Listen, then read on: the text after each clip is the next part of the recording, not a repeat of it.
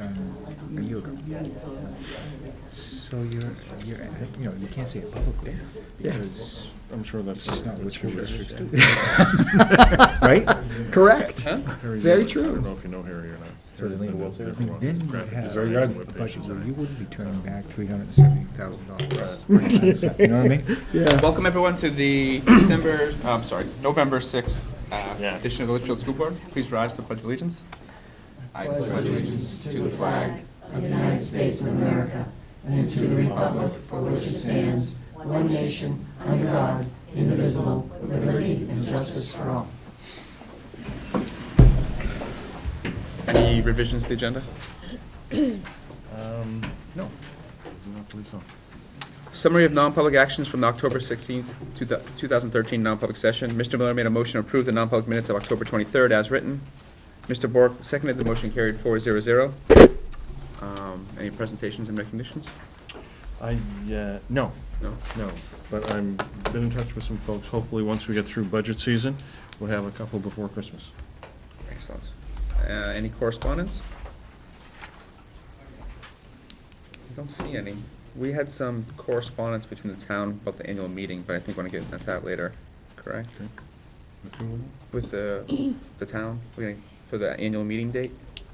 Oh, yes. Yes, that's already in the agenda, though. But yes, that's on the agenda under that item.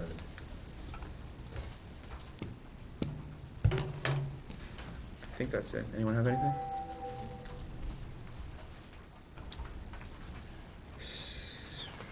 Approval of draft minutes, 10:30:13. Very last page. I did not vote to come out of non-public nor vote to adjourn last week. I'm sure you voted, you're just not here. I did. I didn't do it at 8 o'clock either. No, I actually noticed that and fixed it. Okay, You voted telepathetically? I did. You must have raised your hand at one point. That's it. John was going like this with his kids, and it was read as a vote. Any other adjustments? All those in favor? Did we get a motion? Oh, sorry, motion. I Make a have a motion. couple, but they're more sentence and word structure stuff. In through page 2 and 3, lines 120, 122. Line 122, he noted that the student drop-off area, the change would read that the student drop-off area is a priority as it presents a greater safety hazard in the winter when ice and snow build up. And Do you want to add the word greater? yeah, and the next on page 129, he expressed concern regarding the continued increase of paraprofessionals, to know that it is a part of an effective system, and a couple of similar small changes. I do think that line 150, I'm not sure if it captured Mr. Miller, how many years a teacher can be a mentor or is provided a mentor for? I thought you were asking how many years someone. How many years do we provide a mentor to a new It employee? has confirmed that it is one, but Yes. I'm not sure that this says can be a mentor. Should be, I can be think- mentor. I think what you were probably. asking is how many years is one provided? Yes. That's correct.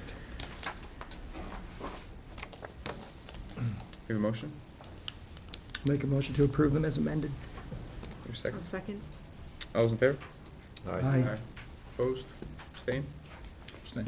Motion carries 4-0-1. Community forum. Jason? You coming? No? Okay. Superintendent? Anyone else? Superintendent's comments?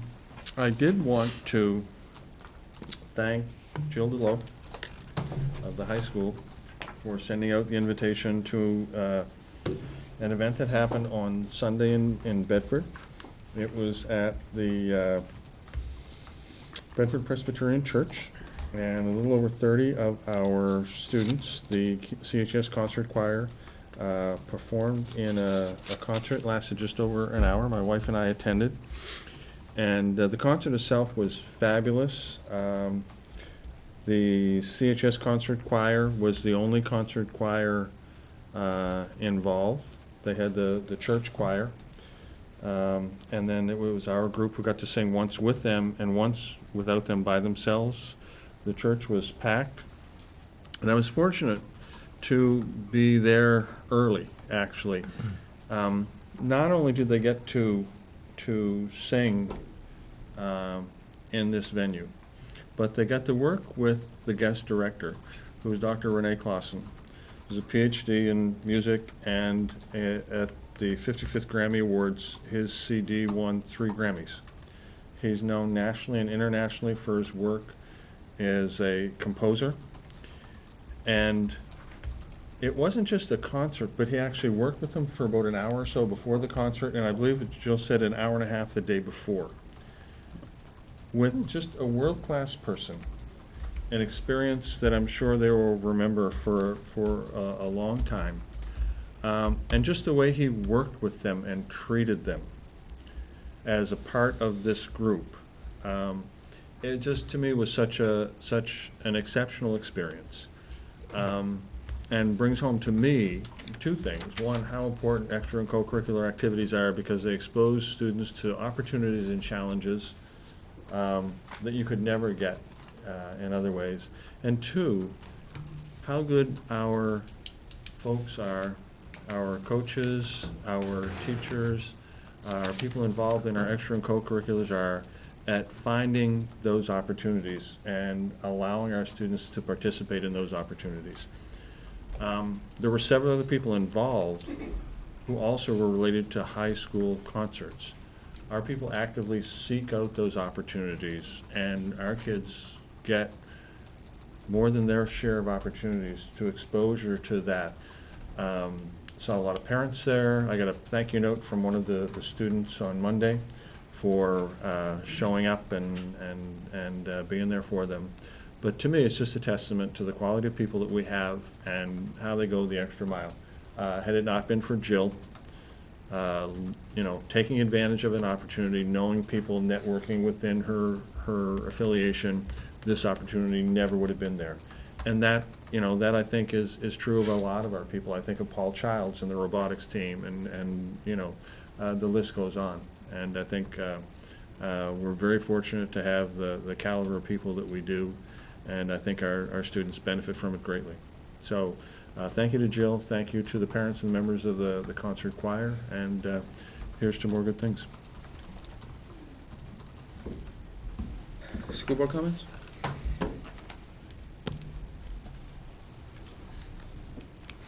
Trying to save you time. Trying to save the time. Committee reports. Budget committee met yet? No. Anyone Next else? week. Next week? And it's both of you next week? They got a tag team. John's gonna be standing in the corner. Perk, anything? No. New business, SNHU articulation agreement?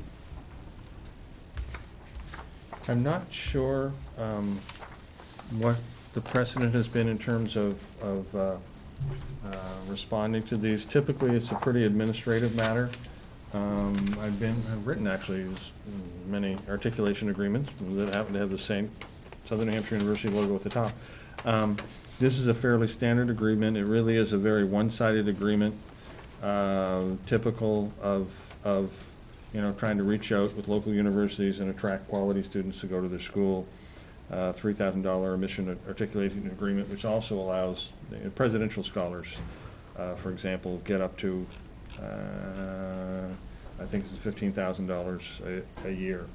SNHU is also very good with articulation agreements from 2-year colleges as well. But I wasn't sure whether this is something that the board has in the past approved, because it is in a sense a contract, and principals are typically not allowed to engage in contracts. In fact, I think it's only Frank and I who can do so. In this case, I'm seeking permission then for the high school to enter into the articulation agreement, and have, in this case, Jody sign it. What are we signing, I guess? What are we I'm sorry? binding ourselves to anything, or just? No, we're just formalizing basically an agreement that gives our kids a lot of options. It waives the application fee. It's a non-binding acceptance to SNHU. It basically makes them a bit of a priority and gives them some guarantees that they might not otherwise have. Like I said, it's very one-sided in favor of our students. But you also want to recruit students in your area. And in a lot of institutions, commuters are especially coveted because if your dorms are filled, there's no other way you can raise revenue except through commuters. And so, giving a little bit better discount rate through the use of scholarships is not an unusual strategy. I'm sure that has nothing to do with this offer, but like I say, it is very one-sided. It's a good thing for the school, and I wasn't sure whether or not the board should be voting to allow the school to enter into it. Technically, it's an agreement, but it's not a binding agreement. Is this the first year for this? Michelle said she thought we had one I in the don't past. ever remember voting on it. I don't think the board No, I has don't in think the we past, have. but I know that there have been articulation agreements.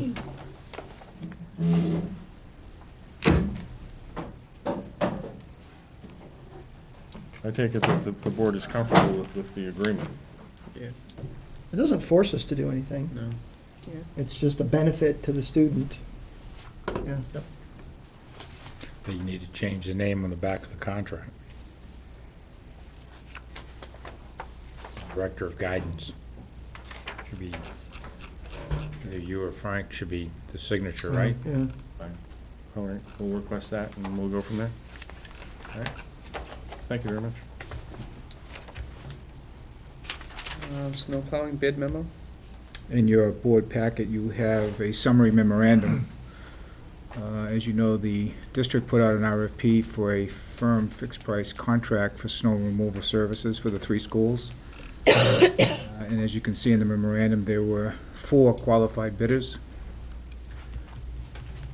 I won't go through each one. And then, excuse me, the budget for this fiscal year for snow plowing services for all 3 schools is $37,500.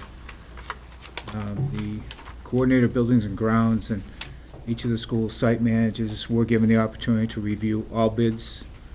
And they came back with their recommendation, to which I present to you this evening, of Noack Landscape and Construction for a bid of $33,499. Excuse me. Also attached this memorandum, references that were checked, that were provided by Noack and were checked prior to making the recommendation to the board. So just a question while we're on this topic, because I had it in my list of changes. If we're hiring a company to come and plow, why are we paying for repairs to our facilities caused by snowplow damage? It's a good question.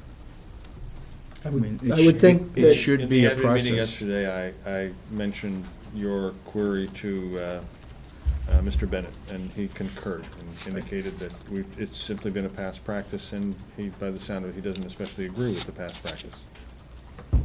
I mean, I could see if the town was doing the plowing, because it really wouldn't matter, Yeah. you know, which hand From your left pays. pocket to your right. Yeah, but But it does with private if contracts. somebody's given us a contract, I mean, my understanding, and maybe I'm wrong, is they come and mark the property Mhm. and they plow, and if they rip up a sidewalk, like, or even, you know, curbing, they should be the one that comes back in the spring and fixes it. The RFP addressed that all who were qualified to bid had to reach out and discuss the properties with Matt prior to, and they will also be required to meet with Matt, all the site managers, and myself prior to them coming on site. And part of the agreement and the understanding will be, if something is destroyed, something is ripped up, our expectation as a district will be that it will be brought back to the same condition it was prior to. Okay. Do we, as part of that agreement, withhold a percentage of the final payment until, I believe the RFP called for 7 equal installment payments, with the last being in March, okay, which so, the intent would be the snow removal services would be completed by March. Not but I mean, what necessarily. happens if there's damage? Does RFP allow We would hold back. the withholding of payments? Well, we would. I mean, that would be the protocol, that we would hold back until we reached a resolve in those. We can identify that in the contract as well.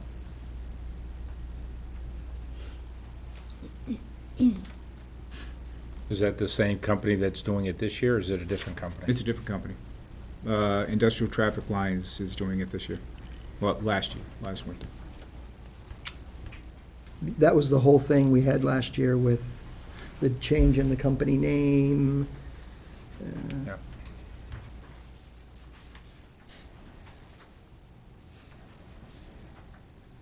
Do you need anything from us, or is it just purely informational? Again, I believe I have the authority to enter into the contract. I wanted to bring it before the board for informational purposes, and if you answer any questions you may have about the process. Anyone have any more questions?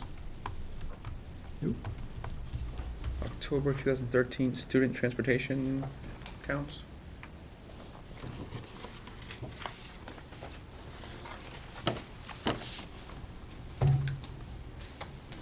This also, I'm sorry, I'm getting my notes back in order here. This is also informational purposes for the board. As you recall, at the start of the school year, we had a number of requests from parents to make some modifications, changes to existing bus routes. And we had agreed with those individuals who were requesting those changes to wait until we conducted our first head count and see what the ridership was like on, for all three schools, for all buses. So I'm providing you this evening with the first bus count for all three schools. This is a one-day snapshot, if you will. It gives a total ridership, and that is the average for the day, so that is the average for the number of students that rode in the morning and the afternoon, the average number that got on those particular buses for those schools. Given that, as you can see, for instance, at Campbell High School, we have some low ridership on some buses. I've asked the bus company to do a second and third bus count for February and May of next year, and at which time we can then take the three bus count surveys that we conducted and take a look at and see how we can possibly make some additions, changes, and modifications to the buses. I mean, obviously, two students riding on a bus is not cost effective. That is costing the district approximately $3,600 per student to ride a bus to high school. So it's something we're going to look at. We'll be coming back in the spring, I'm sure, with a recommendation. And also in this memorandum, there's all the requests from parents have been satisfactorily resolved. We've made those changes to the requested routes, and there was one, I guess there was a long-standing request that we were able to make a modification and get those changes made. So that would be one. So they've been all resolved to the satisfaction, I think, of everybody. And there's nothing outstanding at this point in time. So this, again, is just informational purposes for the board. If I can just put a reminder out to any parents who may be viewing. I believe that in the CHS handbook, if you check carefully, there are 2 bus passes that are in there that can be used to get your child on a bus in the event that they do not have another way to school. So if they have a parking permit and they normally drive, and you think it should be a snow day, but the superintendent disagrees with you, you may want to check that handbook and rip out the little tab that will allow your child to get to school, or if you want to use up both of them, to and from school. Especially if your child has very little experience in driving in snow. The school cancellation policy actually doesn't say if the roads are a little off, but it says in cases of, I don't think it says extreme, but in other words, Hazardous. yes. So, I don't know if there is such a thing as a little hazardous, but then different road conditions vary in different ways. So just a heads up that that's the first place I know of that has actually done that. And given what we just heard about the ridership reports, there would appear to be enough room for students on the bus in those situations. So, word to the wise.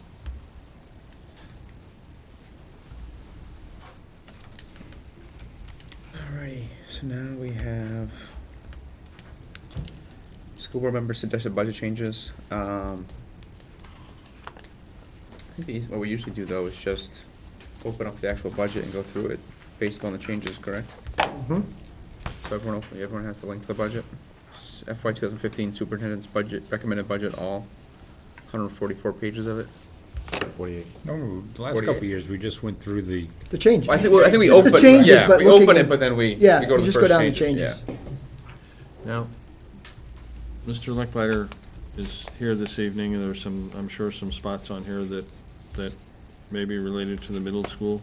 I don't know, Mr. Lechleiter, if you want to sit up closer to the microphone in case there are any questions. I think I've gotten to almost all of the questions and the people that I need some answers from.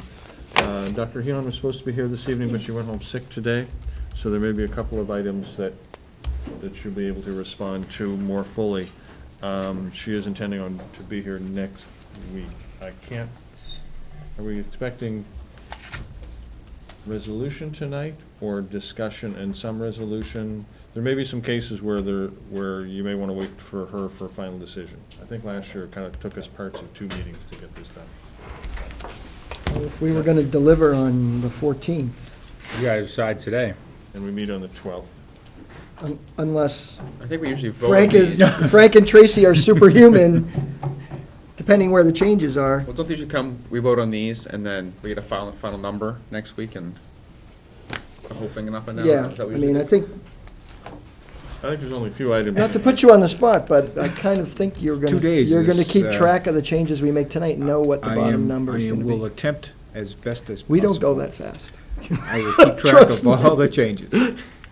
I have to say, with Yeah, a new trusted Michelle HR down here. director and a new BA, and a very intricate piece of software that had glitches that we were working through, it's been a long and very busy month. And I have to look at the timestamp of the report to make sure I have the most recent, because I think we've produced at least 534. Yeah, multiple. So, versions. just at least 4 or 5 iterations of that 144-page report. There used to be a 154-page report just in today. So just to So, get a baseline here, because I know I've had some conversations with you and Frank on some line items that I had questions about, since I missed last week and didn't get a chance to ask some questions. And I did print out some things. So, as it stands today, what is the bottom line recommended superintendent's budget with all the things and exciting things that you have found, changed, and cut? Okay, you ready? Yep. And I will follow up when I will send you the spreadsheet, but for the general fund only, we are requesting 20,070,943, or a difference from fiscal year 14 of 108,061. That's including salaries and benefits? Yes, So that's changed by 120,000. yes, From what we received yes, that's correct. last. Last Wednesday, that's correct. Just to hit some quick highlights, salaries and benefits, which this will go along with the way we segmented the reports out on the website. Salaries and benefits is increasing 488,707, or a 3.4% increase. And just again, a quick highlight to that is, in your budget request from the superintendent includes 4 additional paraprofessionals. It includes health insurance increase of 8.5%, which is the guaranteed maximum rate provided to us from Health Trust. Long-term substitutes is increasing $23,000. You also have in salaries and benefits a position that was previously funded, Title I, that is now in your budget for next year, of 31,512, and also the addition of a special education district-wide teacher for $62,000. That represents approximately 84% of the total increase that's being requested. District-wide SAU and school board, which includes special education district-wide, is increasing 108,418. 4.3%. The largest increase there, as you recall, the Director of Special Ed took all of the out-of-district tuition that was in the individual schools and rolled it up into a district-wide expense. So you'll see a notable increase in special ed tuition of $422,694. There's been some additions, some decreases, but also the biggest decrease, as you've heard, is $356,999. That represents the step down in the debt service for the district and principal and interest on the bond. GMS has, this would be for object codes 300 through the 900s, does not include salary and benefits. $77,418 increase, or 12.9%, and the majority of that increase is coming through the requested budget of funding of a new computer lab for furniture and equipment, and also for the Fin clients, as well as repair and maintenance, the asbestos abatement and the rug, replacement of the rug, and the superintendent's addition of $10,000 to repair the swale on the grounds. LMS has actually a 26% reduction. Again, the biggest amount being reduced is the reallocation of the handicap tuition of $229 that's being taken out of the school and brought forward up to the district-wide. CHS has a $335,000 reduction. Again, majority of that is coming from handicap tuition as well. And again, that represents all of those. Total will represent an increase to the general fund being requested of $108,000. Quickly, food service funds, reduction of $3,774, or 0.6%. And the grants, federal funds, is the request of $340,090 is a reduction of $249,110. And I will email you that file, so you have that.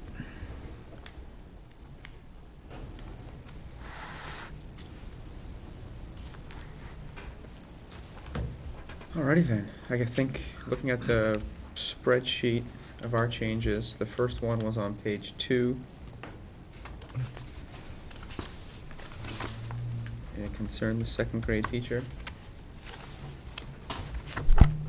I think the original budget, you had left the second grade teacher in, even though we weren't gonna need it, based upon projections, but we're gonna use that to fund the keyboarding class. We had some conversation about that, depending on how the rest of the budget rolled out. The other question becomes, and we believe that we do have a retirement coming. And if that's the case, the option would be to do what we did last year with the grade 1 position. That is, we left it in the budget, not fully expected, but expected that the odds would be very, very high that we would not need it by virtue of enrollment. This year's enrollments at grade 1 are trailing last year's. The year before, they were low, and there was a significant increase at the very end that pushed it up to 93, and the position that wasn't going to be filled was filled. Then the next year, that unusual push at the end didn't occur, and in fact, it's a relatively small grade 1 class. This year, I think we'll tell whether this is a continuation of an up and down registration pattern, or whether this is we're going to move from 5 to 6 classes down to a 4 level. And I think we have to have some conversations about what we do if it appears to be more of a variability, that is a group going through that's very big or very small, and how we respond to that in a way that maintains quality of education and quality of teaching over time. So my guess is that it's very likely that we'll only have 4 grade 1s, which would mean that we would have another teacher reduction. 4 grade 2s. Well, we know we're going to have 4 grade 2s, right? Because Oh, there's we're only 4 saying grade four- 1s we're gonna now. So remain the with 4 question grade really ones, is, yeah. what happens at grade 1 that determines whether or not we'll reduce another teacher. The only problem becomes what happens if we're wrong. And then whether or not we would discuss whether or not we would repurpose that position or part of a position for GMS and/or LMS. So, I know you asked the question, was there a formal request for it, and the answer was no. I thought that the board would need some sense of the bigger picture, which really is, tonight is the first time that we've had that, so. So, what type of teacher would actually teach? Is the computer lab only going to be used for keyboarding, or would it be? No, it'll be. Obviously, the teachers could use it too. I'm sure they could. It'll be used for technology, education of, and right now there are 2 sets of laptops. The only way that we will be able to put the lab in is if we have that reduction of the class, and be able to have the class space. So everything, the plans, the spending on the thin client lab, which would be not only just to do that lab, but to also extend thin clients into the 3 computers in 20-some rooms. Yeah. That's what really makes it cost effective. If it weren't for those 3 computers in a room times 20 rooms, we would have been better off to just buy laptops, quite honestly. So everything hinges upon that, and it's not especially convenient, given the budget timelines and the fact that, we won't roll no enrollments for a time. I think the So- probabilities are pretty good, unless we somehow have a giant spike. I would of agree people that the moving in. probabilities are very good. So I guess my question would be, if you're saying that there'll be a technology aspect, just like we use the mobile lab today, it will be the classroom teachers doing that education and using the lab? Either one. And if we do keyboarding as a 5th special, would be the existing specialist teachers rolling over into those? We haven't really discussed that. I It know. would be like what we have in middle school, wouldn't it?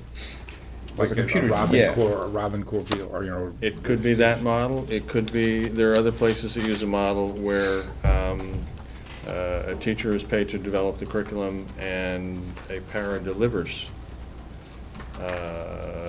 It's not a great model. There's also the option, I mean, if 2 classes we have 2 fewer classes, and we have the same number of unified arts teachers, then there's some capacity there. But then you have people who have especially interest, although they can teach less than 50% of the time in their non-certified area by the minimum standards. So what are we asking? Are we going to ask classroom teachers to take this on in addition to their other role? Those are conversations that we've not had to this point. But one of the biggest things that we have to do is get kids on in keyboarding. And that the keyboarding itself is a fairly straightforward function, because we're talking about a pretty robust online resource, not somebody who would have to take a course to learn how to teach keyboarding, as though you were a business teacher. So say we do dedicate a teacher towards the class, at most we'd probably need a half-time teacher, right? 'Cause I mean, I'm sorry? at most we'd probably only need a part-time teacher, because it's really 3rd and 4th graders that would be It's, using them, I'm guessing. I mean, from a technology perspective, hiring somebody, turning that one position into someone who could both offer some support on the curriculum integration side, do the keyboarding, and give some support at GMS for the routine technology issues and problems. That would mean as the technology capacity is increased, you also have to support it back of house. And if we had someone at GMS who could help with that, then our IT department would better be able to hopefully support a new student information system, if we can get to it in the near future. However, we recognize, and I recognize, that that's contingent upon a budget. And as I've said on many times, the most important thing for me at this point in time is making sure we have the budgetary capacity for an LEA tentative agreement.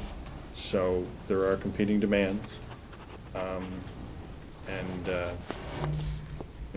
if in the board's mind they have to make a decision soon, which we do, then we'll have to make a decision. you want to go through the personnel stuff and then have a broader conversation rather than go position by position?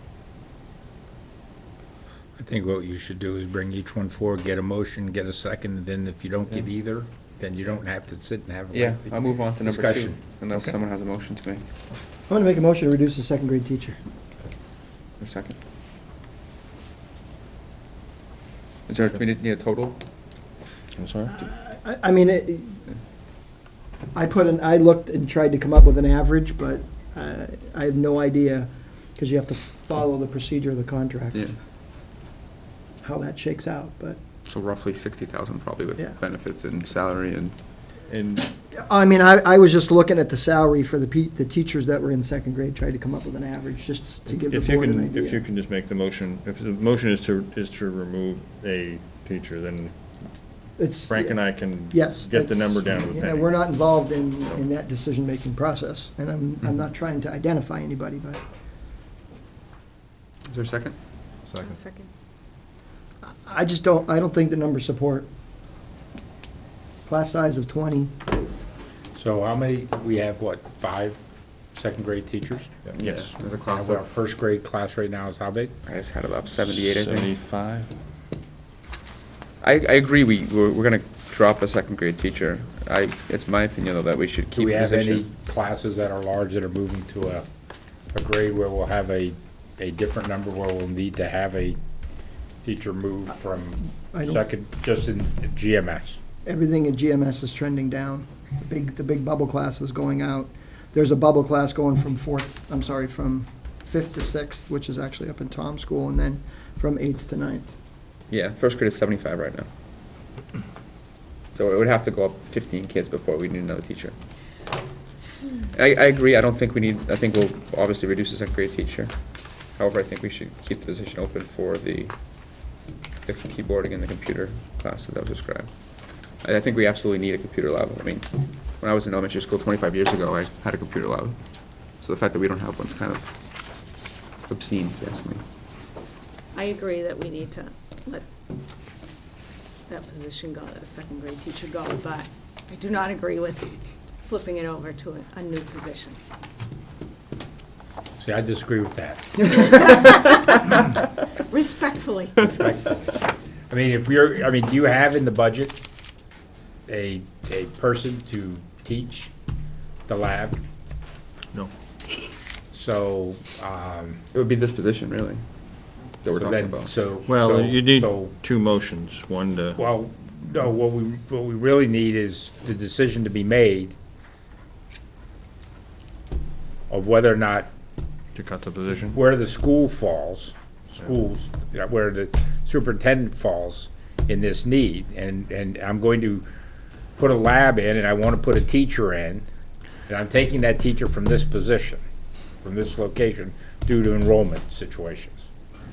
Is that 1 vote or 2 votes? No, I'm just saying, Oh, but that's, all right. but that's, I mean, we're being asked to make a decision that really, that's not the level of decision we're supposed to be, we're not supposed to be making a decision that says, okay, we can say, okay, we're gonna cut a teacher here, and then that's a decision we make.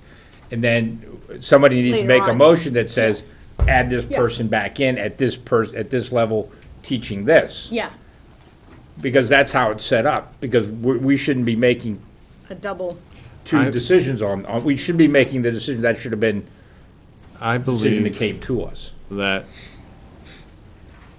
a half-time position at least is needed to take advantage of that and move that forward the way it needs to be. The person that we would look for would be someone who has technology educator certification. We have some people in-house who have that, who are also elementary cert, I believe. But if we did it as a half-time, we would probably be posting it unless somebody wanted to go half-time or we had another half that they could work. I think that without that, you're adding one more thing to a grade 3 and 4 teacher's plate. And if they did it, they would have to take it away from the academic time that they have for reading and for math and social studies and the other things.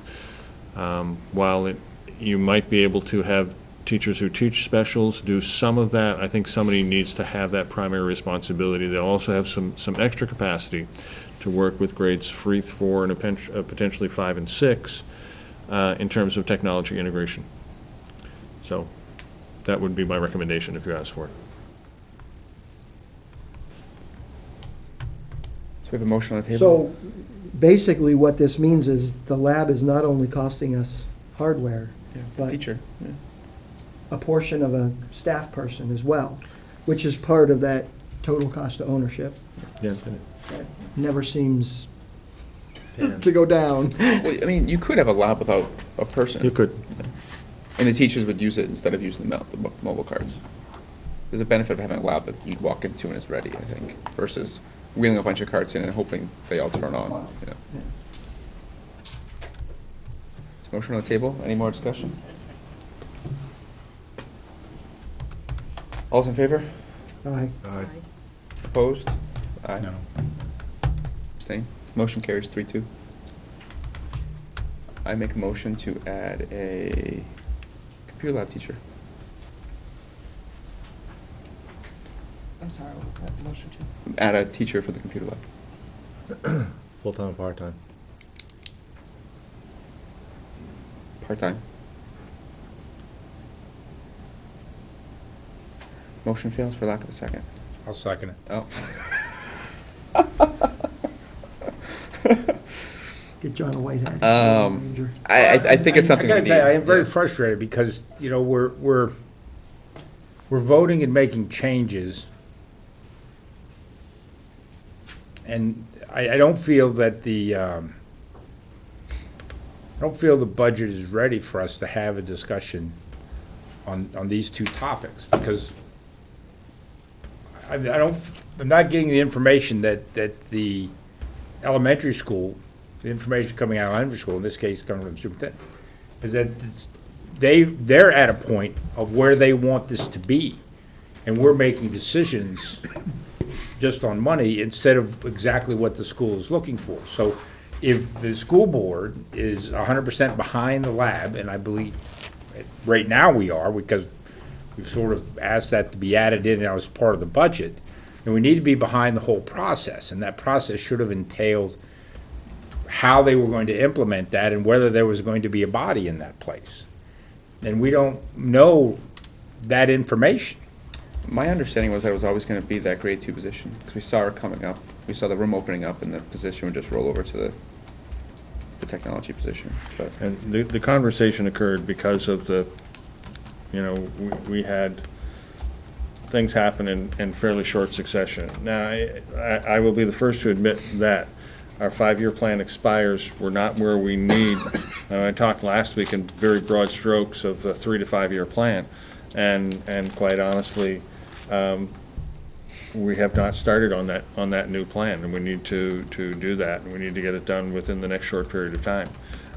But I agree with Mr. York that it clearly would have been preferable for us to have this completely laid out so the board could see where this fit into the bigger plan. I mean, No Dennis, question. between Dennis and Derek, I mean, they have, roughly, two positions in a pair being reduced out of GMS.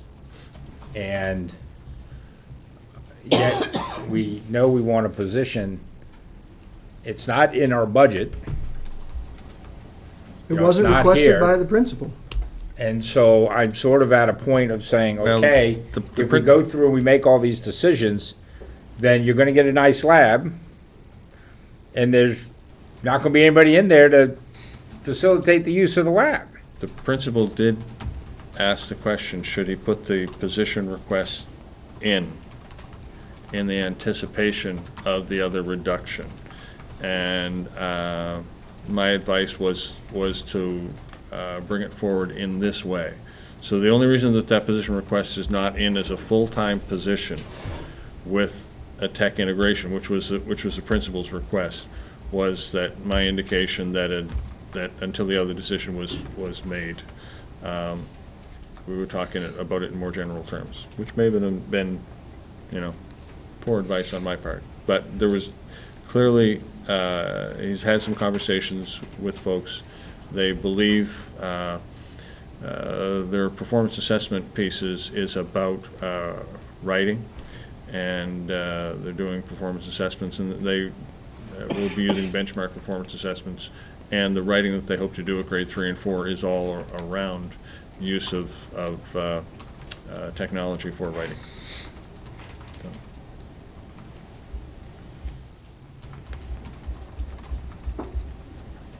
I'll just say again, I support the position. I think the students need, once you hit 3rd and 4th grade, you need keep learning skills, you need that technology integration, you need the technology skills in order to be successful when you hit junior high and CHS. So I think it's necessary personally. My objection is that it's a new position. Yeah. And the voters want to be asked in that situation, so. I'm not convinced 3rd and 4th graders aren't more tech savvy than their parents in some cases. In a lot of cases, yes. I know it's not a universal thing, and No, I'm it's, not trying to stereotype, but quite frankly, they don't know a life probably without Yeah. a computer in the house or a computer in the classroom. Yeah. It's And- true. And I don't know that we have a problem yet that we're trying to solve. Well, So I mean, here's the issue. You know, you go through and you add the position. How do you measure if it's successful? Because you don't know, you don't have a baseline. I mean, the You're only gonna way say, to- oh, we can't get rid of it now, we have it. We'll be sitting here next year talking about, we need to go to full-time, and then the next year, we're gonna need something else. I mean, enrollments are dropping, and I understand it's a different, we're trying to take a different tack, but I go back to knowing the total cost of ownership when a proposal like that comes forward. It's X dollars this year.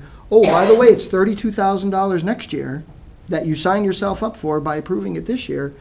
Now we're gonna throw a halftime person at $30K on top of it. I don't know that I don't know we have a problem to solve yet. Well, you Well- really won't know until the first time they go in there to take the Smarter Balance Assessment. smart But balance. I would argue, John, if this was something we thought we needed, there's computers in every classroom.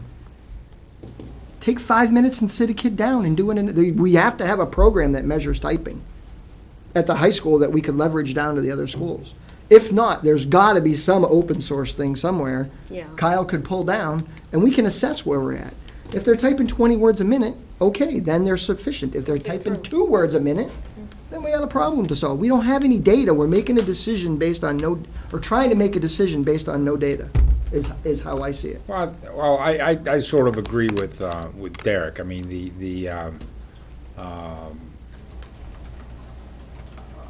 you know, we need to have the technology in the elementary school. I mean, we need to have it. We need, you know, in today's world, it's no different than English, math, reading, and history. I mean, computers, the use of computers, the use of electronics, and I agree with you. It's probably very prevalent in every house in Litchfield. I don't disagree with that, but you know, we've talked about at the high school level, you know, going to, you know, more advanced type of level in the teaching of, you know, tablets, this, that, and the other thing. But at some point in time, you have to start to make sure that everybody's coming into at the sort of the same level. That, you know, this house, you know, their kids have the cutting edge of everything. Then another house has medium range. The other one says, well, you can use the keyboard sitting with mom and dad. You know, and that's the spectrum that you have to be willing to deal with. But you got to have something in the school that's controlled by the teachers, that's making sure that everybody has the basic process in that. And again, you know, you know, it's got to be there because we're moving to a process where everything is going to be either a tablet in the cloud or whatever. It's going to occur, and it's occurring around us at a very great speed. I mean, you know, charter schools, private schools, everything. I mean, they have these things. They have them in the classrooms, and they're using them in those processes. And parents want that. I mean, parents want that for their kids. So, I mean, I don't believe that if we have a need for another position and we're going to be reducing a position, that we shouldn't be as a board be able to make the decision that says that. I know that there are arguments, but it's not, you're not adding a position, you're reclassifying positions. And I don't think that's any different than in a private sector when you reshuffle and you may have to make some changes of people Yeah, but that the used to do private this or sector now is do it. private Yeah, but I money, though, understand not that, but public money, and but we it's had a still the vote same on thing. that. No, but it's still the same thing. The people No. were needed to do this, and now they're needed to do that. And if we're going to be ever changing and allow the process to continue to change, to improve the process, then we need to be able to make those changes that makes sound sense. Instead of saying we have to go to the voters and ask because we want a teacher who used to teach reading, writing, and arithmetic, this person now to focus on making sure our students understand how to use a computer in a proper way. Well, We should be able to make that decision. That's what you want to do, but that's not what the voter voted for. Well, and I disagree with that. If you were going to add that person, period, so you were going to go from 10 people to 11 people, that's what the voters asked for if you go back and look for it. The voters said that if you're going to add a person, they wanted to be asked about it. Well, we're not adding a person, we're changing a job description. And I don't think we should get hung up on the fact that it's a changing of a job description, it's not adding a person. And that happens every day, whether it be private sector or public sector. I think at some point too, we're responsible for making sure we're doing right by the students. I think in this case, that's, And the So, taxpayer. and the taxpayer, there's a balance there, but. I haven't seen the need. Nobody's demonstrated the need. And to John's point, they come in from all over. Look at the first graders that come in from 17 different kindergartners. Yet at the end of the first year, they're all pretty much level and ready to go to second grade. They all can read. The first grade teachers do a terrific job. I don't see this any differently, that part of what they need to learn in second grade or third grade or whatever grades are appropriate is now keyboarding. I can tell you that all three schools are signed up to do at least a limited pilot of Smarter Balanced in March, but the feedback from folks that have piloted Smarter Balanced have found that kids are used to very straightforward things. They're used to touchscreens as much as they are keyboards. And there were stories of kids literally melting down and breaking up into tears because they didn't know how to open two windows and work back and forth and scroll here and answer here, how to use the tools to draw a graph line. That sort of level of sophistication. The stories were pretty, not discouraging, but the expectation. The fact that you have a lot of kids who have access to technology. My granddaughter's 7, and she's fabulous at all the games that she knows. It would take me years to become as good as she becomes in a matter of months at those games. But she doesn't understand a lot of basic principles about how computers work, how to save a file, how to save a file as. Typing speed is going to be a life skill for these kids. If nobody ever teaches them how to type at a keyboard, I mean, if you think of the number of positions that require typing proficiency, I'm sure 10 years ago, the expectation was that a lot of your positions, and my position as superintendent, as teacher, I did all my typing. And as the technology got better, as director, I did all my typing. And then as assistant superintendent, and now as superintendent. And Barbara does nothing that is that low level. The assumption is that people have those skills and they can do it at a rate that makes it worthwhile for them. Administrative assistance positions are disappearing at tremendous rates because of that. I have a stepdaughter who actually types at 80 words a minute compared to my 5 fingers and probably 20-some words a minute. My proficiency, my effectiveness would be much greater if I had taken a keyboarding lesson somewhere, and preferably the earlier the better.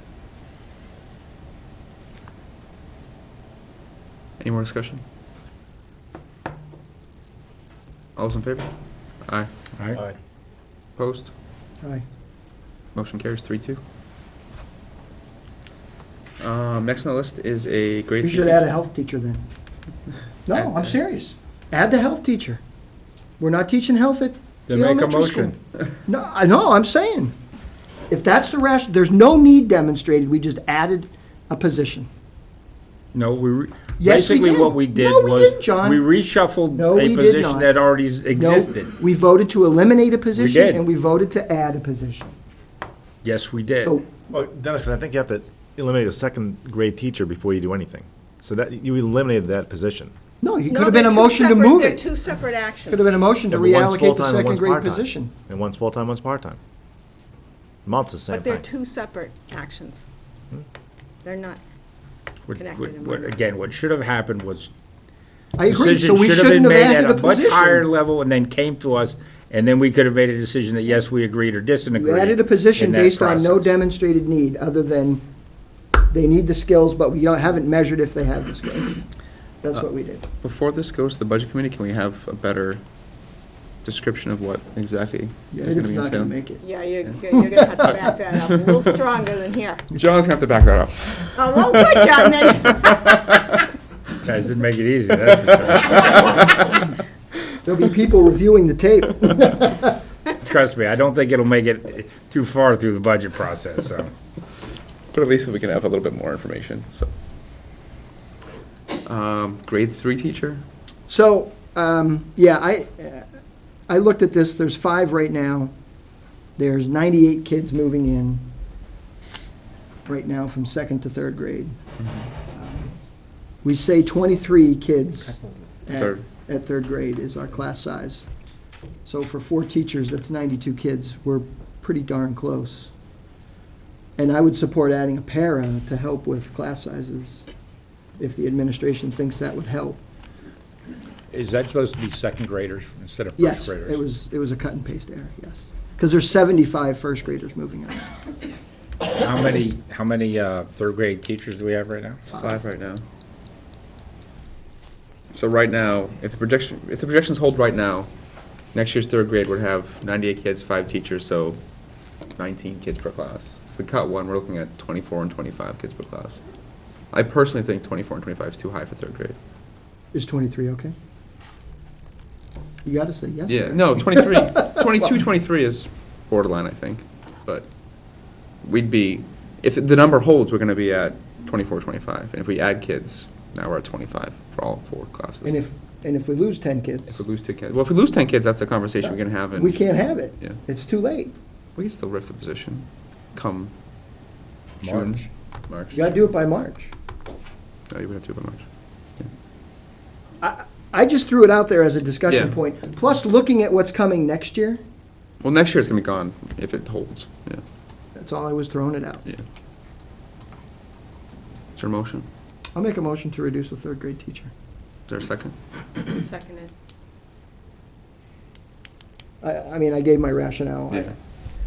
I think it's close enough, especially if this halftime keyboarding thing goes through.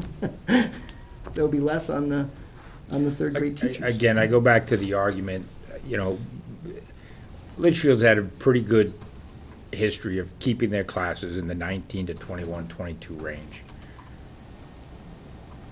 Going back many years, kids who are coming into the process and parents should have the same expectations, even though I know the state has 25 and 30 and stuff. I mean, the fact of the matter is, people move in, they expect their classes, because that's been the historical decisions made by the board in the town to keep that type of class size. And I think that if we make a vote when we already know that numbers could be 24, 25 kids,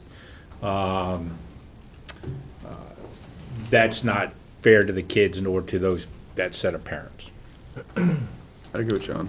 And another Well, thing to keep in that's- mind is, those that's classes the- are small too. If that's Dennis's rationale, we should have gotten rid of a second grade teacher. Then your numbers would be the same. We just got rid of a second Yeah. grade teacher, right? You think of it or I'm no? saying you'd be at 25. Oh, for another one, you mean? Yeah. That's way too big for second grade. There's a reason that you write guidelines at a time when you think you're not gonna need the guidelines. And that is so you avoid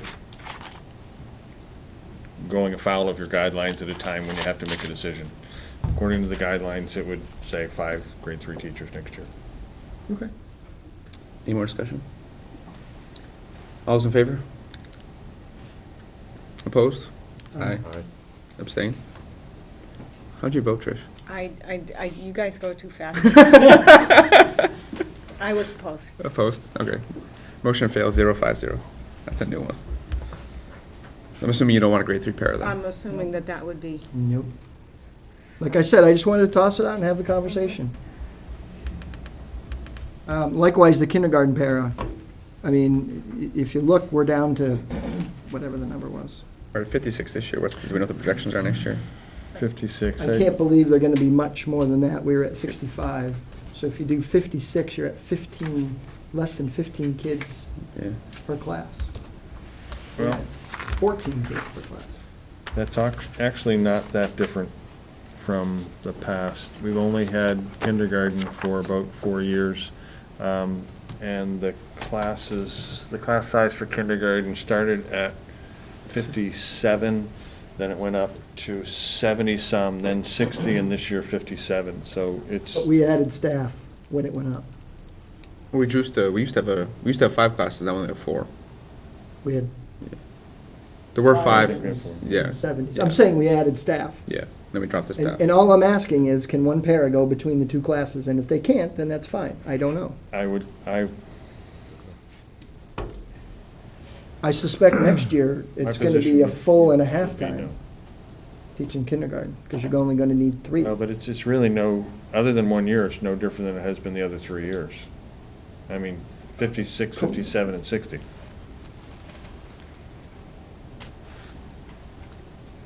What do we say for kindergarten? Having just had a We say kindergarten. 20 for kindergarten. You could go to 1.5 per the class size and only hold 3 classes, 2 in the morning, 1 in the afternoon. What's the class at 17? Is that our, Right now, it's gonna be 14. oh, you know, right now for 14, but I think, was our guideline 17, I think. 20. and most parents want the morning, don't they? It's actually switched the last couple of years. I believe so. Pretty close. Actually, it is. Yeah. It's not really, No?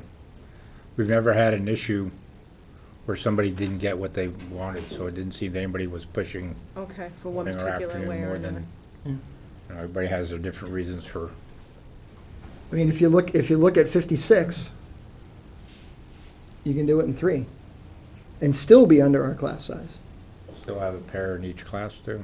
For some reason, with I a thought, halftime teacher. yeah. For some reason, I thought our K target was 17, though, and not 20, but I could be wrong.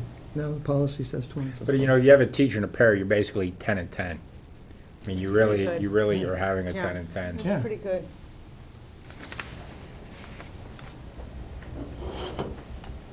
That's something that you guys can come back with us next Tuesday on? I'm assuming it's really, really hard to forecast K enrollments, though, isn't it? I mean, Ask Bill Spencer, he'll give you right down to the T, baby. but, because you don't really know, they Yeah, I- vary so much just because of, you know, But I mean, I think, you know, even Brian said the trend went The trend, 77, yeah. 65, 56. Oh, Even yeah. if you hold steady, at 56. you're in the mid-50s, which is, you know. Biggest key is that if you got over 60, then you're, They're in trouble. you know, you're gonna create an issue for 1 year and then, you know, and then you're sort of back, so. But we added a teacher when we needed to. Yeah. mean, I if we- just look at enrollments and what they're doing, Yeah. and as much as the teachers do the job that we ask them to do every day, and parents are happy, we can't keep staffing at the same level. 73% of our budget is salaries and benefits. There's only one way to affect that, and, you know, we've seen it go up in the past and level. We may be on the cusp of a regularly declining enrollment. I don't know. I can't predict the future as much as I'd love to be able to. So, I mean, that's a discussion we can have, and we can go back to the budget committee with a modified request. Yeah, I mean, you know, we have up until middle of December when they make their final, in the town, we'll be bringing stuff for the next month and a half as they wrap up their budget, so. so there's no motion for now, then? No. Well, actually, if I was gonna do anything, I would go the other way. Go to a halftime teacher, but Page 4, count 610, student agendas. That's you, Brian. Yeah. And that's for, I believe, second, third, and fourth grade, correct? I don't know. Can we just group all those together as one discussion? I can. Yeah, 'cause I had all three of Yeah. them. Oh, yeah, all three of them at the same time is fine then. Actually, I brought these up the past couple of years. I mean, you can buy a Mead notebook for them for 25 cents and draw lines, and all they do is write their homework assignments in it. And then what's odd is I was looking at a middle school, my neighbor's in middle school, and that's all he does is write his homework in it. And the middle schools cost 41 cents less than GMS. But it's a giant expense for a book that goes back and forth with their homework assignment. Talk about consumables, there's one, Dennis. Yeah, the- yeah. And same thing with the high school. I mean, talking to my daughter in high school, she uses hers faithfully, but she says the majority of the kids, they don't. I don't know if your daughter uses hers. Yeah, she uses it. In the high school, they use it. That's the policy conveyance. You can't say, I don't know, when they handed you the book. Right. And it's, You can hand them a rule you book. can say, I didn't know, and it's gonna be, I didn't read it, which is Right. no excuse. Right. In all three cases, all of the handbooks and the policies Yeah. are embedded in there. We have a legal right to provide them with it. And we embedded the other stuff in it basically as a means of, You'll spend as much making copies to hand them a policy manual. Do we, yeah, but do we have that online?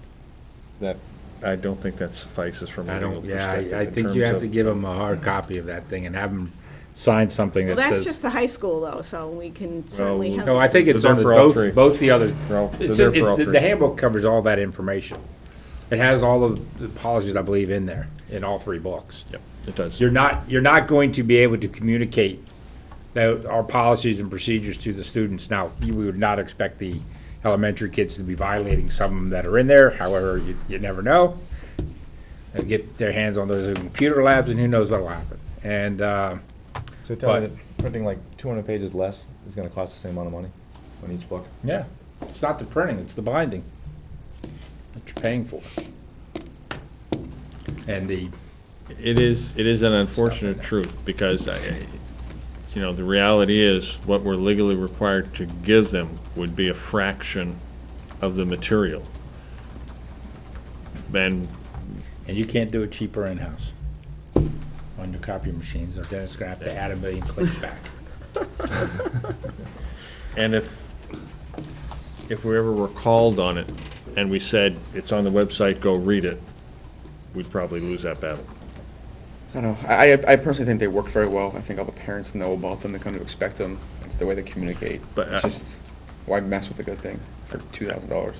I appreciate the argument, and it causes me some grief to realize the amount of money that we spend on them, but it's an important function, and for a lot of kids, it does make a difference in how they do at school. Some kids are gonna be organized anyway, some are not, but if you build it in a system and teachers reinforce it consistently, it can make that difference as well. And you gotta realize, it's gonna be now 20 different notebooks, different shapes and sizes, instead of Well- one that looks, this is what it looks like. I don't know, an assignment notebook you get at Staples. I think it's a great book, and, I think my daughter enjoys it, and I fight with my son over his, but it's worth every minute of the battle just to see what they're So if writing you in really there. like it, then have the parents buy them. Then you Again, can't enforce the policy though. It's the same thing, if, vote them out, and then vote in the money to print the handbooks. It's going to be a trade-off, and what you've done now is reduce the effectiveness of the book. You guys frustrate me so much. All Is right. there a motion? I have to agree with Mr. York, and I think by and large, teachers are very good. It becomes It's a communication tool. a defined way of doing business that you can say to parents, I'll write in the book, you write in the back. Now the parents have some ownership, because we have a way that the district has established to communicate what it is that the child is supposed to be doing. And Well, then, my suggestion is that, seeing as, I'm just not gonna let it go. It's 3 years, Dennis. seeing as we're moving into this technology age, we need to work on getting this to the point where it's on technology. Well, you know what? Well, I, we'll you give know them what, all- Trish? Make a them all suggestion to buy every student a tablet, and we'll put Oh, it right on John. the, and we'll put it right on the tablet, and it's right there, right as an app on the tablet. It's right there. They got their tablet and they have their handbook. We'll write a little. And then app. we'll Teacher vote can those down. Broadcast the homework out to the A tablets. new student information system would solve that problem. He's killing me. And it costs more than those books, I want to tell you. He's trying to. I knew right where he was going. As You soon as you opened mentioned it, You opened that door and invited him in, Trish. Is All there- does anybody want to make a motion regarding the agendas? Well, you know, Just for, A yes or no question, Trish. Yes or no? we're just gonna go through the motion. I'll make a motion to take the student agendas out. all 3 grades, all 3 schools? I think you put 3 in there, right? Or is it just 2? All 3? Or do you want to consider them individually? They don't have. Well, I think this is grades, not schools. it's- I think it's I grades. think it's, no, it's best, This is GMS. this is GMS, but I think he put in the number for all of them. Yeah, I did it for all of them. We'll just say all of them. All right, Okay. Brian? It's your call. You're making the You're making the motion. It's your motion. All right, call. I'll make a motion to eliminate the student agendas. Is there a second? Brian? We convinced them otherwise. Some of my questions are in here just for information wise. Exactly, yeah. If it's I gonna just cost, love to see these on there. I've You been ever see doing that it thing for where 2 they're years now. chasing the dollar? That's Brian, he's got Trish. Motion fails gonna- for lack of a second. it's gonna cost as much to print. You know what, but I think every board member, other than maybe John, has suggested getting rid of agendas at some point. So I'm not. No, you're not alone. All right. You just I do it every I'm year. just persistent. Yes, and that's okay, there's nothing wrong with that. I'm gonna do some pricing for next year All before right. I bring it up. I like that. Before we go to the next item, can I just note that the chair did not follow the instructions of the template? How did I know? Oh, I missed, I emailed her afterwards and said I missed the page numbers, I'm sorry. It's only the first field. Page 4, account 737 furniture replacement. We've always said we want to replace 50 desks a year at GMS because they're falling apart. 10 doesn't make sense to me. So I'll make a motion to add $1,182 to account 737 to add 15 desks and chairs to bring the total to 25, which is at least 1 classroom, which makes more sense. I'll second it. Like I said, the reasoning is we in the past, we've committed to replacing 50 desks and chairs every year. I think last year we dropped it to 25, just because of budget reasons. I think we should do another 25 this year. Well, I don't think your number works out. Is it? 10 of them right now is like $1,200. Did I mess up my number? You have 1,182. 10 desks are 759, 10 chairs are almost 500. Oh, you know what? I bet that's the number for. The agendas. It's not the number for Derek wants to add agendas. the- Hold on. 759.90. It's that Mac, it does Plus. math wrong. It does math. Gotta just turn it fine. this way. Big number. 494.70 equals 1254.6 times 15. I don't need to do that many keystrokes to add on my Telling you. computer. I had to add parentheses in. It's a formula. I'd like to amend my motion to $18,819. 18,000? How about 1,800 and something? That's Fine, wrong, it's a too. middle school. No, it's Does right. Derek need a keyboarding class? No, it's 18,800. You had one. It can't be, No, it Derek. can't be right. Can't- Oh, not- I forgot to divide by 10, hold on. What page was this on for? Give it to you. $1,881.90. Wasn't that far off. What's my original motion? 1182. Yeah, it's that's the right number. 1182 is not the same as 1889, or whatever you just What did I said. just say? 1882. You were not even close. You That's were just- off by a third. Yeah. I think you got the numbers mixed around. They got the right, I'd like to right amend my numbers, motion. but he's got them in the wrong order, I think. No, it's 1882. $1,882. That's just I'll desks and amend my chairs. It's desk and second. chairs. That's in, with chairs? That's with chairs, yeah. And shipping? Yes. Any more discussion? All those in favor? Aye. Aye. Opposed? Opposed. Abstained?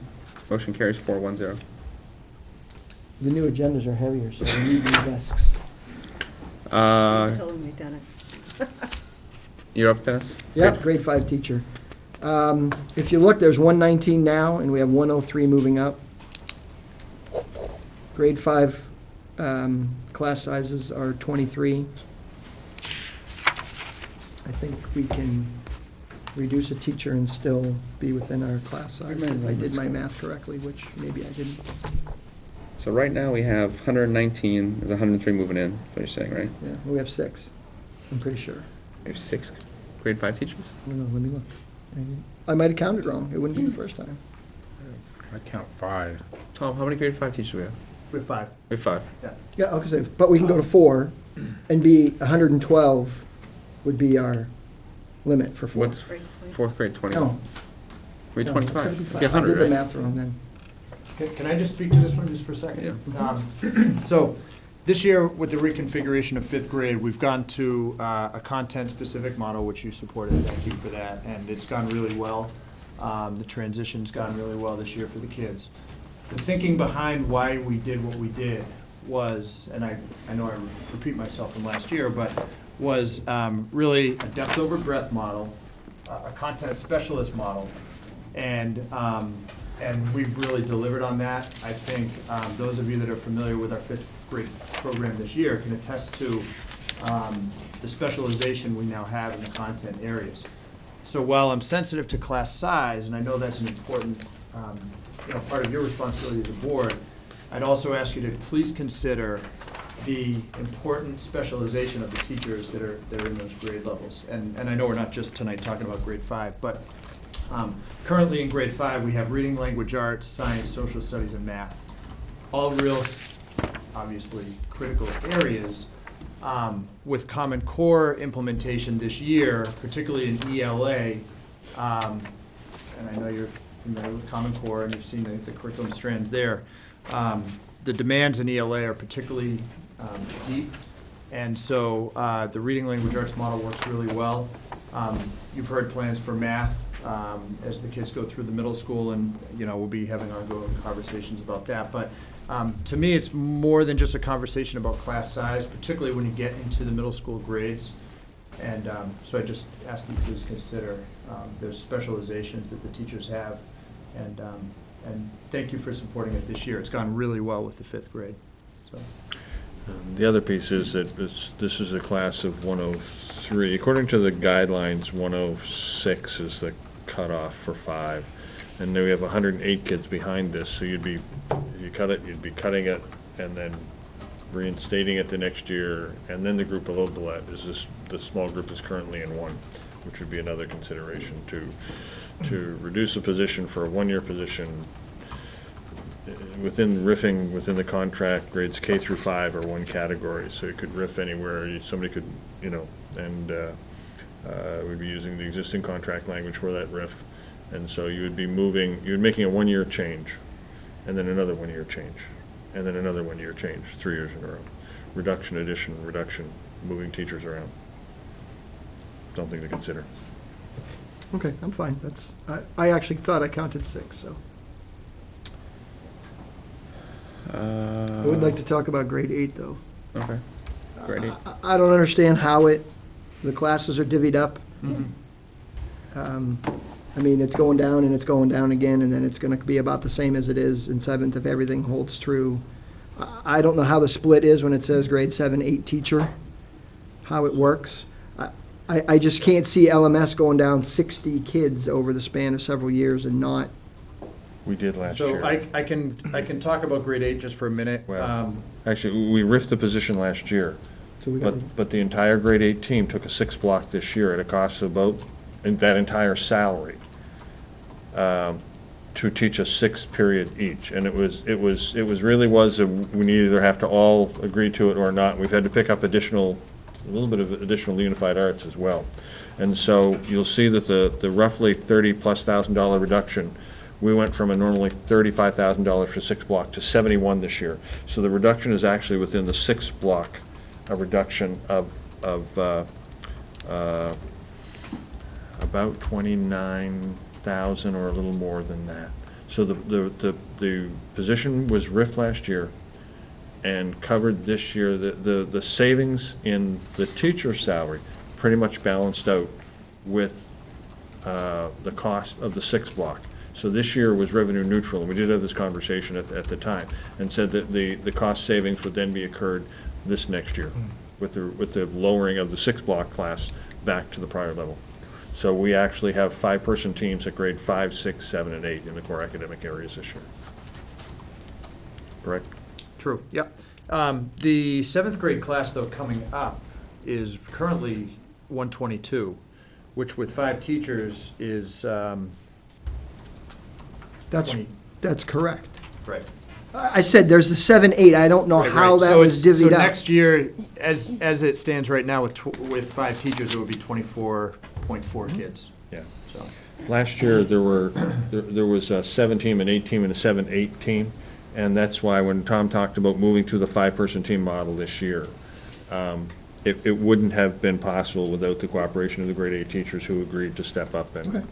and do that. But, so the Like I RIF said, was made, and it was made last year. I'm in the same boat with Brian. I didn't understand how the math worked. Yep. You should expect to see declining enrollment questions from the Yep. Budget Committee and at deliberative, and Yep. The next one was a question for, you want to know how many students were in the summer reading program? Oh, also, it's no longer like one teacher's teaching 5 students, 5 subjects. It's now, a math teacher or a teacher teaches all math. So now you have to have a huge swing in reductions across that. different methodology. Or a different methodology. I mean, and the idea was to try to move it more, at least in the middle school, to be more like a high school experience. but I tell you, if you in get that to, if you process. get under 20 in 7th and 8th grade, you're probably gonna have a revolt. May have to. Yeah, you may have to. Sorry about that. You wanted to know how many students were in the summer reading program at LMS? Yes. Last year, we had 35 in the summer. Okay.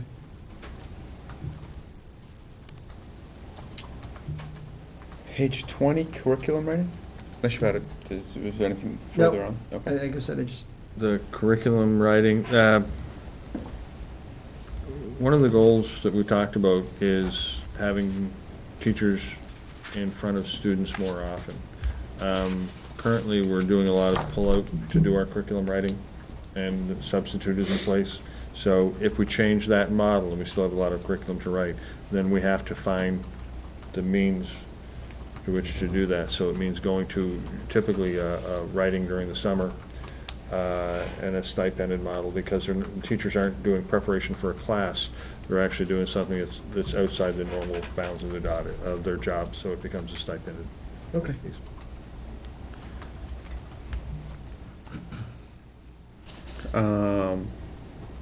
Is this LMS still, 26, French teacher? No, that's Campbell. Campbell? Class sizes for French 1, 2, 3, and 4 are 15, 14, 11, and 8, and there are a couple of students who are in one semester or the other, but in general, 4 classes. And those are the sizes, 15, 14, 11, 8, French 1, 2, So 3, it's 4. 1, 2, 3, 4? So what does the teacher teach for the 5th block? Not a 100% teacher. I would just suggest to the board, that might be something we might want to look at longer term of, Spanish is growing. I know we had to add a Spanish teacher. There is a requirement, and Spanish teachers, each of the last 3 years have had 6 blocks as well. So 2 full-time Spanish teachers have not been able to manage the load. Minimum standards for public school approval, I believe, require that you offer 2 world languages at the high school level, or 2 languages. There are English some and schools that have looked at. There are We some- offer 3, because we offer ESOL. There are some students who have, some schools, systems that have gone to other second languages, or some who have, one of the more popular choices has been actually sign language, and it meets the requirement. Other choices have included Mandarin.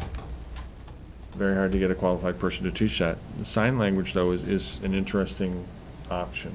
Those numbers are relatively low, even for a school this size, and the robustness of the Spanish program indicates a desire for world languages. Quite honestly, Granite State Scholars has a world language requirement, and I think that since that language requirement has been put in place, you've seen a growth in most high schools, so students taking at least 3 years of world language. Mr. Miller, do you remember offhand whether it's 3 or 4 years? I think it's 3 for scholars. 3 for scholars. And if you're looking for a relatively selective liberal arts institution, they normally require at least 3 years as well. So those, the Granite State Scholars pretty much align with those categories.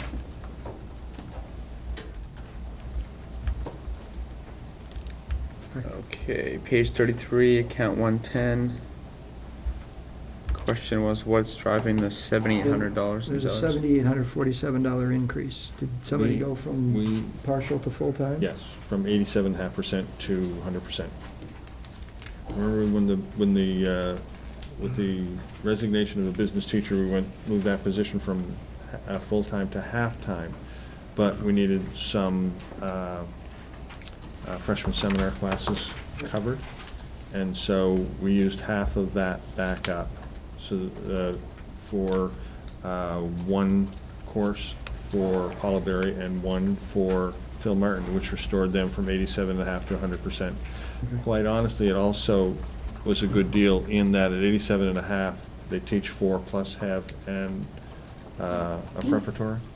And so this actually was a better deal. So the overall reduction, we offered virtually the same number of courses for a 0.25 FTE reduction. Just back to the French for a moment. Mhm. Someone that looks an awful lot like you, I think, said at one point, offering and running are 2 different things. I remember that conversation. I'm curious, the same line, salaries, the benefits didn't go up to match full-time. Is there a 87 qualifies. lots of benefits? for- Okay. Yeah. Okay. Yep. Okay, page 28, ropes course, count 430. I swear we cut this last year. I thought we did too. It keeps coming back. I thought we had two, actually. The ropes course is in the phys ed curriculum, as well as it's used for some ELO experiences. I think we cut the venture club or something. I don't know if we cut the courses. We cut it from, Didn't we cut the course that There was The lack old of interest. athletic director used to? yeah, that's the venture course. At Dara, that's what this is. Well, there were 2 things. It's in the grade 9 phys ed curriculum, and we had offered it as an ELO, where we paid the cost. And our ELO policy says if it's a true ELO, students are required to pay the cost, so we cut the money out for offering the ELOs. Okay. I could check. We may have cut the inspection.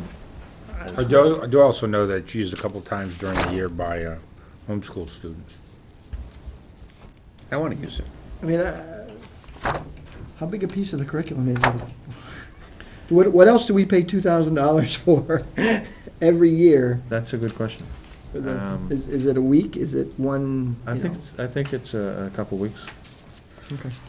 We paid $2,000 a year. That Well, it's was not just- one of those things where we can We pay 1,000. decide not to do certain things on it, because Exactly, it's we an all have or the kids nothing. swinging from trees. Yeah. We really want to make sure they're going to continue to swing from the trees. It's all or nothing. No motion? No. I'm assuming we can skip the next one too then. Calculators? No, the harnesses. Oh, yeah, I was doing both at the same time, sorry. Calculator question? How many calculators are we I buying? don't have an answer to that question yet. I asked Dr. Heon this week. I share your view of the mathematics on the batteries in both. Well, there's another section where we're spending $500 on, where do we store them? We don't have a room big enough to store that many batteries. A lot of batteries. In some cases, it's lack of sufficient detail, and they just say batteries and I whatever. don't know. But AAA batteries at $400. I mean, That's why I asked if they were rechargeable, and I Some buy odds. double A and triple A 4,200 batteries batteries. That's why every, you buy rechargeables and be done with it. If you buy them at Walmart, paying retail, it's $4,200 batteries. it's a lot of batteries. Yeah. Each calculator takes 2. That would imply we have 2,400 calculators in this school, I don't know about you, but my Maybe batteries, only my calculator 1,200, lasts a long but we time. use them a lot. more than a year. I'm Mike, gonna make a motion to reduce $500 for batteries. Is there a second? I'll second. Any more discussion? All's in favor? Aye. Aye. Opposed? Abstained? Motion carries I 5-0. would still like to You know know, how many if calculators. we are supplying them the calculators, they could at least supply us a battery. Next, we'll have to include 2 batteries in an agenda when we hand them out. I was What gonna I say sus- something to that but- effect, but But what I suspect happens is, the student comes in and says, oh, my batteries are dead. Here's a pair. Student throws them in. School buys the batteries for whether we own the calculator or not. that's conceivable. Teachers are nice people. Yes, they are. Yes, they are. I had a question on page 33. I was curious why we removed the AP stats books. That was my recommendation based purely on dollars. I would love to keep it, but as I said at the time, I was concerned about the bottom line. We do, it's been my goal from the start to try and maintain a low cost of operation this year in the hopes that we can achieve a teacher's contract. The number of textbooks was relatively large. And in the same way, we haven't seen a rationale from the high school for offering it. I think we can. And this was simply a matter of me prioritizing that salary space over the new program, So are we gonna cut the program quite down? honestly. No, I mean, we could offer it, and it doesn't matter what course it is, it costs the same amount of money. So the cost Yeah. associated with the course really is the cost of the textbooks. But they'll have calculators. Now, Well, we just saved $500. Can you use that $500 for textbooks? Did that went through PERC, right? AP stats?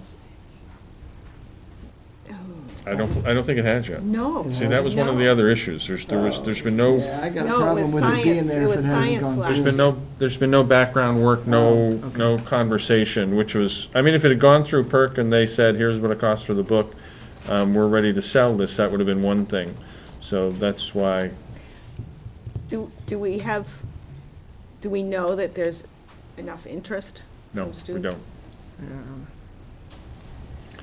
Alrighty then. I mean, I'm the one that said, a year ago, I'd love to offer AP stats at some point in time. So I felt a little funny just being the one, recommending the reduction. But the reality is, it's more of a wish at this point than it is. Well, I think also this board has Well, one of the questions I started asking fondness was, for AP. of our AP Calc kids, how many of them are juniors? Because typically you do AP Calc and then AP Stats afterward.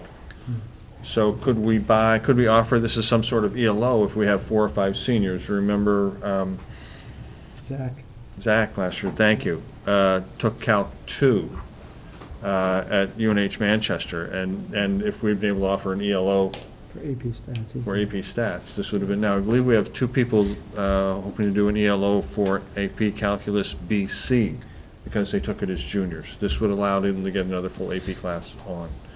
That might be something that we might be able to test the waters this year. But as a full-fledged, let's buy 30 So textbooks. is it available on ELO? Sorry? Is it available on the extended learning program? Well, ELOs are really not intended to be a program as much as an opportunity for students to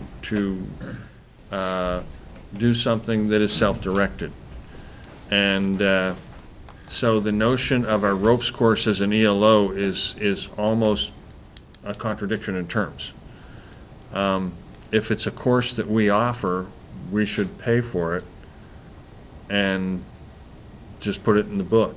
if we're gonna offer it again and again to groups of kids, it's not an ELO. No, but I mean, is there an AP statistics class on the extended learning, that extended, so there's really not an opportunity. I Well, mean, we first tried of all, it- it needs to get through PERT, because that's Well- our process. Well, we don't have a class for AP Cal. What we want to do is give these students an opportunity to, I think we had somebody take AP Calculus BC last year. And. Online? No, here, with assistance from the calc teacher. Okay. And they did well on the exam and would have gotten credit for it. Now, the teacher can certify, so I have a request sitting on my desk pending from the high school asking if they can pay, I believe it was a $1,500 stipend for the teacher to deliver this course to these two students as an ELO. So they're not receiving nearly the level of instruction that we would normally associate with. This is a teacher going above and beyond. And to me, it's not so much a stipend as it is an honorarium. It's not worthy of the, you know, I mean, the amount of hours for the amount of money just don't correspond. But there's a real desire to have students have these opportunities. And I think that, and again, as Trish was saying, the board is very supportive of making sure we're creating learning opportunities for our best and highest achieving students, so. So my response was yes, but it's gotta come out of the high school budget, not the district budget. So, we just need to go But through the why? paperwork now. Page 34, lights, tennis. You know, these have been in multiple times, and I think we've cut them multiple times. To me, it just seemed like the right time. It's $2,000 to, although I actually asked to move this out of here and into building and grounds, because it's more of a building thing than it is a music thing, and I think you'd get more support in the building category than you necessarily would in the music, because, I mean, it's not just music, drama uses it. So I'll make a motion to add $2,000 to restore the lights for the auditorium. Second. Any more discussion? All's in favor? Aye. Opposed? Opposed. Motion carries 4-1-0. I did that just so you could close it. I was gonna say, it wasn't really a necessary item. Page 51, account 734, laptop. That's you, Brian. Yeah, I think it's more just getting I mean, it's a lot of money for a laptop, so I'm not quite sure what it is and what it's for. And if it's just for a larger monitor, why can't we just use a desktop and buy a monitor? I think they have to travel. Well, how big is this thing? I think it's if it's the same thing we've bought in previous years, it's like a 21 or a 22-inch laptop. But you can't, if you buy just the larger monitor, then you'd have to take the monitor from room to room as the student moves, which is the explanation we previously got. I don't know that that's the same explanation. Well, there seems to be a whole litany of items on that thing that, Yeah, well, that's my next that question too. needs Is to. I'm assuming it's driven by an IEP. Yeah, it's under And special a lot of times education. they identify the required And equipment. one of the resources that the state actually provides, although that sounds like a contradiction in terms at times, is publishers are required to prepare large print textbooks. And so those are actually provided free of charge, but they're scanned. And so they have to come on a relatively high-quality laptop in order to be able to see the resolution, because the population that we're talking about, you do need something that's pretty good quality and a fairly big screen, because that's how all the textbook delivery is typically done. So we don't have one of those in the district right now? That type of laptop? My understanding is no, but we could ask that question of Director Bandersky.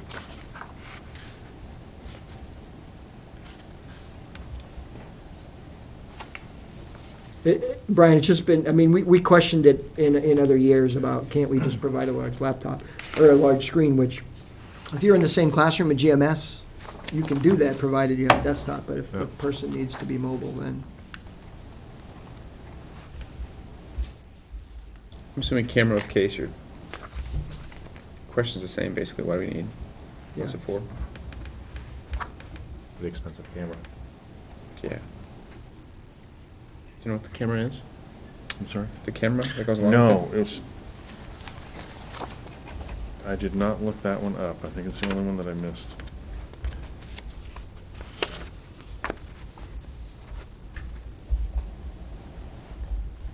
Is that under?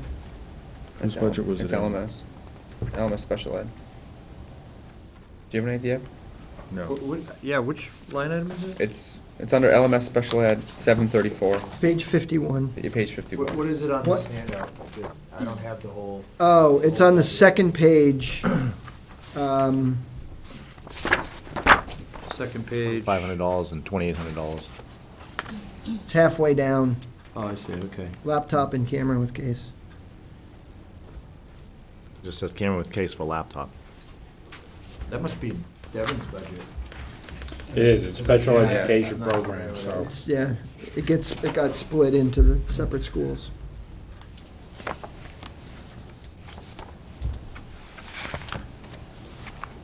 Are you okay with leaving it pending Yeah. a question? Page 55, count 110. Salaries. I'm assuming that number just removes all the vacant ones. So are you doing that to just not do a bottom line cut? Well, so I went back and looked, and we cut 30,000, I think, last That's year. normally what we do, The, yeah. the bottom line cut is in there, and it's a total bottom line cut of $37,000. You already did That it? reflects the $37,000 cut. That reflects the total of the So I $37,000. just want to cut the vacant positions. Just make them zero, or Yeah. Well, what we always do is put them all in, and then make the bottom, and I'm looking for my notes to see where we actually reduced. I mean, it would be You will get easier. asked that. It's in, No, I mean, I agree with you. I mean, it would be easier if we just Did it right there. made them all zeros, and instead of having to do a bottom line cut Well, of X amount of dollars. I think the bottom line is already in here, although I don't know. Because it's not it's a rolled bottom, up. bottom line, I mean, $37,000 reduction. how would they have adopted a And then $37 reduction? Once that reduction is made from the entire budget, then we sit down and decide how the money will be allocated on a year-by-year basis. So if we look at the GMS co-curricular, there's four vacant positions. But there's nothing in there that, remember Steve used to have bottom line reduction of X amount of dollars, and it's not there. So I can't believe the $37,000 reduction has been physically made in the budget. You'd have to total the stipends and see what it compares to. Let me see if I can, I didn't see it when we looked at the I found budgets it the first. this time. afternoon, but in making the transition from my October 30th at 2:19 PM to the updated version of 149 this afternoon, I lost my page reference. Page- well, I what do we actually pay? was going through doing the same thing that Mr. Miller did by sort of totaling in the edges, and then I Well, found it. I think it was it's under the district-wide budget, if I remember. what I correctly. summed doesn't come to 37,000. No, but there's some others that are in there that are part of the CBA. I had the same thing, it came up far below that. So, I don't know if this makes it easier or harder. I'll make a motion to level fund Stipends. stipends at last year's level. Yeah, because unless it changes by the Yes. agreement. I'll second that. We're all. Sorry we're- about we're that. all Trying to cut my sleeping here. juices asleep over here. Sorry about Holy that. cow. Yeah, no, I was trying to figure out how, Oh, he's like, he that works? wants us to do something. I'm trying to think, what is he looking for over here? You didn't bring your coffee and you're not, That's you're the not problem, up. that's the You're problem, not it's up to just par. water tonight. okay. So who seconded that? John I did. don't- John woke up. So basically, if these weren't cut, if all the vacants weren't cut, they'll be cut again, but we think they were cut. This is just making sure they do get cut, right? This is level funding it last year, and then we typically allow the principals to decide Like this out of would, their allocation which ones they fill. like our approved budget is 15,000, so they would not have an $888 increase on the budget line, as is shown right here. Yes. And across all co-curricular activities, is that correct? And that also would include Oh, I see why there's an extra. athletic. Are you doing that also to, on I'm gonna level athletic fund athletic and Athletics. co-curricular stipends. stipends? But then I also want to make some adjustments for existing positions as well. Well, there's an error here, actually. It has the Scarecrow Jamboree twice. That's why there's an $888 increase. It has. Do we Colin pay Kent- 2 people? No. Colin Kent didn't do it this year. Victoria Mango did. Oh. Well, in any case, Yeah. Level funded. Okay. Yeah. All's in favor? Aye. Aye. Opposed? Same. so I don't know Motion what carries that comes out to. 500. Frank. I can't even put a price on that. No, I didn't have to go. Well, you're gonna have to. I'm trying to one way or the conceptually other. figure it out, and I'll let you know next Tuesday. Monday, we post it.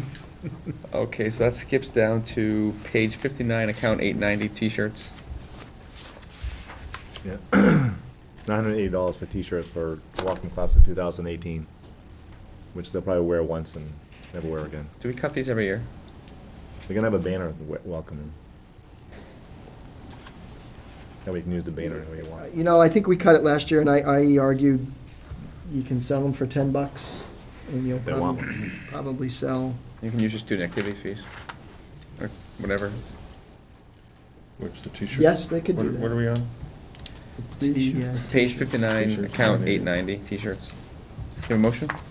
Make a motion to eliminate $980 for t-shirts. There is the parking lot funds. Second. Any more discussion? Roughly $20,000. I don't know if is that something that they are funding out of the, Not if it's in here. It's out of the general fund. This and the kneecap breakfast come back every year. Which I saw Brian. I left alone, but Brian went after this year, so I'll let him be the bad guy. Any more discussion? All's in favor? Aye. Aye. Opposed? all right, Abstain? Motion carries 410. We already did the vacant positions. Let me see. 61 and 62, freshman Freshman, basketball boys coach and soccer JV coach, are those the two? Yes. okay. Yep, page 61. Account 110. I actually cut maybe the superintendent's reduction for the freshman basketball. Oh, you did? That's in there already, yeah. But I doesn't show don't up. think it was in the earlier versions that were sent out.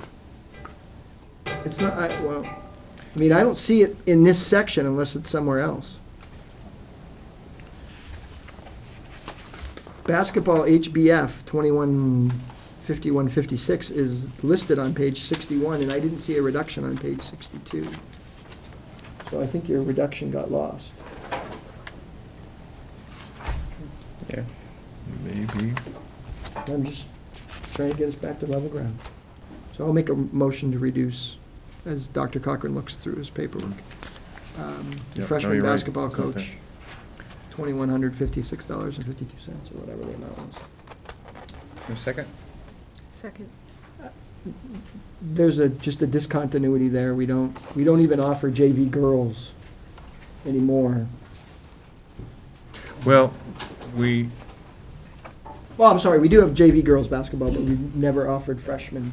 JV soccer, I know we post and advertise the coaching position, and then tell them that if there aren't enough girls to play, basically, I know in athletics at the end of the year, if you're a JV coach, you're assumed that you're also an assistant varsity coach. And so when those positions when the teams didn't exist, athletics, just said, okay, so you're now an assistant varsity coach. And so we have a coach in place if and when the varsity, the team is needed. But and that's the situation in this case this year, with girls soccer. And I know Coach Patterson has expressed an interest in using the freshman boys' money this year I told them that it's highly likely to be cut from next year's budget. But we're starting to grow, I think, a pretty significant boys' basketball program. If there's a year, it's already in the budget, and if there's a year that they could ensure that they had a quality assistant coach. The existing coach is not a young man, but he's a wonderful coach. I'm supportive of using this year's funds, it's not a subject of conversation, for next year's budget. But going forward, I think the pattern has to be that if the team is not there, the money is removed. And I think 2 boys' basketball teams for a school this size is sufficient. Any more discussion? All's in favor? Aye. Opposed? Abstained? Motion carries 5-0-0. So I understand the rationale on the soccer coach. I just have a problem when the stipend says it's a JV coach, and we arbitrarily morph that position into something else Yep. and fill it, because that's not what the contract that controls stipend says it's supposed to be. Page 63 on the version that I have also has officials for freshman boys basketball at 1,024, I'll make a motion to cut that, too. which should, and for some reason lacrosse officials Second, I'm sorry. and wrestling officials, I was listening to what he said. are in there as I'm listening to well. what else he's What page coming is up that? page 63, So 64. 63, what account? So we have some other things, game officials, How much was it? Well, don't those have to, 1,024. you just have to move those to self-funded, or? Yes, those are, just have to be Yeah. removed. Yeah, but we want to, if you're not going to have the coach, you want to cut the officials. So with the freshman boys, we should. So, we already voted. All's in favor? Wait, did we Wait. not vote yet? On the, Not on the, you just motioned to cut the officials. She seconded it. so I'm going That's on to, table right now. can I amend my motion? I'm a little confused. I'm very I think confused. we did a little We snap. first started with Yeah. soccer, so we moved No, to no, game no, officials? no. We were talking about soccer. We did the boys Did freshman. the boys, I got that So, one. I'm going to make a motion to remove the remaining freshman boys basketball costs. Okay, so you're amending your motion to, No, I'm just doing another one. That will cover game officials, any supplies, any transportation, all of that comes with And I that think I board. found it all the way through in all of these. you still seconding, Can you Trish? renew your Second, I will renew my second. Okay, all those in favor? Aye. Okay, now back to soccer. Are we still on Okay, you soccer? skipped a vacant position one too, or did you include? No, we vacant in did, the one? we Put made, them together. You we did them made all, a, okay. we made a level fund on Gotcha. co-curricular and athletics. He's jumping all over the place. Okay, I got you, now we're back at soccer, okay. Do we need to touch the JV, or is that fine? Which the soccer JV? Yeah, that's, You- I will double check, but if we're removing all associated costs, I think, Tom, they had. last year we didn't have a JV coach, so I don't Tom, think. do you know how many students tried out for girls' soccer this year? For, at LMS? I want to say it was in the 30s. I mean, there's been some huge turnouts down at LMS on So, soccer. so Okay. John, I don't mind leaving it there, but I want to make sure it doesn't just morph into an assistant Assistant varsity. varsity coach? Yeah, because, you know, Okay, I the would basketball agree. coach doesn't get that. I think the JV coach says, I'll come and help you, Yeah. because I'm already where you are. My version, as of 1:49 and 44 seconds this afternoon, shows superintendent reductions for 3822 for self-funded and 1,024 for freshman basketball from my reductions. Okay. what So, page is but- that on? What page is that? Page 64. Okay, so you just did that across the whole thing. Oh, okay, it just wasn't in the same Right, it wasn't in the bucket. same spot. Okay. Oh, well, that's the reduction That's for the game officials. So I Yes. just took all the other costs out. You guys can So, sort yeah, out we'll We're, what that yes. actually translates into. I started my- anything I've missed, you've now covered. Okay, go ahead. Okay, page 65, oh no, I'm sorry, postage, page 64. Yeah, we haven't spent any postage and we've increased it. I don't, it would, It's not a pattern most people would be comfortable with. yes. I find it's totally, the money's being spent. Because you can't mail a check to out of the athletic department to the referees without postage. There's a good number of referees that are paid the day of the game. They hand them the check at halftime. Here's the issue. So we have a budget line for postage as well.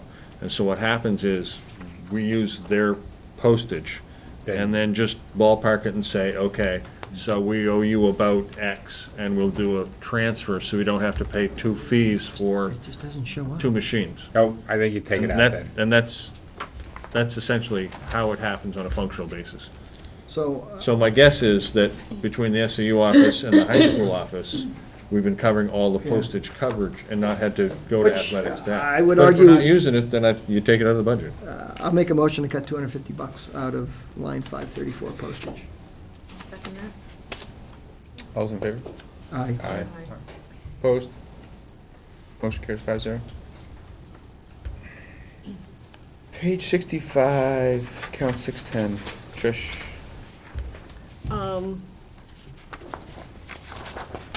Well, let me get my notes out. I was looking at the shooting machine, thinking that, just to kind of keep costs down and hopefully get a new teacher contract in, not that that's gonna make a huge difference, but I'm more in favor of academics than sports, so probably alone there, but Wow, I think that was a slam. against myself? Against All everybody right. else. against everybody. I would argue if you go look at like the National Honor Society, or if you go like to the All Awards banquet, you're gonna see 90% are Same people. somehow involved in a co-curricular activity here. That's true, but they can return their own basketballs, can't they? I don't think you're buying a shooting machine. I think that would be, I guess, what's not maintaining it, I mean. I don't even know what the shooting machine is. Well, I think I asked actually, and they said it was a machine that returned the balls to you. It does. How does it return the ball? I don't know, but when I play basketball, my friend grabs the ball and throws it back to me, and then we change. They sell those little things you hook on the hoop It that when the seems ball like, goes in. it seems like an expense that Okay. isn't really necessary make a in my motion? mind. So can I make a motion to Let's roll. $3,000? I'll second it. Thank you, Going Dennis. nowhere. It's gonna be a bad night. Any more discussion?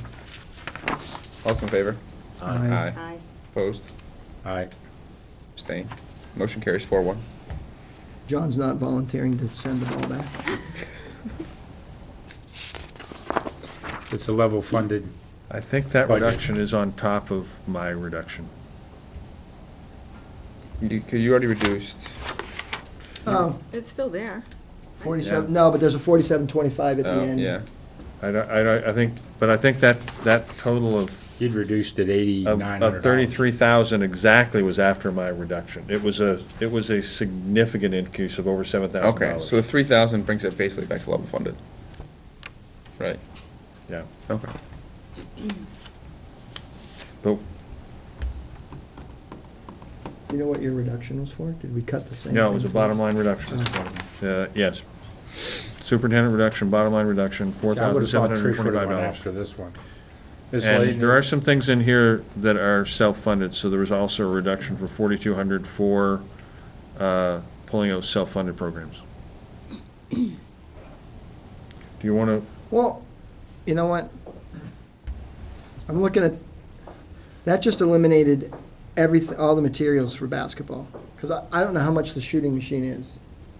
I don't think it's $3,000. Oh, I guess I assumed it was the No, three. that line Oh, it is, encompasses all the basketball, basketball stuff. Which you're eliminating. Yeah, so I don't, yeah. I guess now I have. a well, you problem. just did a bottom line cut. You didn't identify this isn't like line item veto here. This is a bottom line cut of that budget, another $3,000.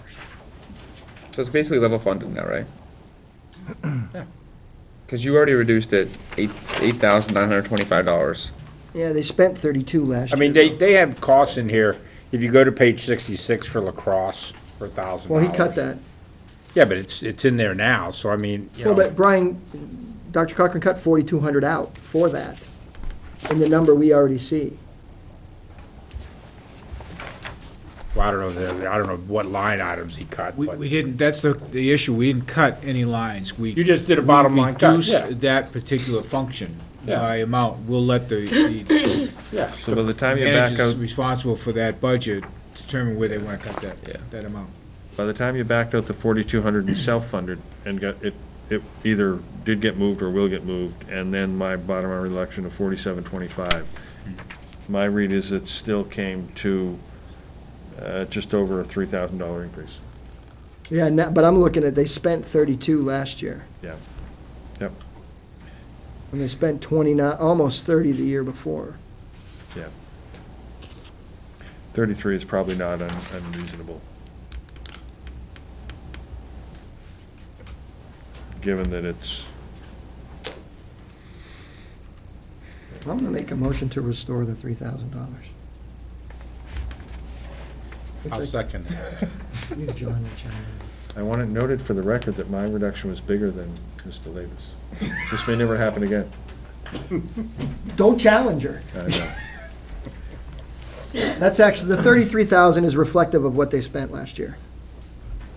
I should have looked at that, I apologize, I would have voted with John. And maybe it'll fail 2-3, but that's okay. At least I'm on the record.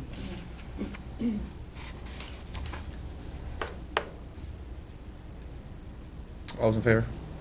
Aye. Aye. Opposed? Motion carries 4-1. But again, Yeah, that's okay. Trish, I'll go to page 66. Bass miscellaneous program materials, balls, sticks, excuse me, materials, rods, reels, lines, and worms. I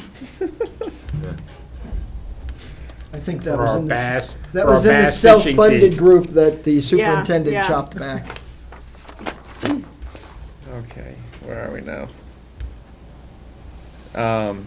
Brian, I'm assuming you don't want the 2,000, No. that same line? Okay. If it's level It's funded, the I'm same all thing, set yeah. back.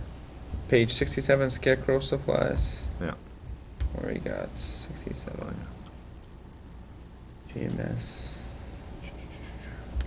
Certificates, ribbons, things, wire, film, ropes. And, 610. Yeah, they They get spend- $500 for supplies, and I remember when I asked Scott Thompson about that, and he said, you know, I asked him about the stakes, he goes, well, they don't keep everything. Well, I looked this year, they're metal stakes. They do reuse them. Oh, the ones with the line, I Yes. think, yeah. So, I mean, I don't know where the $500 comes for supplies, but all they do is put them on a post. Well, they don't even do that, I think. I think all the parents build.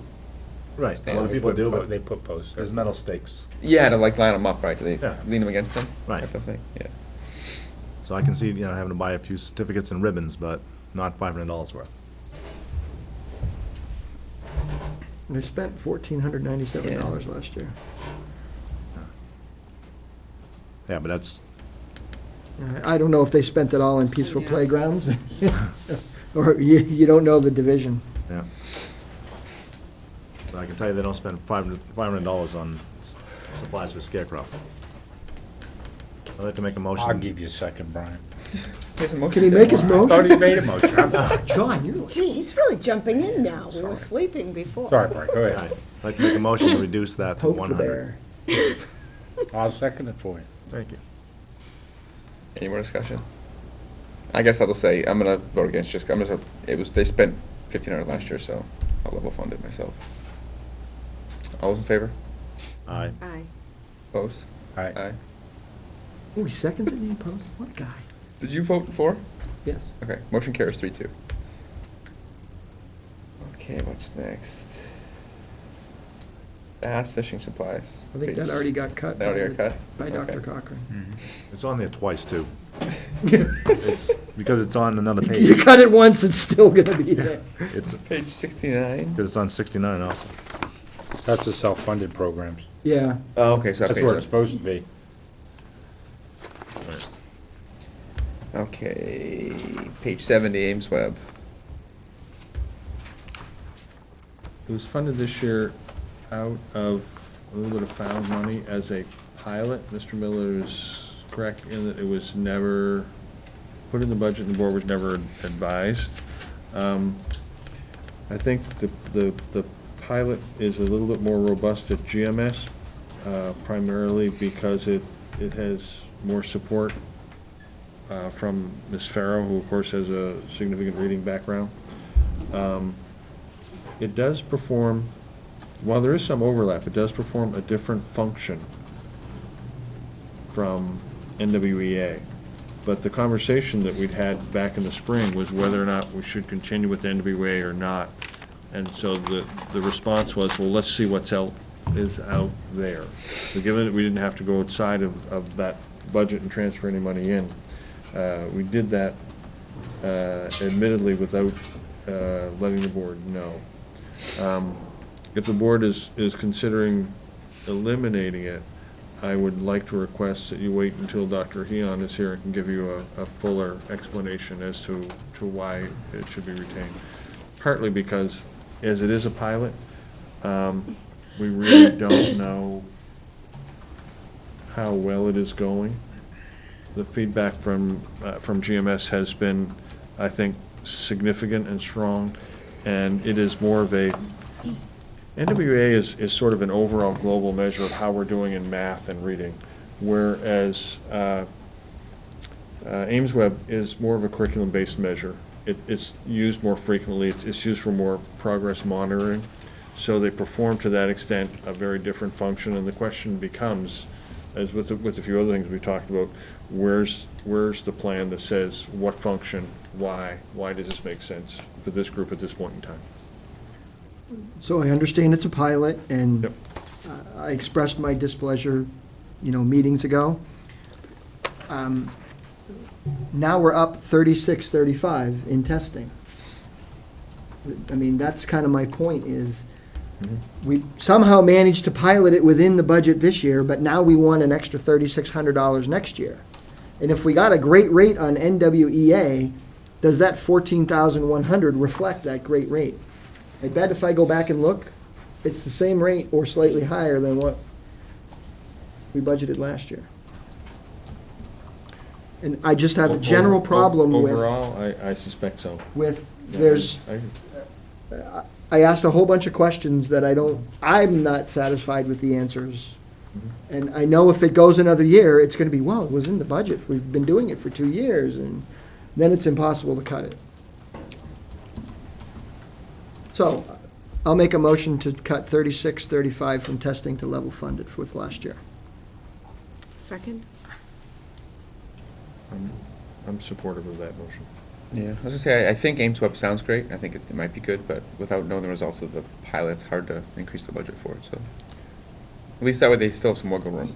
I mean, you're only cutting half of it. I think maybe they can find the money again somewhere else. Any more discussion? All's in favor? Aye. Opposed? Motion carries 5-0. This is like, to what John said, if it comes with a plan, it's a lot easier to make that case. Page 77, account 90, or 890 maybe? I think it's the breakfast, is that what that is? Yeah. I'm surprised that Dennis didn't put this in. I looked for it, and I did not see it, and I thought, maybe it didn't make it this year. No, it did, so With the repagination, it's actually page 676 now. oh, But yeah, I was looking at your original. What page was that again? I thought it was, current page 76. 76. The point I made last year when we did this is, well, why don't we provide breakfast every day we have a test? That's the logic you need to follow. I'm not advocating for it. It's the responsibility of the parents to have their kids prepared to take this test. And those students that qualify for free and reduced lunch can get breakfast in the cafeteria. You can make a motion so I can. I'll make a motion to. you guys gonna steal this motion? Brian's, I thought it was Trish's. I thought, no, it's Brian's. It was thing. mine, Oh, it was yours? yeah. It was. Oh, I thought it was I Brian's. missed it. Well, you even brought it up, I was gonna bring it up again anyway, so. Okay. All right, well, I'll make a motion to reduce the $500 from the breakfast for juniors for their kneecap testing. Second. Aye. Any more discussion? I guess I'm gonna vote to leave it in there, just because so much rides on me. Derek. So much Oh, rides on these Derek. tests that if it helps them, then so be it, but I'm sure I'll lose. So why don't we provide breakfast for the kids that take the AP exam? Yeah. That's a good point, too, we should do that. Well, we should provide breakfast for the kids on Ames Web, right? That's an important test. Why only at the high school? Tom, do you provide breakfast at the middle school? PTO does support that. The PTO But it does. is done through the PTO. Yeah. They don't have a, they don't have a PTO at CHS. Different organization. Although I, they do have a music club, they have booster clubs, yeah. See, I don't understand why. See, this is what's so, See, this woken is what John. is so insane about it. They have a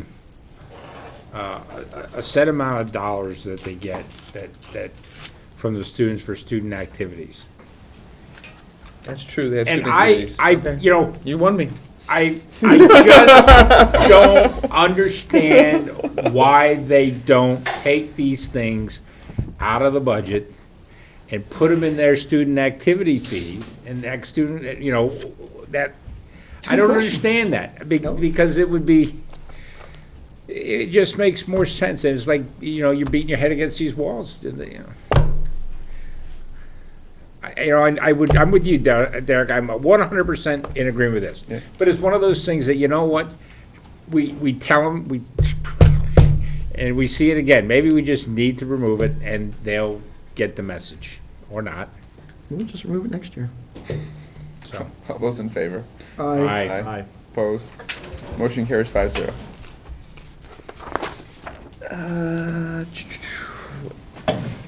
Yeah, I think you need the super, oh, he's Yeah, back. here he is.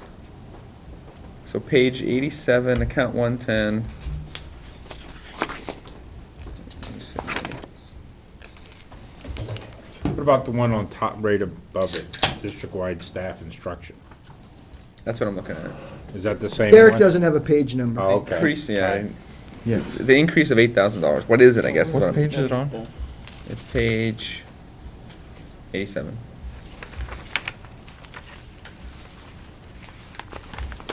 Guess my question is, what is that $8,000 increase? I was doing the math on that, and I wasn't sure. And in fact, when I did my budget adjustments, there's been some changes made. Because when I went back to my actual line by, like this budget, it doesn't align. There's $7,000 up top for the 14 mentors. Actually, I think it's 13 mentors plus Denise Freeman, who is the mentor coordinator, and I think she does a good job.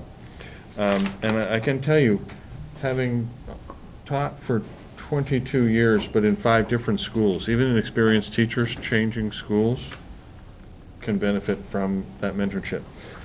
When the mentorship, the program has been in operation for a while, but it was originally grant funded and moved out of grant funding a couple of years ago. So that's the background. I thought that was implied in one of your questions, Mr. Miller. Yeah, What happened? I mean, I'm looking at 0 and 12 to Right. 16,000 and 15. And, The mentoring program? yeah, well, I mean, this entire line. I've been a part of it. I think it's a good program for, we've had a lot of turnover in the lab. What'd you say, Ms. Miller, since? Well, in 2012, it was 0. Okay. No, but it was in grant funded. Yeah, We've been yeah, doing the it was- mentoring program for how long?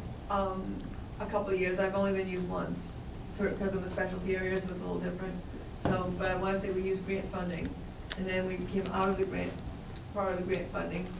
And it's a good program for these new people that come in. It really is, whether it's just somebody who's had experience and is just in a new district and trying to learn the ropes. We mentor them a little bit differently, or it's a brand-new teacher that needs some guidance.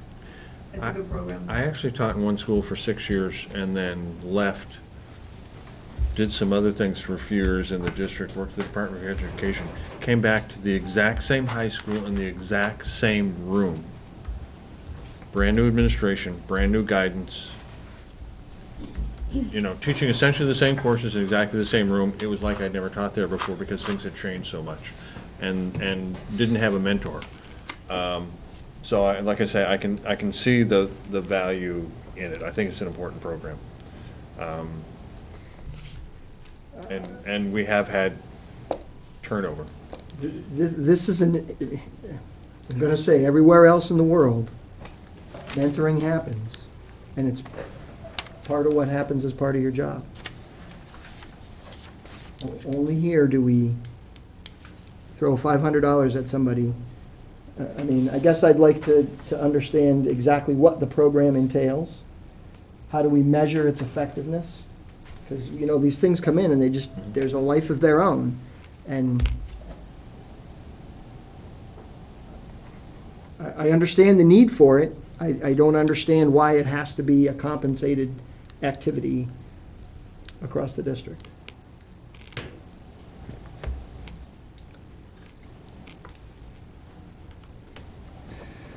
Now, Because then we gotta have someone to lead the mentors if there's more than 2 mentors in the building. I mean, Well, if you know, just to look at you that. gonna give me a second, John? If you, sure. So I'll make a motion to cut $16,000 for the mentoring, pending information on how it's implemented and monitored.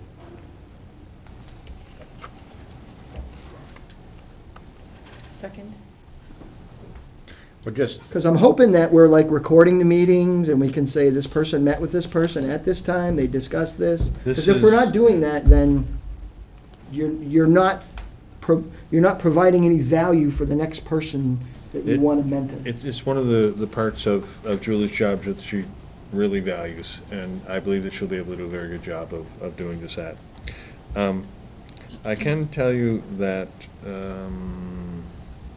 when the Ceres dues were taken out, basically that money was repurposed. If you look at the bottom of that line, middle of page 87, superintendent's revision, that budget was balanced at that point in time. And so instead of taking it as a reduction, professional development for teachers is really important. And so it was put back in as a third of that money in each of the 3 schools. But in the effort of trying to balance that budget, I would like to suggest that we remove that 5250, and I believe that Dr. Heenan will be able to come back and speak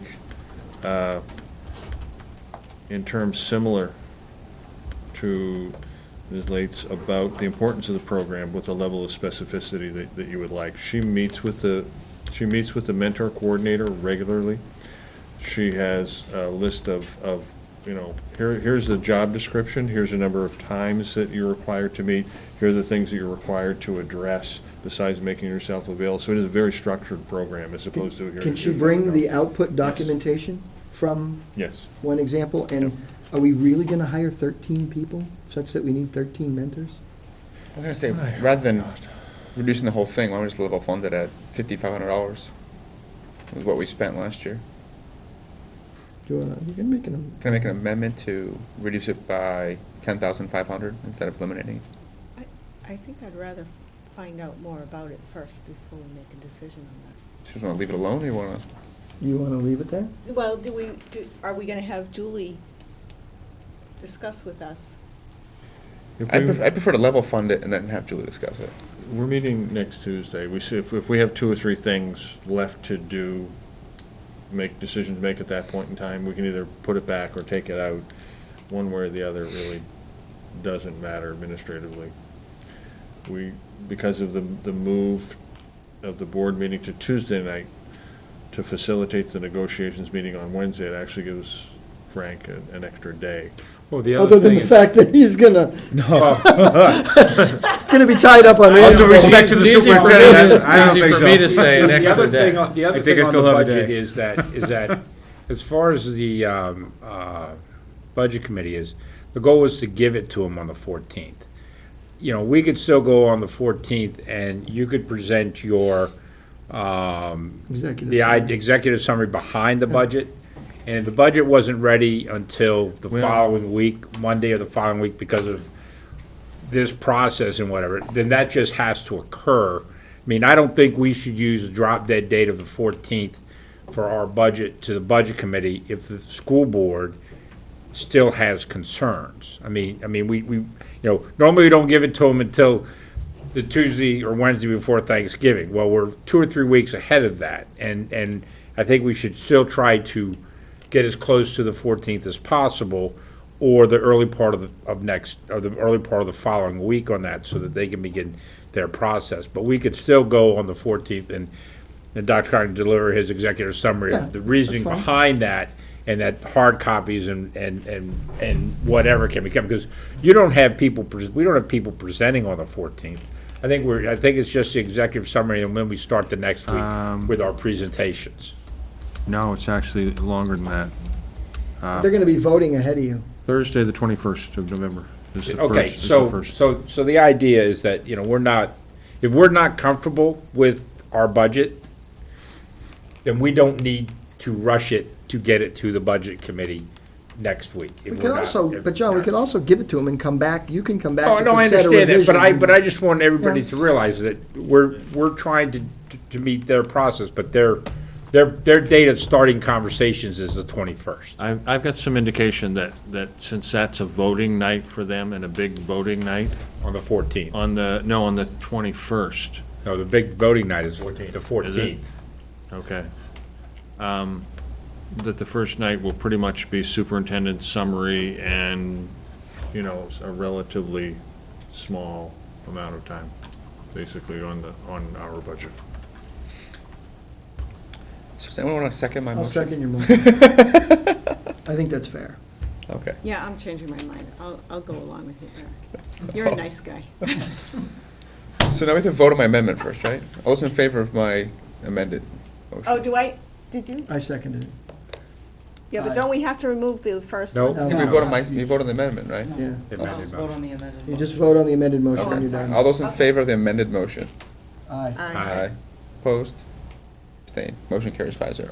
Can somebody check Derek's math, because he was way off at the beginning of the meeting. It was closer this time. though. Was he? I rounded up to 5,500 because I don't know why someone got paid 25 less last year. It's $500 per person. I don't know where the 475 came from. Okay. Next on the list, page 88, count 270, tuition reimbursement, I think. Yeah. I'm gonna make a motion to reduce that account by 8,000, which will put us in line with where we were for expenditures this year. You've reduced it 4,500. In the, Right, right now it's at 18. And why did we do, why was? it was 26, and then we had a reduction. We had a ballpark figure on the number of courses requested, and we now have a hard figure of 6 courses requested. What's in there is the 6 courses requested at the UNH 4 credit rate, but nobody's taking courses from UNH. So I do not want to be to the point where we're going to violate the intent of the contract, and that is to offer 2 courses a year for all of the administrators. But we pretty much have used this form to try and set our budget. If it's low next year, I think we can reduce that to $12,000 and honor that commitment, or even 13, just in case there's some additional fees. But 13 would definitely allow us to meet the obligations based on the requests that we have this year, and would honor that portion of the administrator's contract. So a further reduction of 5, I think, would be warranted. So I'll make a motion to reduce 270 course reimbursed non-union by 5,000. Second. I'd also like some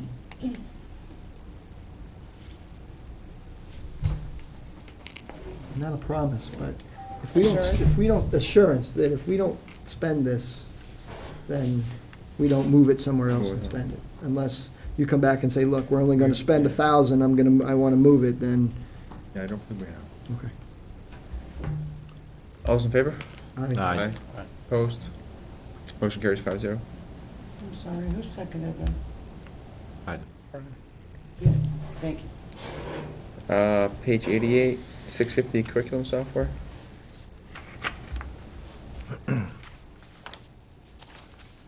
In answer to the question, who owns the copyright, the answer is ours.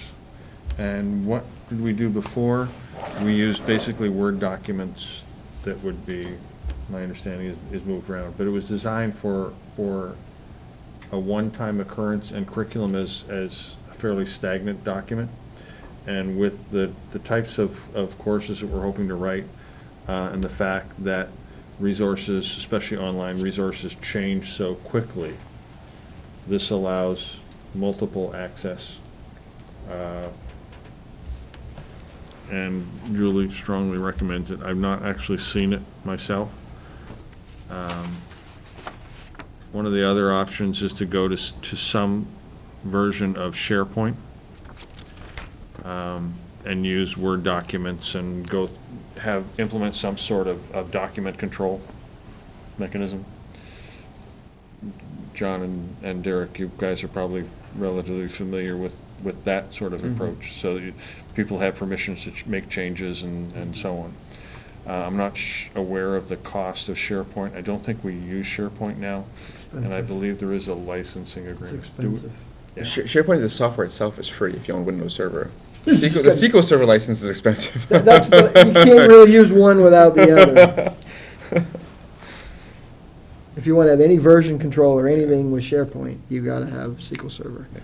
Now, I don't know if any of the deals with Microsoft include like an MSDN license where you can use it for free. Yeah.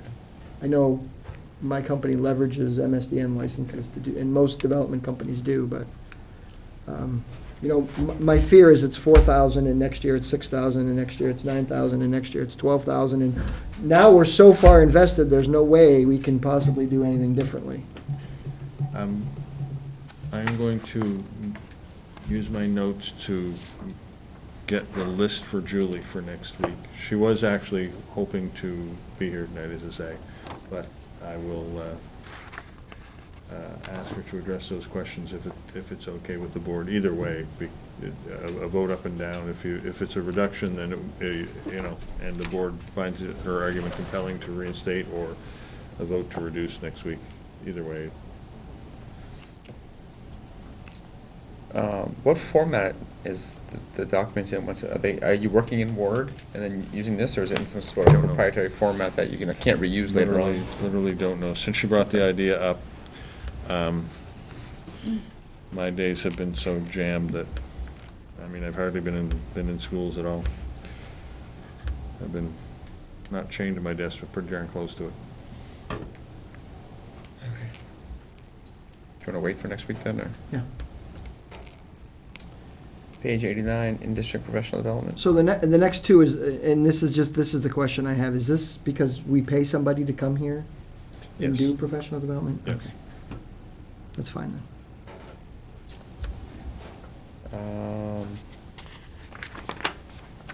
92 tables.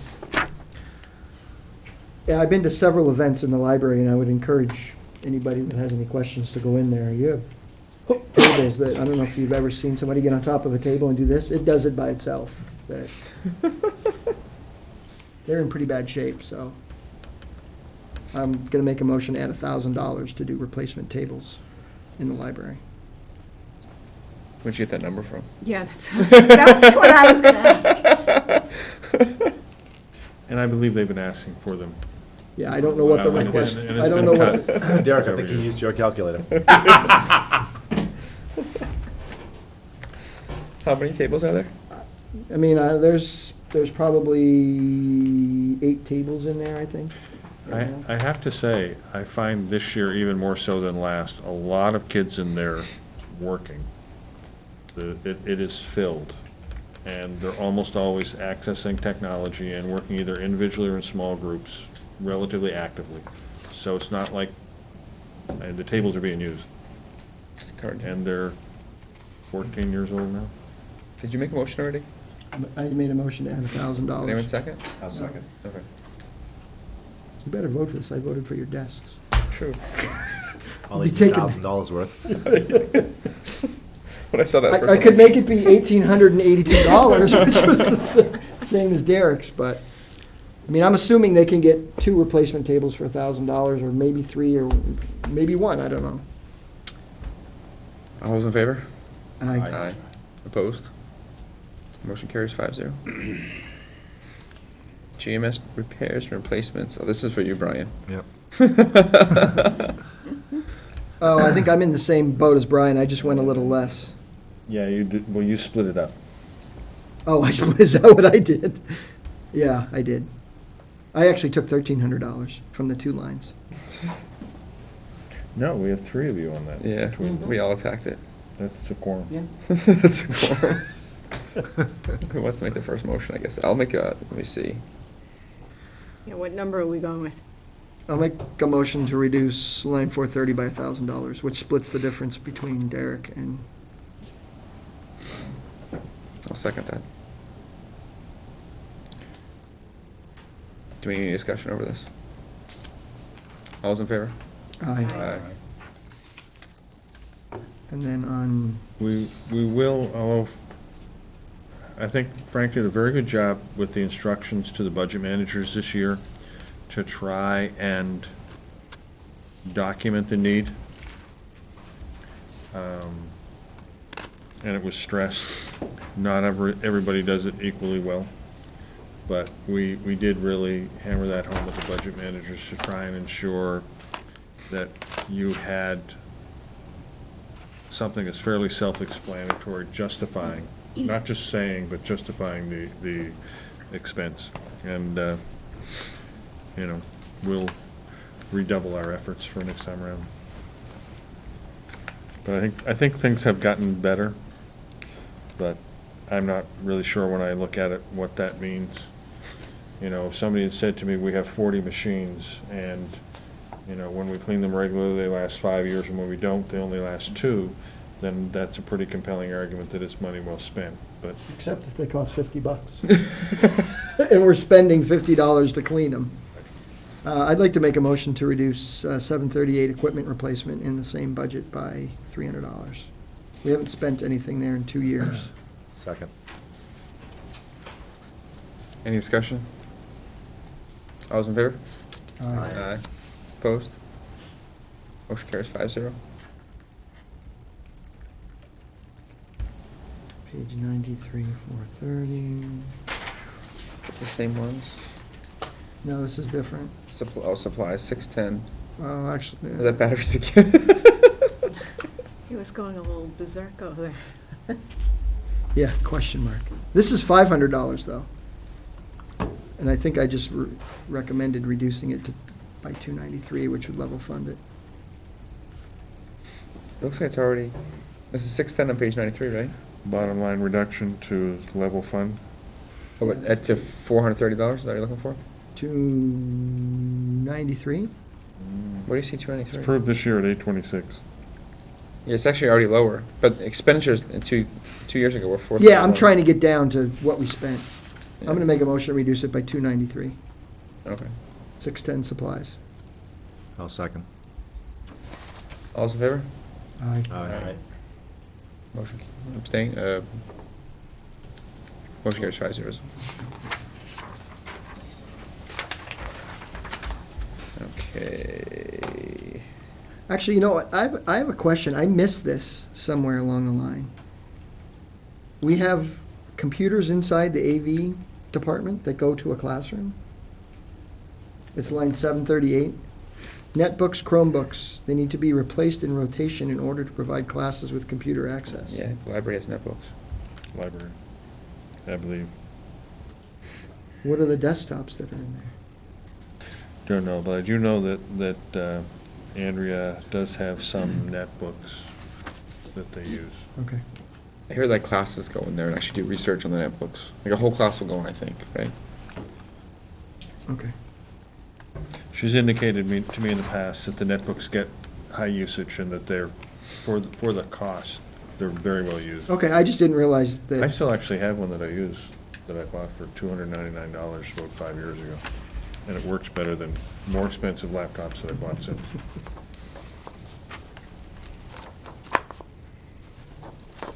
you skip one? I don't know, did we skip one? Did you skip Oh. 1031, 223, 4:30. 430 for $500? Oh, maybe, no, I- Yes. those were all the same thing, weren't they? Nope, Oh, Oh, okay. the other ones were GMS. page 94. Okay. Thank you, Michelle. I'm gonna make a motion to cut GMS computer instruction, repairs and maintenance by $500. And that's page 94? Yeah. How can we need to do any repairs and maintenance next year when it's gonna be all brand new? That's account 430? Yeah. Okay. Did anybody second? I'll I second. second. All right. Any discussion? All those in favor? Aye. Opposed? 5-0. I had a question about 734. What are the smart technologies learner response units for the library for $1,600? Student response systems, also known as clickers. So that like instead of like this thing. We have them up here, I think, right? I'm sorry? I think we have it at the high school so they can gauge stuff right, but I don't know, that's, It works with PowerPoint and it allows you to get anonymous responses, so you don't have to worry about kids who are embarrassed to say, yes, I know, don't I? No, I don't. And in fact, the whole question of the hands up if you think you know the right answer is coming into question is whether or not it's best practice. You gonna do feet? So- Raise your foot? Well, no, but, you know, it means that basically if I want to avoid answering, I just don't stick my hand up. now is right? this, is Teacher this, should be free to call on every student.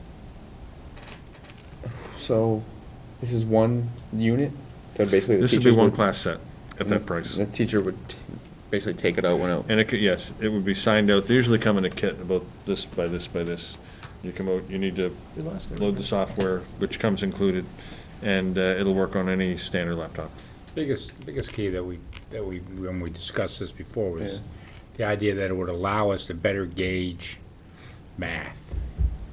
Because people would have to answer By instantly, themselves. and you'd be able to see, Are they answering? they're answering the question. Answer the question, Yeah, not like- just saying, I like- know. Like, let's say the question is, you know, da-da-da-da-da, pick A, B, C, or D, and you're answering which one you think it is because you figured out. It could be on anything, history, science, whatever, but you're getting instant results. And with you know, the math students have to instruction- make a decision. I mean, they have to make it in a fairly quick time. And if used well, so not only, if I write a multiple choice question with answers A, B, C, D, and B is the correct answer, A, C, and D should be the three most frequent errors that students make. So as a math teacher, I'm sitting there going, oh, half of my kids got it right. The other half, almost all of them made this error. So if it's an order of operations question, I can immediately know, so the rule that they don't understand is this one, I need to remediate now. Are the teachers utilizing this well? We can't, we haven't bought one yet. Oh, I thought we had it in I some think we have them in the high classes. school. I think they're in one school. We I think actually you have them? had them donated, I don't know if it's the exact same tool, but similar, Patty Wagner actually got it as a part of the book fair funds. And, yeah, and they work well. They, you know, teachers check them out, they check them out of the library, this instant, and with multiple choice questions or, yeah, they get used. I guess for me, I think they're a good idea. I think they're cool. But with what we have for technology increase at GMS, $40,000 between that lab and everything else and the smart boards, I just wonder if we can put it off another year, maybe. So I'll make a motion to reduce that It would be a line. lower priority, especially for, Yeah. well, for math. LMS says, we're talking LMS? Yeah, LMS. No, this We is really in talked GMS, about yeah. making sure that all of the math teachers had the smart board. And one of the reasons for that is that the textbooks come with a subscription to their online resources, which some people are starting to make some really good use of. All right, so I'll make a motion to reduce count 734 by $1,600. Second? And again, my rationale is just, I think they might be very valuable, just with all the other increases, $1,600 for that seems like a lower priority. I'd like to hear from teachers who have used it to see how it works in the classroom for them, you know? Which, the clickers? Yeah, I've used it. it can be very useful. And once you build it in as a routine with the students, they really start to be more thoughtful about their answers, because they know that it impacts what happens in the class in terms of instruction. Any discussion? In favor? Aye. Opposed? Aye. Abstained? Motion carries 4-1. I had a question. Why is there $1,000 difference between the projector, smartboard, and printer for the lab and the smartboard and projector for room 22? I asked that question, and the answer was, the higher one includes a printer, but also because it's a lab setup, it includes a class set of headphones, additional cables, and auxiliary things like that. That essentially becomes an additional $1,000. Headphones. Which you can't have. For which? For the lab? For lab, oh, yeah. Kids are off doing different things with different audio, you don't want, 21 different versions of Isn't your people. elementary school dense? No, but I can already see next year $750 for new headphones. No maintenance. They usually last Repairs and cleaning of relatively, headphones. you probably get 6, 7 years of it. But no, I mean, if we're talking about using graphics and having kids work on graphic programs, I mean, you just can't have two kids next to each other both playing back their sequence, and it just becomes.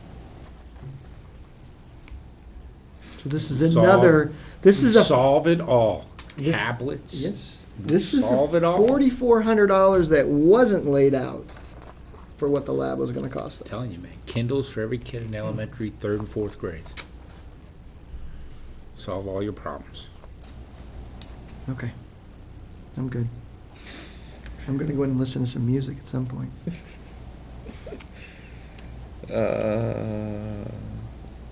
don't know why. What did I put that down for? On page 95, we have line 440 and 734, the lease of the laptops for the math program. I think it's absolutely crucial to have. I mean, we can't do it without it, both the laptop cart and the mobile lab. But I talked to Kyle, given the significant increase in technology, are there ways that we can save some money? And his suggestion was that if it was required, we could move one of the, right now we've got 2 class sets of laptops at GMS. As I said earlier, the advantage of the lab is that we also get an upgrade that should have a relatively long life and relatively cheap cost of ownership for at least the next 5 to 6 years.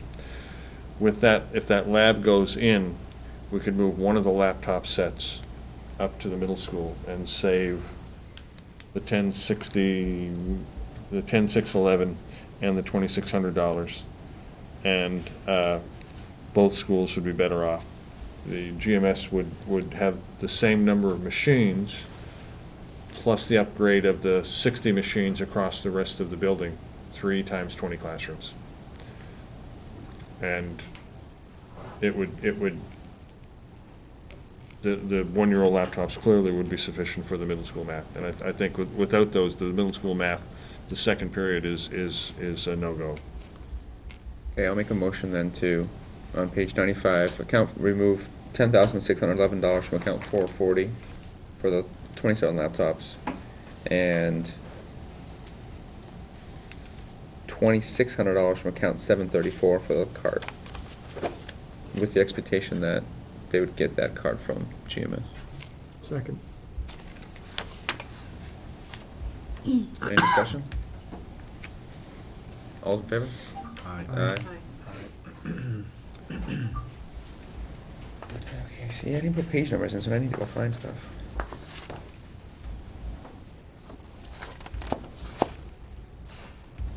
$96. It's 96, under 440 is your next one, Derek. Okay, yeah, I guess, that's my question is, I understand that these need to be, and I guess Cal's not here, but I understand that these machines have to be beefier, absolutely, to do things like CAD and Photoshop and stuff like that, but, I don't know, like, So the 3-year lease is up on all 4 computer labs at the high school. okay. 2 of them use higher-end programs that need more RAM and better machines. Those would be Sean McDonough's lab and Yeah. Paula Berry's graphics lab. So those are the two that are gonna be upgrade. The others, we feel we can go at least 1 year without having to redo, possibly a second.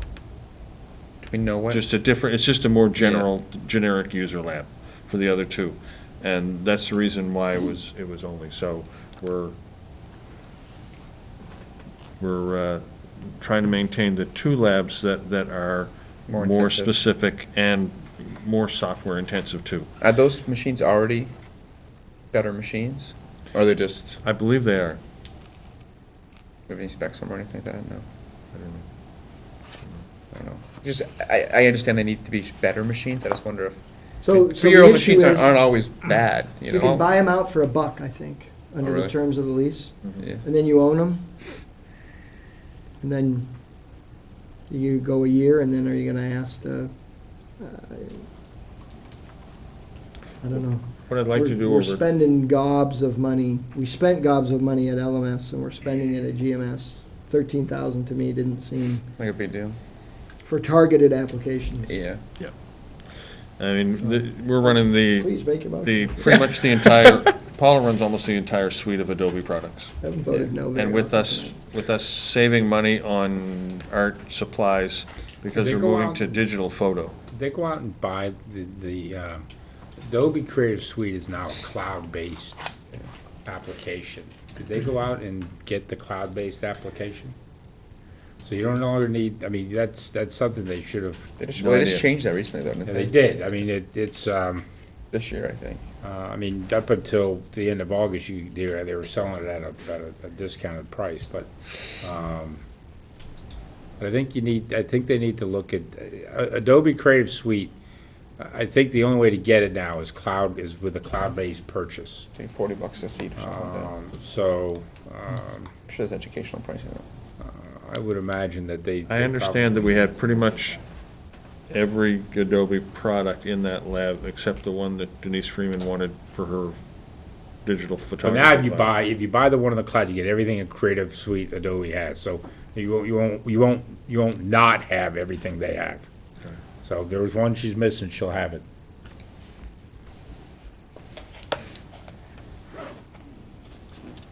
Okay. Page 104, count 890, staff lunch.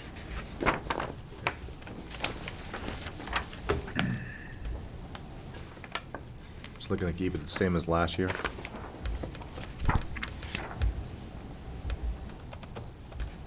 I think, if I recall, Mr. Thompson said that last year they didn't have to pay for the first day lunch, right? Because it happened at CHS, but now it's moved to, so that's not really an increase, it's the lunch has been moved, right? Is that accurate?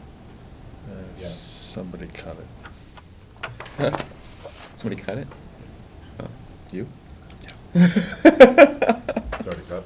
Already cut. No, the district, You cut the one here. yes. Tom, did you feed the teachers at LMS first day of school when they went back there? Yeah, we have, I think it's $800 for that. I mean, not just for that. But for just Staff. lunches, Get it, Brian. staff? Go get it. It's a multi-purpose, PTO does a lot of Yeah. that. Yeah, they do.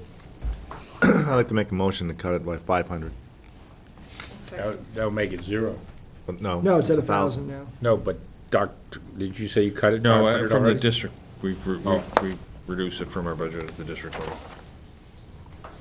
They used to feed them here, but then he cut it, so now they feed them at the schools. So how are they going to do that? Yeah, they did. But he wants additional money for like, No, that's his,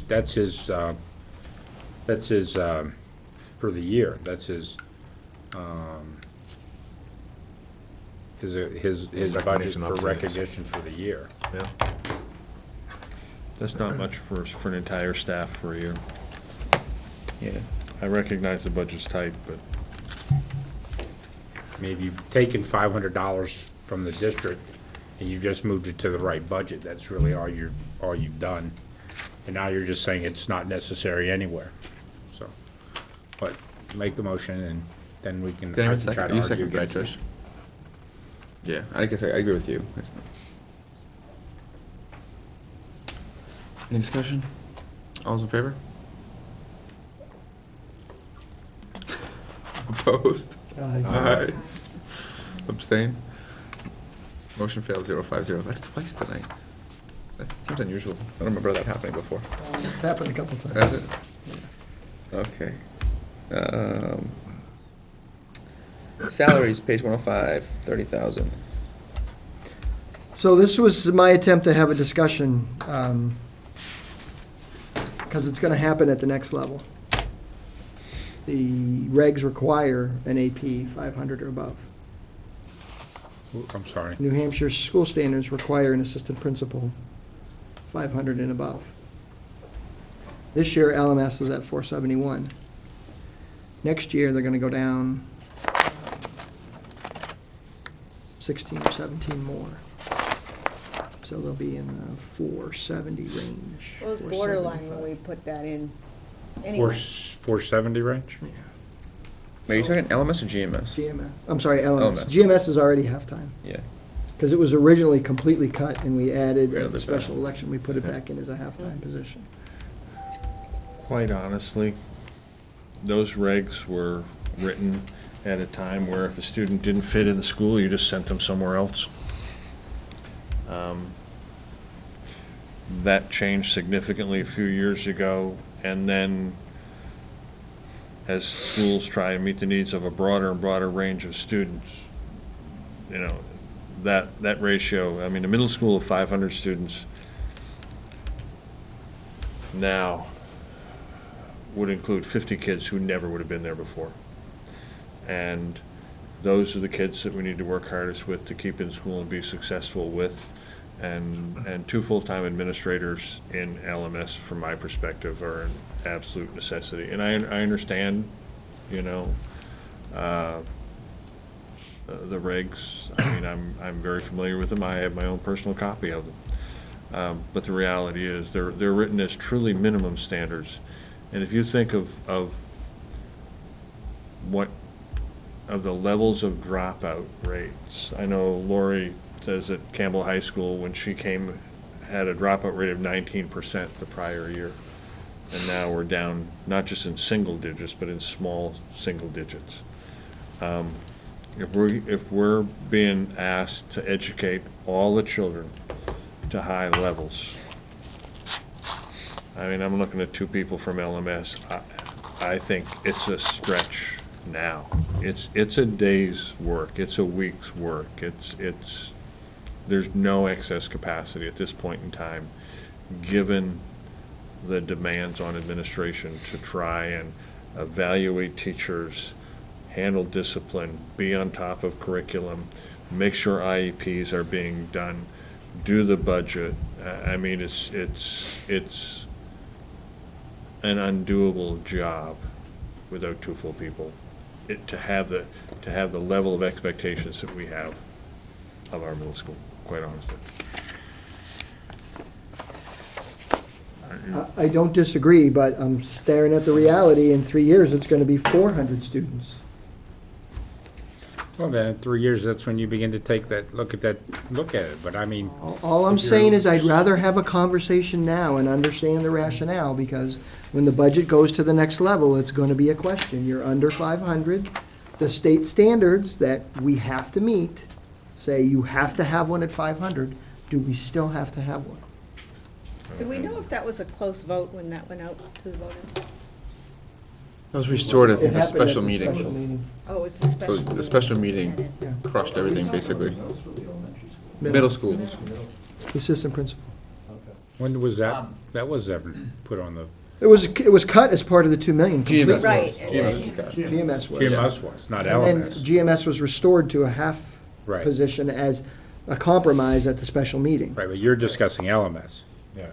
Only from the fact that when All right, I'm the getting numbers my- below 500, Yeah, it's gonna trigger the conversation. I mean, the thing is, just to piggyback, is that, you know, the middle school demands are different than an elementary and different than a high school. But in terms of the nature of the students that we have at the middle school, And I certainly agree with Brian that, I strongly feel that the 2 full-time positions, but I feel that the demands on me as the principal more and more require that instructional leader capacity from me. And being in classrooms, working with teachers on Common Core, implementation, things like that. So the numbers speak for themselves in our school in terms of the management piece, in terms of attendance. You look at the numbers, the student management piece, discipline and things like that, suspension rate, all that really does speak for itself. And I think it speaks to what the assistant principal is supposed to, and really is able to put her attention on. And then I'm also able to really focus on that instructional leader capacity, which I feel is very important and that I love to do. Not to say there's not an overlap there, but, So do you feel that the following year, that need isn't quite as great? Because I think- it's rolled out now? I think, it is a minimum standard, that number.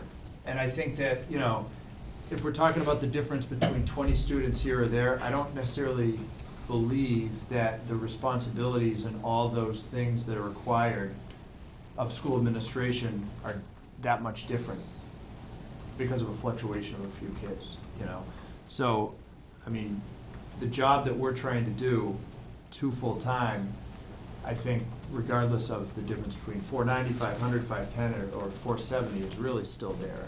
Those responsibilities are still there for both of us.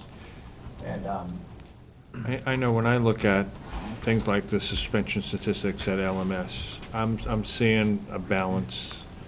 I think they keep their out-of-school suspensions to a minimum, which means you're doing more in-school suspensions. They're very hands-on, they're actively working, and it's a challenging group.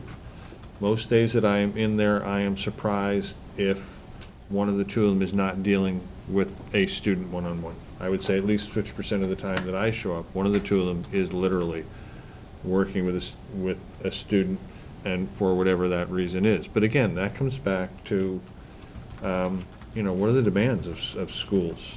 The demands of schools 10 years ago was far less than 5 years ago, and I would say, if anything, the pace of increase of expectation is accelerating. If you have less than a full-time person, then that child, instead of sitting in the hallway or going to the assistant principal's office, boy, if you've only got somebody there 3 days instead of 5, then if you have a student who's having an off day on the wrong day, that kid's out of school because Tom's busy. So Monday, Wednesday, and Friday, getting kicked out of class, you get one result, and Tuesday, Thursday, you get a different result. That's how important that function is. The ability to intervene quickly and appropriately with students, get them turned around, stabilized, back in the classroom, to facilitate the time to work with teachers, to work on curriculum, to be visible, to have the conversations that need to be had, to support, the collaborations between special educators and regular educators, between paras and special educators and regular educators. All of that stuff takes time and it takes contact. And I appreciate Dennis bringing this up, because I think his ulterior motive here is to get us prepared for this conversation with the different audience. And I think, It's gonna happen at least once. yeah. I think. But for me, like I say, I have been in schools nearly as much as I would like to in this last month, but I know what I see consistently when I'm in LMS. I see administrators working with teachers, Carrie working with teachers a lot. I see Tom working with students a lot. Tom, exactly, and different administrators do it different way. In some cases, it's the assistant principal who does this versus that. But like I say, the challenge of being an administrator has never been greater, because that expectation of high achievement for all students, and there's no other place to put them, has really been a game changer. One of the biggest obstacles and challenges that we're facing is that the job is so difficult that very, very few people want to take it on, quite honestly.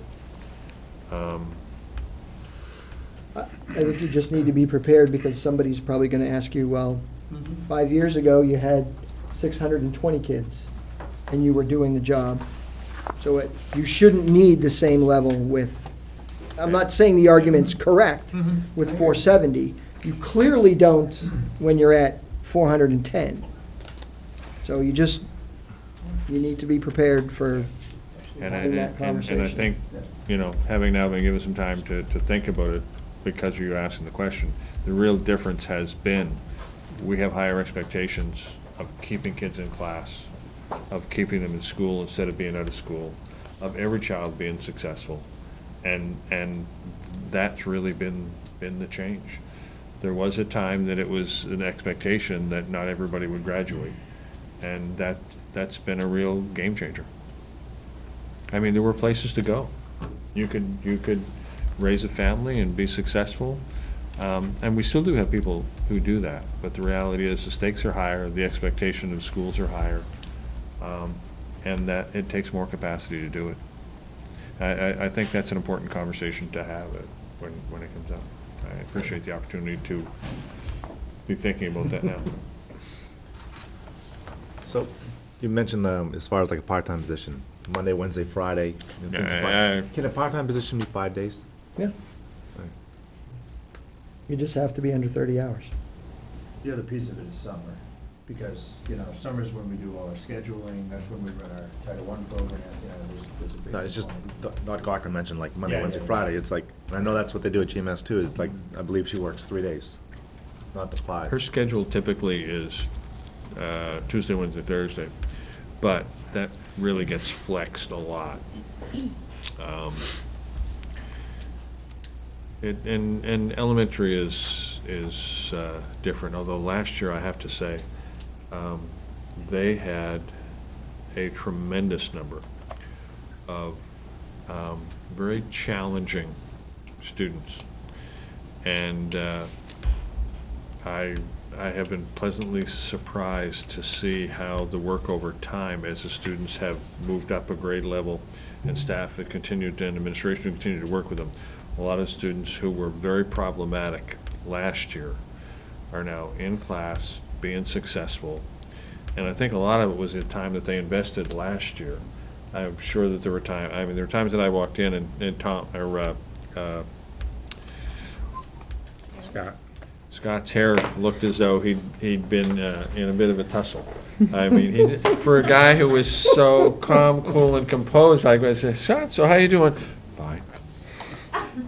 And sometimes you have years like that. And often, I've said it before, but groups of kids as a class going through, change and grow, and you never really know what you're going to get. But I go back to that set of expectations of 10 years ago, we didn't even measure whether or not kids could read at the start of grade 3, so we didn't know where our kids were. Now, we get 85% of our kids, at grade level at grade 3, and instead of saying hoorah, we say, what the heck? What are we gonna do with the other 15%? Right? We need to put more resources around them. And so that really has been, I think, a game changer. And I think that's a very compelling argument if and when we have to make it. Would you disagree with that? And I think even when you get to a lower number, whether it be 450 or 410, that, again, I don't think that the parents of students here should be, expect the school board or the schools to be driven by minimum numbers, but by what provides their children at this time the same high educational opportunities that were provided to the kids that came before them and the kids that'll come after them. And whether you had understaffed when you had 600 students, or you're a little bit overstaffed when you had 400 students on the administrative side, the best thing is that, as we all know, there are times when you have less people, and sometimes you have a few more people than you need to, and that's a time where everybody's able to become more productive and a better employee because you're able to put more time, whether it be with the teachers or whether with the students and whatever to help to improve the process. And so I don't think that parents or our students would like to all of a sudden, you know, if a number says that the state says this, because there are many in here that have argued against some of the things that the state says, that should be the driving force of where the discussion should go. So, John, I wasn't advocating for it. I understand that, and I'm just, you were bringing it up, and I just wanted to make sure that you understood where I thought about it. Page 110, account 890, chair rentals. Yeah, I don't know how many chairs you normally rent, Tom, but I know GMS has got plenty of chairs that they fill their gym with. That, an expense of $670, you just use the pickup truck that's here and just go down and get them. I think, am I looking at the wrong one? Is that GMS or LMS? That's for our Where are we at? I don't know the number off the top of my head. but, 500 at least. It's more than that. I want to say it's like 500. I said 500. Oh, you said five? Yeah, Five. yeah. 50. Yeah, 500 might even be 1,000. I think they do 600 for Campbell. Yeah, I can look into what they have at GMS. Just want to, if both, Where does GMS store 500 chairs? they're in the corner, if you're looking at the stage on the right-hand side, there's like 2 rolling racks, billow chairs. That can't be 500 chairs, because I've been in the gym. I don't think it's 500 No, chairs, it's but I probably, mean, probably I'm saying- 60, 70 probably. There's a lot of them, but maybe You want me to 100? find out how many we? more than that, it's Is it more? a couple hundred. You figured they have third and fourth grade choir. I mean, That's a couple hundred chairs in I it. don't necessarily disagree with buying them because we're spending between the two schools If $2,000. you can buy them and keep in one central location. You can buy 600 I mean, I just looked online and I'm sure that Michelle can get a way better price than that. They're not cheap, I mean, They're all over the like place. 16 bucks a piece, so it's like 10 grand to buy 600 But chairs. then you're good for a while. But they'll be there forever. Yeah, and Somewhere. we're paying 2 grand a year. 5-year return on investment. Might have to replace And we it have, every they year. can use the truck and the trailer. I mean, you You can throw them know, on you the just trailer. committed us to maintenance on those chairs. It's lots of WD-40. Yes. They have to replace a couple when big Unless guys sit down on it. Let's plan for it and put it in the budget. Know it up front, and I got no problem with it. As long as we're not buying consumables, chairs, I'm okay. Oh, man. See what budgets do to us. So are we good with chairs for now? Can we get the number that each school rents? I can get the numbers. Yeah, and I thought they had said the high school was 600. And I know that the other expense, John, that we have to plan for is zip ties. Because when you have graduation indoors, you have to zip tie the chairs together. That's true. It's a consumable. Yeah, because they zip it, and an hour and a half later, they come by with a box cutter. We got 450 little zip ties cut on the floor. Could give the custodians a So do little we screwdrivers, have, they could like pop those before things we, and you can use before them we again. spend a lot of time, do we have located places in CHS and LMS to store chairs? No, we can Well, buy you one of have those a things. I was just gonna say, unless it costs us $120 a month to store them, because we need a pod. But I have to say, people were very surprised that there was actually a way to get rid of stuff from schools. That's not a problem. So, I think if we work on that, Well, you it's have doable. you have a class that's gonna open up at GMS possibly. I'm sorry? You have a grade 2 Not class. forever. Well, Not they're gonna be busy, forever. they're gonna be busy for a while. I mean, we have a lot of people. I mean, the biggest key Shoved is into small is areas. you gotta just decide whether or not you can store them. If you can't store them effectively, The 30s building. then you gotta take them out of there and they're asbestos filled. We'll rinse them. We'll I'll take let- them in the rain, John. I'll let fresh air in the truck ride up the hill. The guy behind the truck, you don't want to be him. Why is my car covered in white dust? Just go through the car wash, you'll be fine. I had a question on page 115, account It's changed. sellers. Oh, it's fixed? Okay. Never mind. Well, it's down 10,000 I now. don't have a question anymore. It was up, It was up like 28,000 or something like that. yeah. That's one of the, this is one of the learning curves with this budgeting software. Instead of pulling from the number of hours, it pulled an annualized salary for part-time workers. Do we get that corrected for all the employees that was doing that on? We believe so. $2 million increase we had. That was a nice way to try to slide your raise in, Frank. No comment. No, the race. They're all fixed. They are all fixed. The more Frank explains the software to me, the more I like my job instead of his. Okay, page 120, account 430. Couple things here, it looks like. Bleach repair in wood is near like 3 different places. I don't- Yes. So one thing I will say, you have to be careful because it's internal bleachers and then there's external bleachers. I think that was the way Matt explained it, that one of them was for the internal. And the requirements for like the pull-out ones that you have at LMS and they have here at CHS are markedly different than the These are the old wood the ones we bleachers had that here were and then whatever was at inside the gym. GMS or outside at I don't think there's anything outside at LMS. So are, I think Michelle has the answers to many of the questions. I asked Matt this afternoon, because I had seen Brian's cuts were in different places. And I said, so why are bleachers in so many places? And he said, well, this one on the page we're on now, the 10, 21, 26, 20, 430, for 3570, in LMS, the old wood bleachers inside the gym, constantly being used and have to constantly be repaired. So he said, that's what that particular one is. And then there are other bleacher repairs in the budget for large metal bleachers at LMS And that that's are repaired in the grounds Building budget. and ground. And CHS, there are wood bleachers, 6 wood bleachers that need repairing as well. But you'd never know that from the description. Right. No, so wood planks for bleachers? that's for the ones out here, Those are, all out at the stadium field. right. Those are the ones that need to be done like yesterday. They put some caution tape up. Yeah, that's nice. There They've been was up a like young 2 lady out there years. the other day, like a little 12-year-old, she's like taking pieces of wood up, and the thing like shrank down about this much. She goes, look, Mom, I got them all off.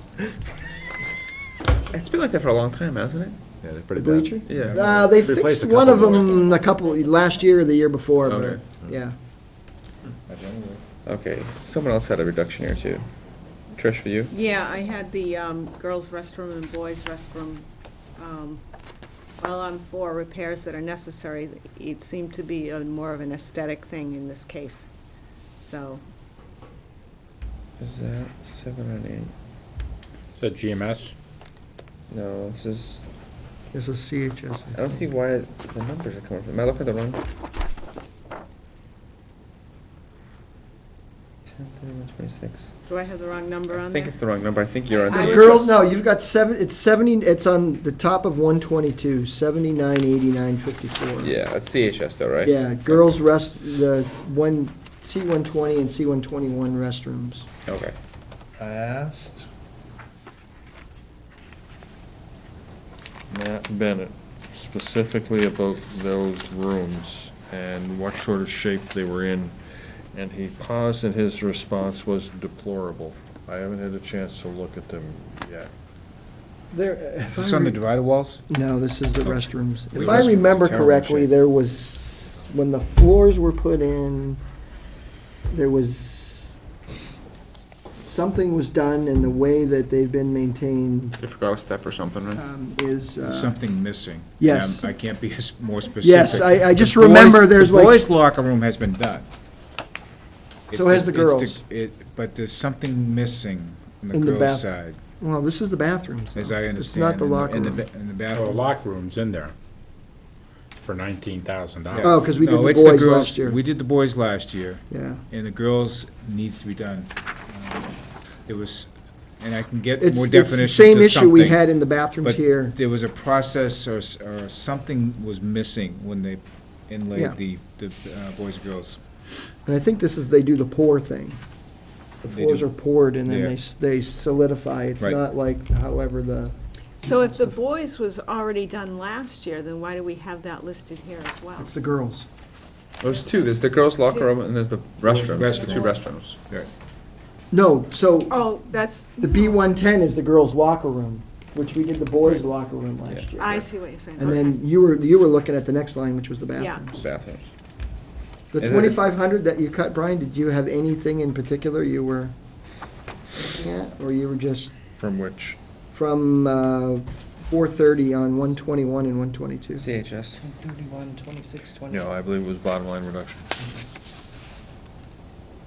So those restrooms, there's the ones right down the hall here about the gym, right? The floors are just kind of lousy looking, right? They probably get the most use. Yeah, because, The one out here, right by the, no, further towards the gym. The next set down, because that's the ones that get used when there's a sporting event. Yeah. but I've never noticed anything bad with the girls. They're weird looking, Yeah, they're go down one more. like, they're stained or something. I don't know. I've noticed it, but, I could wait another year probably. It just seemed like it was an aesthetic thing, rather than, I've been in there, I haven't noticed anything. We can take a field trip. You want to make a motion? I'll make a motion to reduce, what was I, the girls' restroom, or how about the 430 account by 7,989 and 54 and change. I think the 54 has changed. Is there a Rich is second? counting half pennies. We have a second. Oh, come on, guys. I'll second for you. Thanks, Derek. Any discussion?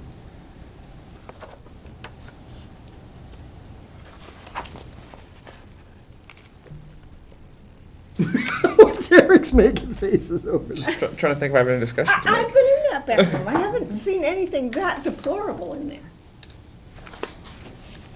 Okay. I bet you haven't been. I have not been in the girls' restroom. Thank you very much. Well, it's both, it's both. It's Would you like to schedule a field trip for the board? I'm thinking we might need to. We can go right now, right? I mean, I don't know what I'm missing, but All those in favor? You went down to see the laminate last year. I did. Opposed? I Abstained? You're killing me. Motion fails, 1-4. We got a second. Okay. There was only a pity second.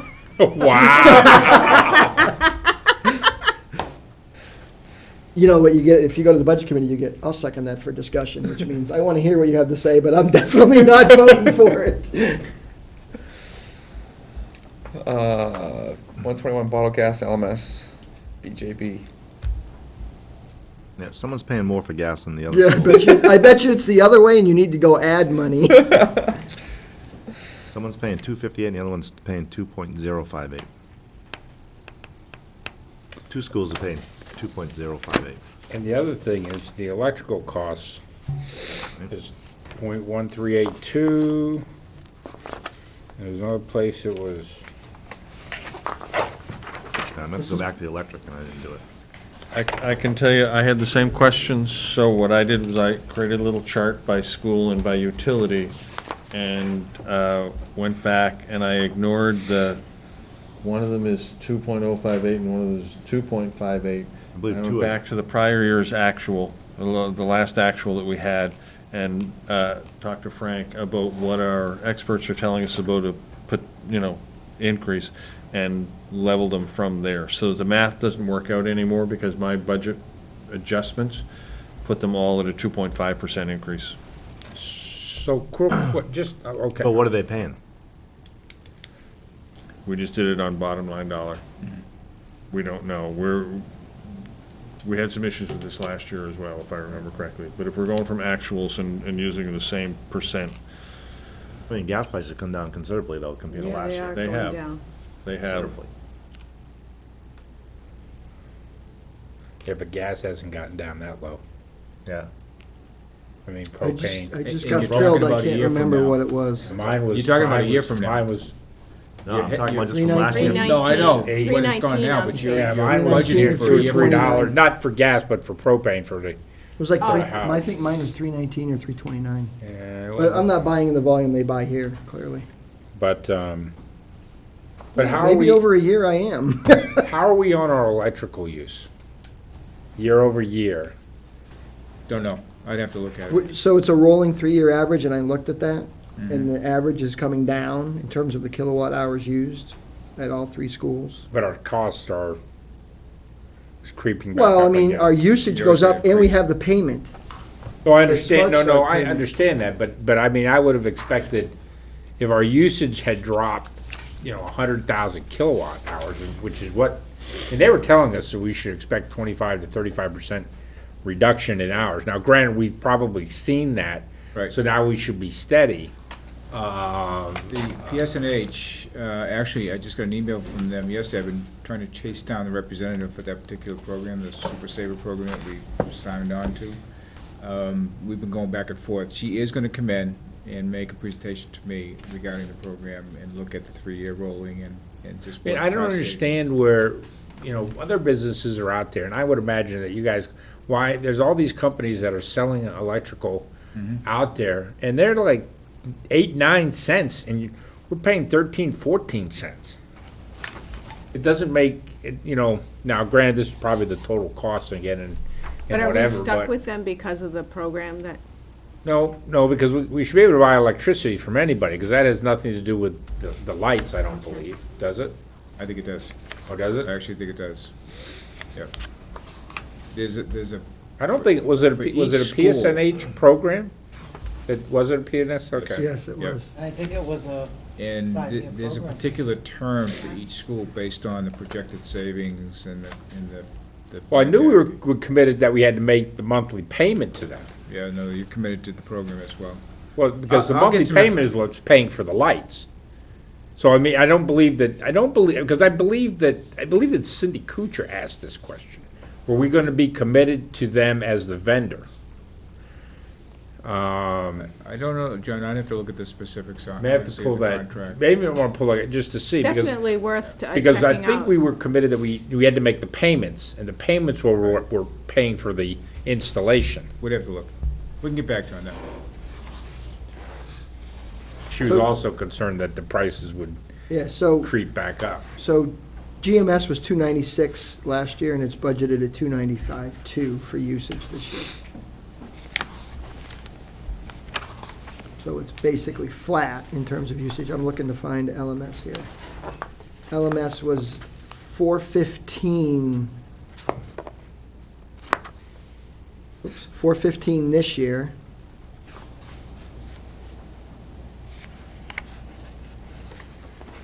It was 414 last year, so it's basically flat. CHS last year was 889,000, So it's flat again this year. yeah, But you see, it's flat, but right. Well, it's going up we're not $10,000. We're not there yet, because we're talking about Brian's bottled gas. Yeah. But I got an $8,000 cut I'm gonna propose at CHS. Just looking at the progression of what it's costing us, there's no way we're gonna, unless, we put lights in on the stadium field, are we ever gonna approach that dollar figure this year? But it's, Dr. Cochran was explaining the gas Yeah, so is when we this, interrupted him. yeah. I was, I could pull up my spreadsheet. So you just I don't level see where you funded? got the Is that a 8,000. typo? One of them, it must be. What, It looks I'm like guessing an the extra 205 is a Yeah. typo. So you took the 3-year average and added a 2.5% increase, is that what you did? Or you took last year's actuals and Last did? year, because with those, the 3-year average really doesn't, Oh, because the price is different. So you took last year's and did a 2.5% increase. so you just took the last 3 years expenditures, average, and that's what you No, he moved forward? did last year's. Last year actually. Last Yeah, year's? 2.5%. That's, I don't Because you know. can't take a look at, if you do Yeah. a 3-year average, You have no idea. you have to It's do all a over weighted the place. average, because you have to look at prices. That seems okay to me, I guess. Yeah. Budget committee will make a cut on it, so. Trying to prepare you. So you okay with ball gas then? What's that? You okay with the gas? Yeah, I was only questioning the price of one of the schools. Yeah, it was off. Getting different. And I'm sure it's a typo, I'm sure it's 205, not 258. Dennis? Yeah, I'm gonna I'll make a motion for $8,000 reduction in electric utilities at CHS. How did you arrive at that? So what I did was I looked at, in 12, we spent 118, last year we spent 120. We're gonna be in the $122,000 range. we've been consistently over budgeting by $7,000 to $10,000. So I went down by 8. Second that. You asking or are you No, seconding it? I seconded. Okay. I mean, 8 might Here's not the be the stuff right asking. number, I'm just looking at the progression. I mean, you know, I think we're gonna be in that ballpark. Yeah. You're gonna get a cut here or there. Any discussion? All's in favor? Aye. Opposed? Abstained? Motion carries 5-0-0. CHS grounds, what page is this, do we know? Oh, I'm sorry, dear. Oh, it's because she put you in for it, not me. I clearly would have put the page number. Right, yeah, well, I figured we could find it. It's either 125 or 126. I think it's 126. Pagination has changed on different versions. It's 126 under 126, 430. 430, I'm yeah. gonna make a motion to cut $7,500. I put the page number in. Did you? Of course I did. Hey, did we find all these locations in here? Because I was reading the minutes from the budget committee for the cleaning of our parking lots. I'd ask. And did Frank we last remove week. that cost out of here since the town said they were gonna do it? No, we have not reduced it. There's a motion, John, after. I don't, It will top be, of my head, I got, if I don't say something, I'll forget. Did anyone second yours? it will be so removed. Second. Okay, No Brian second, seconded. So the town is gonna. You better, you wanted to cut it too, Town's gonna do it at no cost? Any, apparently. any discussion on the Get speed that bumps? I don't think they're gonna be, I think it may actually have a negative effect. Can you hit the speed fast? Well, it looks like our power sweeping, our power sweeping is only $1,200 per school, so. I would suggest you not remove that at this point until I get some more information coming to Brian on that. Yeah. Aye. All those in favor of moving speed bumps? Aye. Aye. Opposed? We can move speed bumps. Abstain. Motion carries 5-0-0. Okay, now we can talk about whatever the next one was. Wood planks for bleachers. Oh, So are we we're all set talking with- about Yeah, we're all set with that one now. The sweeping. sweeping? Do we care about Who- sweeping? Somebody said something about it was To $7,500 do the town. for, there was that whole conversation about what we were spending for sweeping the school parking lots. Jason commented on it at community input. Yeah, that we were spending 70, it looks, it's $1,200 and we did it twice, so it was 600 Well, bucks each there's time. power sweeping and catch basins, both. I think if you look at the combination of the Right. two, you're probably at $7,500. Catch basin cleanout's $1,300. Times 3, it's 4,000 No, it's $1,300. Oh, times 3. each school. For each location. You've got power sweeping at Yeah. each school and Catch basin cleanout. at each school. Yes. So I'm gonna make a motion to reduce 430 repairs and maintenance by $5,000 Which page? on page 126. It may have changed. Or how much? 5,000.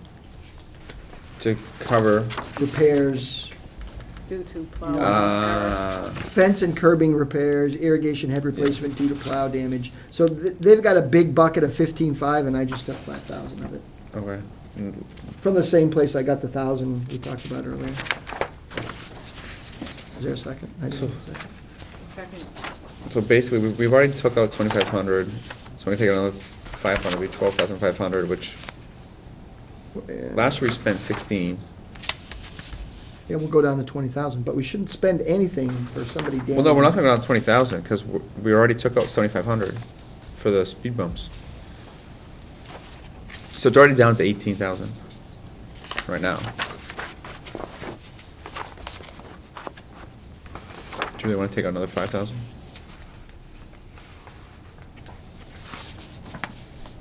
Did you make a motion on the speed I bumps? did, but Did. nobody seconded. Yeah, No, Trish the speed seconded. bumps passed. Trish, Yeah. yeah, speed bumps passed. How did I, what, did I fall asleep for 5 minutes? Well, Well, there were two Yeah. conversations going Wow, on okay, at so once, so. who motioned and who So seconded? I'll amend my motion to 2,000. Dennis made the motion, I second. Okay. thank you. $2,000 reduction for, okay. to you- 430. Are you fixing your second? I'll fix my second. So basically level funding, okay. Pretty much. So you're cutting to 2,500? Cutting Yes. to buy 2,500? By 2,000. Any discussion? All's in favor? Aye. Aye. Opposed? Abstained? Motion carries 500. Okay. Brian wanted 2,000 there anyway. Oh, yeah. Can I turn your attention to page 55, top line on the page? District-wide 55. co-curricular. We're going backwards, it's too late in the Yeah, I night for know. that. Only if you promise not to add money. Holy moly. Are we going back? to- Oh, that's where you had your $37,000. District-wide co-curricular, the reduction is taken on that line. Notice that the original budgets were negative, the cuts of $37,000. Oh, yes. And this year's in a zero, which means it's a negative 37 as it's budgeted. This year's budgeted at zero, which is an increase of 37. So it didn't get taken. So it hasn't been taken yet. As a $37,000 reduction. It's an odd way to budget it. Yes, I remember having the discussion last year about it. It's because it's allocated at the district level and Right. then. So this is when Frank has been doing a good job of trying to allocate to the actual cost center. Plowing and all of those other things, so we have a better track of it. This is a case where it's right now, all of the savings are centralized and all the expenses are out there. So that's where the accounting takes place. So I believe we have to reduce that by $37,000. Do you need a motion to do that? Yeah, but were we already in the middle of one, or were we looking at the next thing? No, I'll make a motion to reduce district-wide co-curricular by 37,000. Second. All's in favor? Aye. Opposed? Abstained? And now back to page. That's why all the, I've been doing this for the 128, I last think half we're hour, on. looking for that one. I think I think his sprinkler was a different. Yeah, I said I think the 2,000 covers Brian's sprinkler unless he wants to do two more. I think that was a different budget. Was that LMS? You wanted the sprinklers? I have to go way back. to page Oh, yeah, 128. well, oh, 128, yeah, No? It's CHS. Yeah. Oh, it's CHS, okay. CHS, different bucket. non-instructional equipment. Sprinkler. Before you jump to the top dresser, We're not there yet, we're on Yeah, sprinkler. I we're on thought we were, sprinklers oh, I right thought now. they were, No, it's a Already different separate. budget. Different school. You're on CHS. Are you still making that motion? I'm just, really, I'm going, just questioning, I mean, what are we repairing? Sprinkler system's in. It's primarily heads and clocks and valves. Is this just regular They go through that much wear and repairs? tear? Well, they're using the Gigantor heads Yeah. for all the fields. I don't know, I'm not defending it, I'm just, I Yeah. know we asked Matt before. It's a tough one because 2 years ago, their actuals were 32,000. And last Okay. year, the actuals were 17,000 For what was it? for CHS repairs and equipment. Yeah, was it grounds? Yeah. Non-instructional equipment. so make a motion, Brian. It's probably $2,000 there. Oh, I put it in there, so I'll make a motion to reduce sprinkler system repairs by 1,000. I'll second for discussion.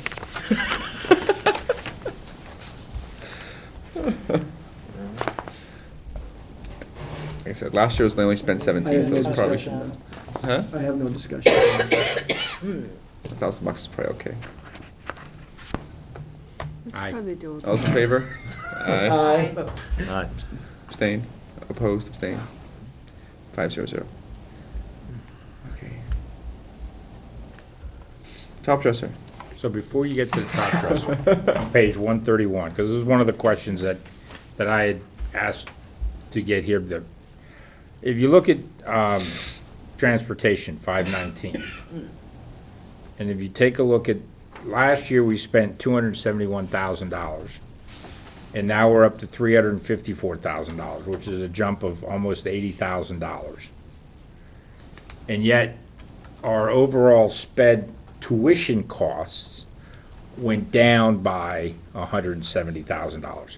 So I am trying to correlate why our overall costs on sped tuition are going down, yet our transportation costs, which is where we would be spending our most money and have a higher tuition rate, is going up by almost 30% from one year to another year. Are going actual to, Going from Projected. 213 actual expenditures, okay, which were 271, and now your recommendation is 354. Now granted, you have 318 that's approved for this year, what page are we on, John? page 131. Did it used to be one bus and now it's two? What we typically do is this. We have to budget not knowing what everybody else is doing. And so if we have one student going to the Brentwood school, we budget what it would cost us to get that kid to the Brentwood school. And then over the summer beforehand, we see who else has people going to the Brentwood school because it changes every year. And we go, great, so can you swing that bus by our place? Because we'll split it with you. This year, we had a significant increase. We had a student, we got a call that basically said, oh, by the way, starting next week, our student won't be traveling on that bus. The student ages out and will no longer be in school. So now, instead of picking up a third of that bus route, you're picking up a half. And so, on the I remember phone that call, discussion. you get a change in that. So, for budget purposes, this is a very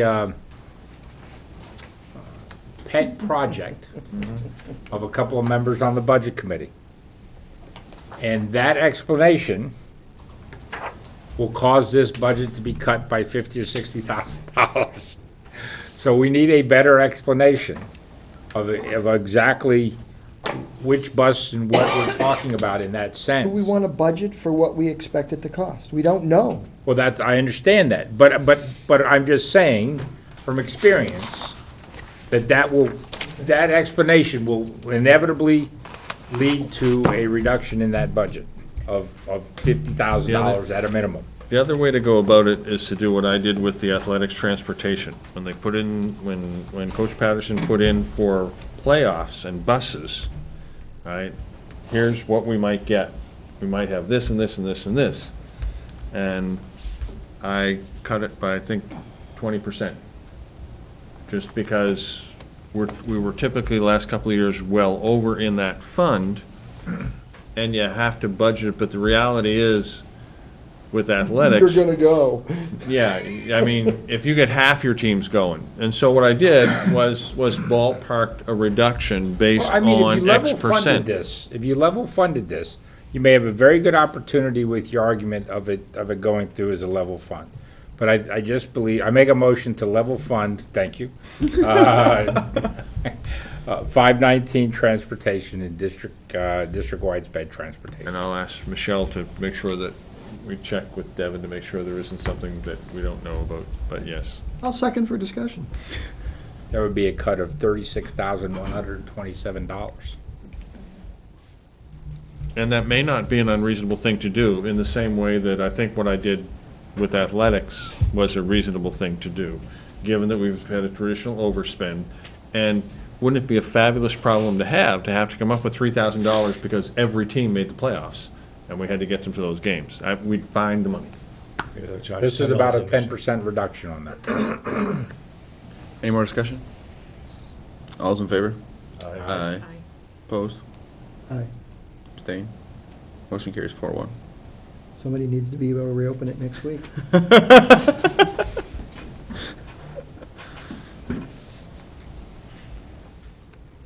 Frank, I just want to point out, there's painting at CHS, that the detail says 6,000 and the budget says 1,000. What page is that? I gotta go, I saw it and then we rolled on by it.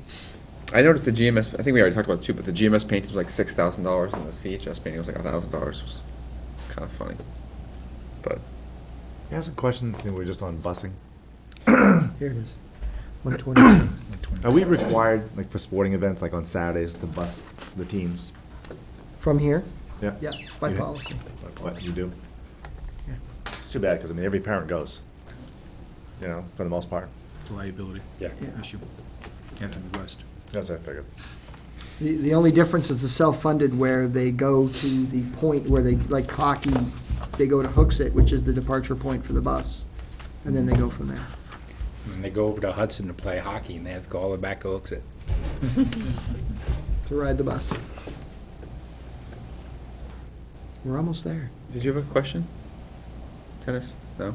I just pointed out to Frank that the detail doesn't match the line item. Oh, We just okay. need to correct the painting at CHS. Okay. Well, I'm assuming the 1,000 is correct. If the 6,000 is correct, we probably want to have a conversation next week. $6,000 in painting is a lot of painting. Okay, I'm looking for the top dresser. It's not on page No, because I was looking at, I did the wrong 126, I one. think. Yep. Count 734. All right, I put that on because he said he found one earlier in the year that he could have gotten for 4,000. Yeah. So it seems to me that he could probably do that again. Okay. Superintendent already took 7,000 out of there. Yes, he did. Never mind. Do you want to put them in a negative situation? They could owe us money. I think we encouraged Matt, if that situation came up, Ask the question. to, yeah, come back and say, I Check can when I- get one for X. When I cut it, I made sure that there was another purchase left in the budget, so that if it came up, I mean, that he could do it. I mean, you know, we often say, run it like a business. And in this case, if he got a great deal on something, he should not do something else to get that, because it'll save us money over time from the rental, you know? So I think that's. Last one, page 143. The adding the paved walkway in front of the 1930s building at GMS.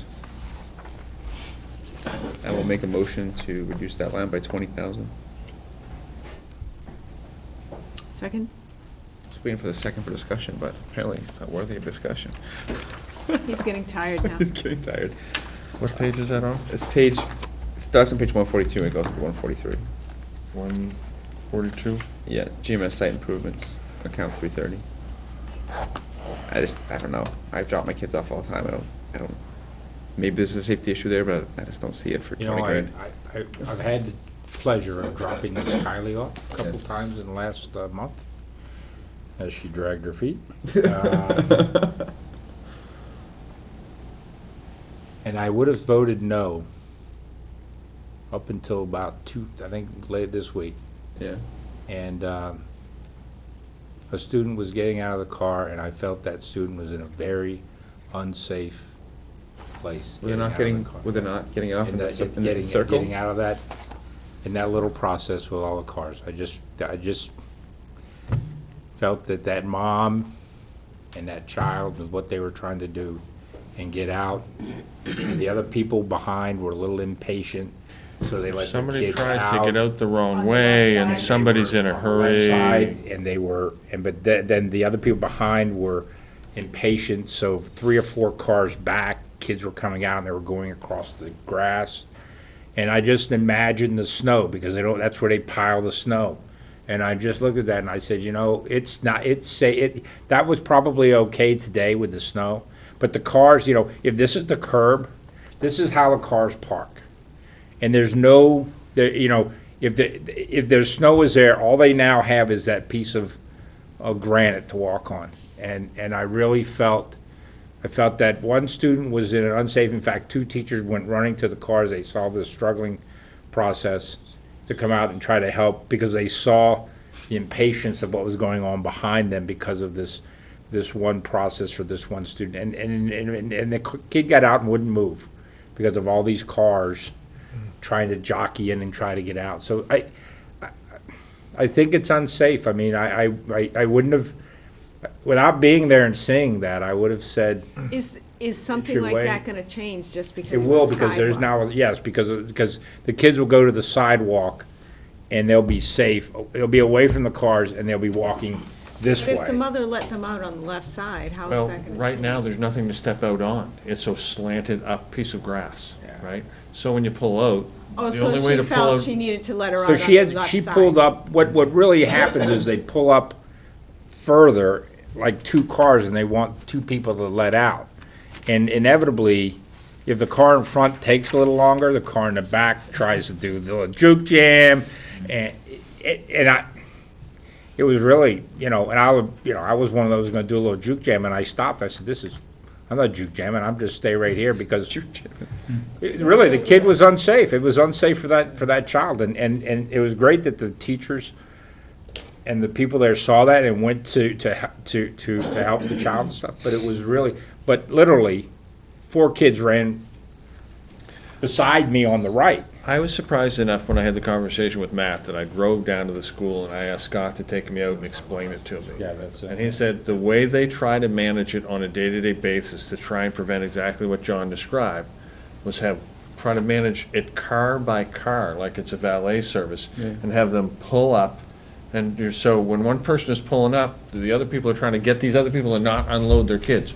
Pull up, right? But because you can't get out on the right, you're managing here exactly what John described. The door opens, this kid pops out, somebody else has dropped their kid off, but some kids are, what they need is a situation where every kid can get out to the right, and you just set the expectation that everybody gets out in the right and steps off the So street. is this walkway now gonna enable you to get more people out at a time than Yes. 2 cars? And if everybody can pull up, You exit could probably right. do 4 cars at a time now. Yeah. That almost worries me more, though, because now you got this more Mass moving parts. confusion. Yeah. And that's why I almost thought it was better that only 2 get out at a time. Because once you start getting Kids 4. and sidewalks, they sort of know. Then you start backing up on the highway. Yeah. they I mean, definitely back that. ideally, I think, personally, I think there should be a set of, if they do this, they should have a set of cones that moves. See, there's a whole left lane here, and they should move the cars away from the sidewalk a couple of feet with a set of cones.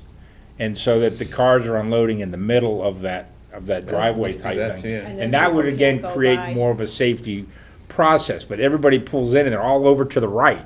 Yeah. And if with the, when you do the sidewalk and everything, they move over, but I still believe they should look at doing cones to even move the car, because there's plenty of room in there, but everybody goes to the right, and and there's no reason to it, but that's just what they do, and if you put the cones, you can begin to move people this way, and again, creating the safety zone here. And again, they could probably do that now, in that process, and save on the sidewalk in the short term. But in the long term, it's probably something that needs to occur for the safety issues, because one is too many, if any issue there. So, Would we be better off putting that on a warrant article then? I don't Could. think we put safety things on the warrant. Yeah. No? I mean, my question is that the right long-term solution? Well, if you Well, it knock seems- that part of the building down, it's I not. know, I understand. There's gotta be a I mean, better way. I just How don't many know. cars go Can you through there? A use lot of cars in the morning. can you It use the backs all the way up to parking area? Pinecrest. That parking area we just redid as the drop-off? Well, the other question is, The can we spend buses that go. same amount of money for a better Buses go solution? in. Oh, you mean the parking lot, so. Yes.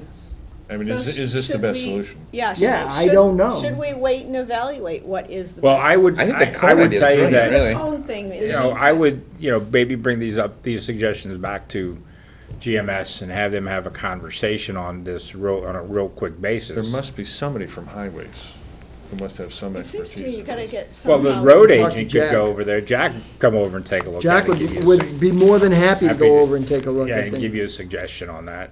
Okay. Yeah, I mean, if the solution is the sidewalk, I wish it was more cost-effective I get Jack. on my for it, but at $20,000, Hearing from me during the day. it is an expensive, and if it's, and then if in a year or two, we have come up with a different Yeah, solution it just still for, doesn't seem like the right solution in my mind. it's such a short, I mean, the car, 20,000 seems like a lot of money for a sidewalk that's about 30 feet long. I mean, it's not gonna be that long, it's only gonna be Yeah, it's pretty short. 30, at 40 feet at best. I just can't believe that It's about it's. 4 or 5 car lengths, and cars look small, but they're usually about 18 feet apiece. Yeah, but I just can't believe that it cost, we just did a parking lot that's Why, 1,000 times larger than that sidewalk, and it was $55,000. Not even, it came I in went under down- that. I gotta came- believe the $20,000 is a high quote. I came back up to the school and I saw that, I said, Matt, okay, I understand the problem now, I understand it's something that we need to address, and I understand why you made it a higher priority than the 35,000 for the horseshoe. I said, but just slapping 20,000 down, you really should get a quote. He said, that is a quote. And he should get it requoted. Well, his comment was, because it's an upslope, you have to get rid of what you haul out, Dig out. and so you have to truck it away. We got swales at GMS, we could dump it in. Well, I did add 10,000 into the budget for the swale based on my visit at GMS. Oh, you It have hasn't to- been done in quite a while. And what we found out from our preliminary conversation about GMS is that in the summer months, they actually have to run they have 24 dehumidifiers that they run in the building, 24/7, pretty much from May through start of October. And they can pull as much as 96 gallons of water out of the air in a 24-hour period. And the reason for that is the water's there. The swales haven't been maintained, so the water doesn't run off. So you have groundwater pressure under the building. If the humidity goes up, you end up with slips and falls and losses because you're paying claims, right? And the building isn't sealed. That is, we still have 50 windows to replace, and so you've got a non-tight building. You've got a situation where groundwater runs into the building and under the building. We take it out of the air in the building, we dump it outside where it goes into the ground and comes back up inside the building. All that bitch- And we take that Building 100 grounds. gallons of water a day and pay lots of energy in the form of electricity to run 24. And I'm going, wouldn't it be cheaper just to maintain the swale, to treat that water as far away from the facility as possible? And my conversation was with Kevin Lynch as we're going through it, and he said, yes. And I spoke to Matt about it, and he said, we put in $5,000, several years it was cut, so we stopped putting it in. So, It's in there now? I said that I would put it in as 10. I think it probably will be more than that at this point in time, but Matt, when push comes to shove, usually finds a way to get it done. But the source, as we all know, the source of all the problems is groundwater. And the cheapest and the simplest solution is to keep as much groundwater away from the building as you can. So, that's why it's back in. Okay. That may prompt, a visit for our last community input session, we'll see. So we did go off the subject here, though. We Yeah, I was were saying. talking about the Parking lot. sidewalk. I understand. I don't know. I think the cones is brilliant, actually. I think it's good to buy us some time to figure out what we should do there. Buy those plastic gates that are in the budget right now for the parking area. They want to put on the edge of the playground, the paved playground, Yeah. and put a gap. If the kid gets out, walks inside of it. Cones would work as well, but I'm saying these, I you could move them when you need to plow. I think they Yeah, need to that's move the cars over Like a three, and that create would a probably be safety like a zone in that area. $2,000 solution. You think? Well, what was the cost for that whole big thing? But Less that was than that. huge. That was huge, wasn't it? Yeah. Then in this winter, you'd have to move them to plow, though. You're gonna move cones. Yeah, cones are easy to move, though. I mean, it's one of those things that you put out, I mean, Whatever, yeah. somebody gets there We and they don't gotta have to put. solve There's it. a snow blower anyway, though. Let me see, Well, there, We don't have to solve it today. Michelle's gonna try and get a hold of Jack, and let me see what I can do to, did you in my want to spare vote on time. that? Yeah, so motion's still on the table. All those in favor? I Aye. All right. Reducing by 20,000? Yeah, yeah. could I was gonna say reduce it by 19,999. Oh, leave it there? I'll amend my motion to be 19,999.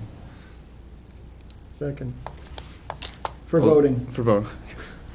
All those in favor? Aye. Opposed? Aye. Abstain? Motion carries 4-1. You know, again, I think that it's probably, that again is one of the items that should go to Trish's committee. Yeah, Oh, to absolutely. vet. yes. Vet. And I think you guys will see the same thing. And again, I'm back to the same question, again, In my own mind. you know, $20,000, if that's his quote. I mean, you could make that, instead of concrete, you could make that, it could be a tar, it could be like a. Could be like the one out metal, here. like out here, and Sometimes The going controversial out crushed stone one? to get quotes is a good thing, and sometimes it's not. Because when you do a formal quote process, you're stuck with the quotes, as opposed to coming to, you know. well, you know, DMBL would probably go. I mean, and tell give me, you tell a me quote on that, just that you haven't been in business somewhere before when you've asked somebody for a quote, and then you turn around and say, are you kidding me? Come on. You know, and you end up doing better because you're working your vendor relationships Yeah.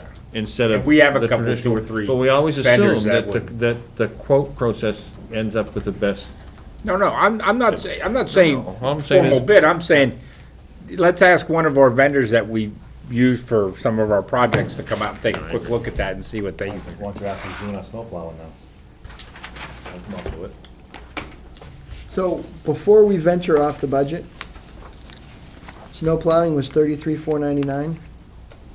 In the budget, there's $49,500 for snow plowing. Yes, there is.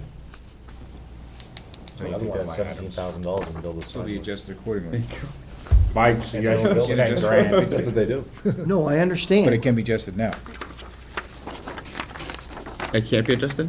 Yeah, it can Make be. make a Okay. motion to Yeah. move snow plowing by Why $15,000. don't you just reduce it to the amount of the contract? Well, we'll reduce it to the amount of the contract, plus we'll add some in, assuming that it's a one-year bid, that we bid this out, so it's a one-year cost for this year. You're assuming your cost's gonna be the same next year? Okay. Do you want to just go do that? I'll do Tell that. us how No, much it no, I'll do costs? that. I was I planning on just- doing that. It's in there 4 places. There's Right. 27,000 in district-wide. I think I would prefer that it all go to district-wide if we have one contract And and we just do. track the And cost just there. track it Because that there's way. like Yeah. 6,000 at this school and 8,000 at this There's no school. need to allocate it Yeah. out. There's no reason. Well, we're to do that. allocating and it's, Just do it in essence, district-wide. it's a Yeah. third higher than where we Yeah. want to be. So I'll go ahead and make Oh, that okay. adjustment, and I'll probably inflate it a little bit, based on some sort of index for next year. And the other question I had, Dr. Cochran, was budget line item 330, professional services for the whole budget was up $30,000 from Yeah. that was last it. year. And I had asked the question why that. I'm not even sure what category professional services Well, it's line item.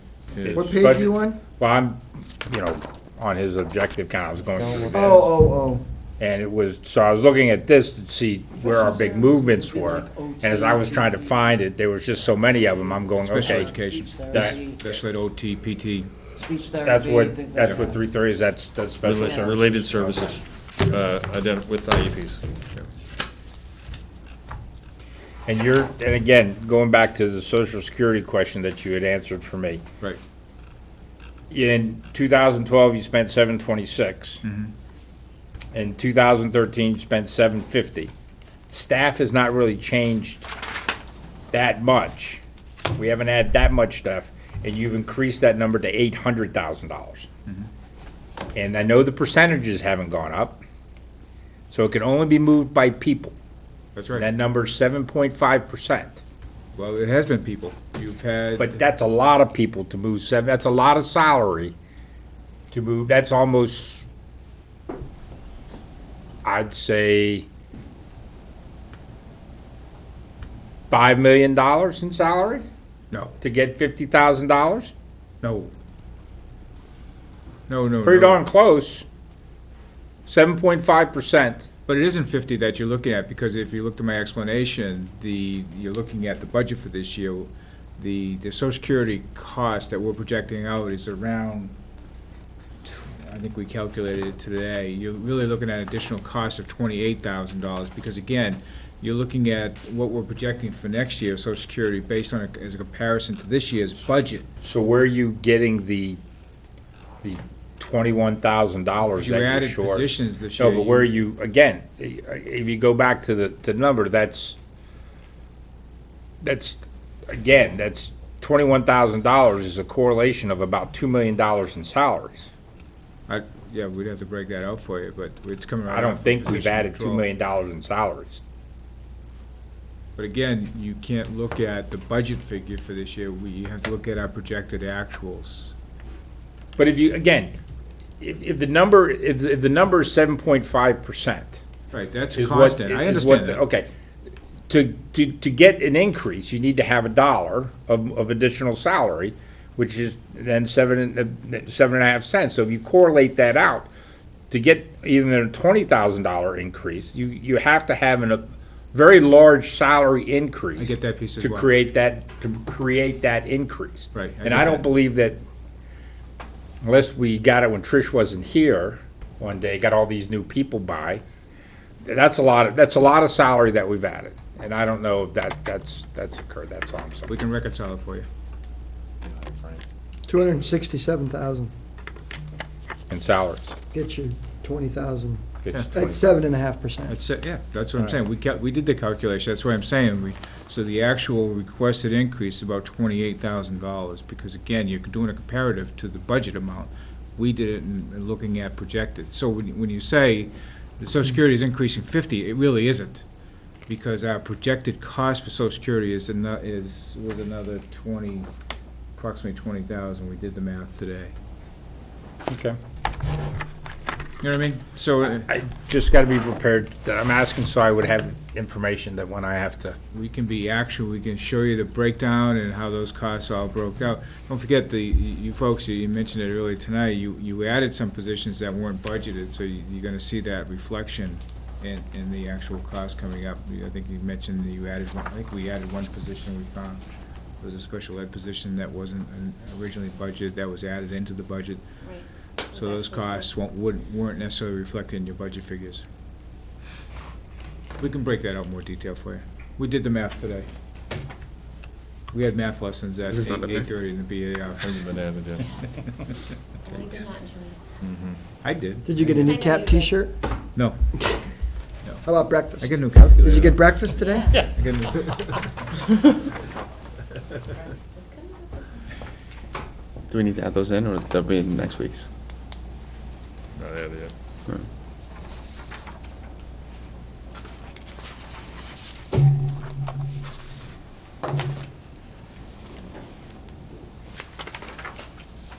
You wanna hand that over to, I've shown it to John. Took me a year. It took me years to get that calculator. What was your cut? Same time next week. What was your cut to transportation? 33,000? It's gone. You can keep 7 of it, John, because you're a nice guy. Wow. Okay, annual meeting timelines?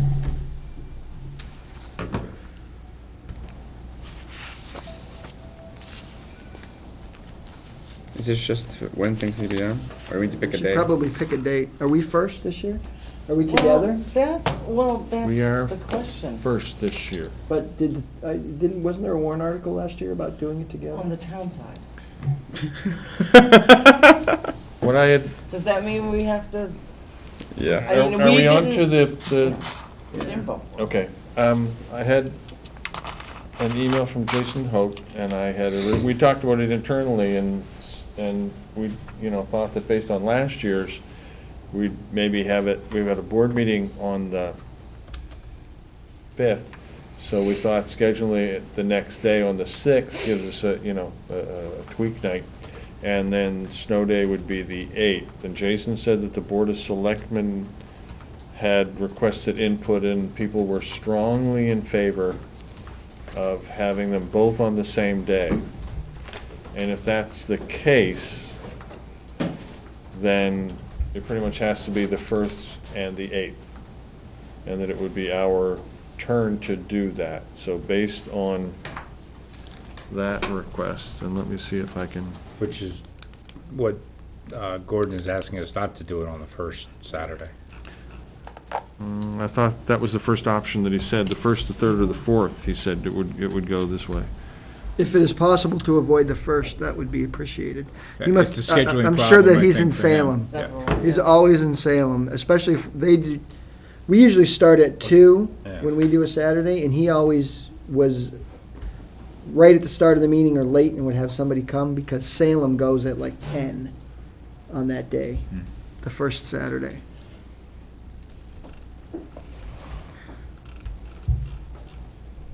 The 8th, I mean, that's, We would have no snow day. exactly. And why don't we just pick our school board meeting night? Well, we did it last year at night. I mean, the selectmen did it on a weeknight. They took a little heat for it last year. Yeah,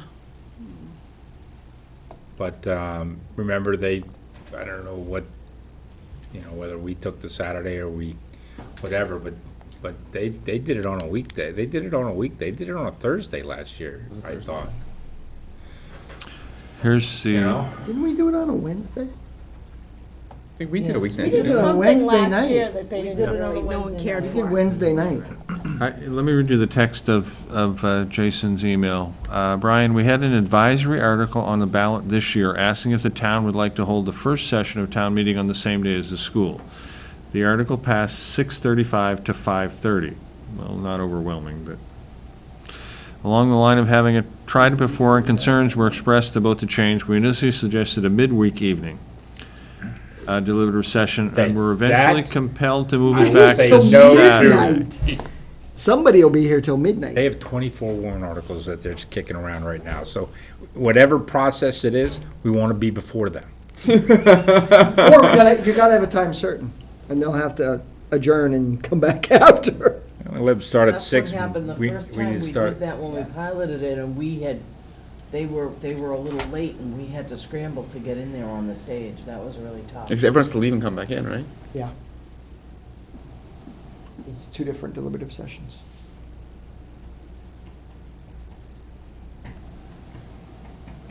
So if we do So it on the what's the, same day, we should always what's the be status first. of an advisory article?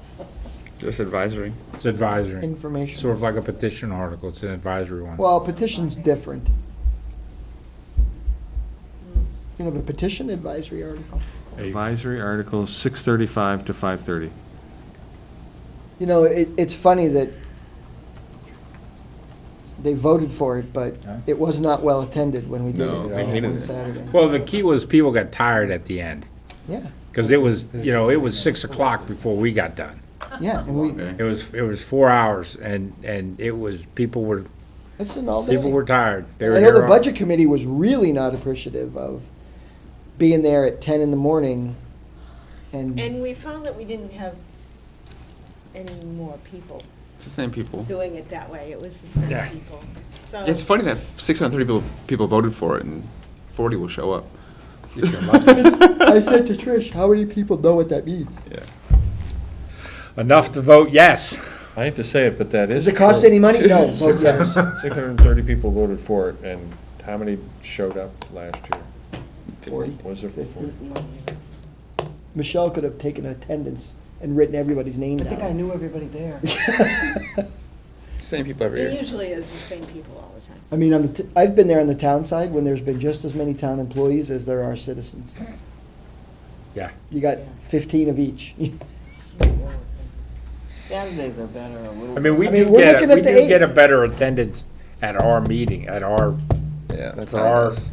Throw a thing. new But if- school on there, you'll get some attendance. It really is killing me now. It came out of Trish's committee, so we're moving a Yeah. warrant article. I'm gonna come, do you have public input at your Over meeting? my dead body. Do you have public input at your meeting? I wanna come talk. Oh, no, we don't allow anybody to talk. I rule with an iron fist. That's true, when you were there, we were done. Derek's Okay. more than made up What- for last week. Do we want to pick up a date today or no? We're going to think about it. I mean, we're either gonna go during the week or on the 8th, Yeah. if we want legal representation. It really is your call. You. My call? Yeah, it is. Well, it really has to be is. done on the 8th, Chair so if you and- do the 8th, there's no snow day. There's no snow day. Yeah, that's You really, well, some of us don't have to drive far. Oh, Some of you have an extra room. Come on over. I'm there. By I then, pack lightly. I'll have two, actually. Oh, I have two right now, yes. If you want to come next year, I'll have three.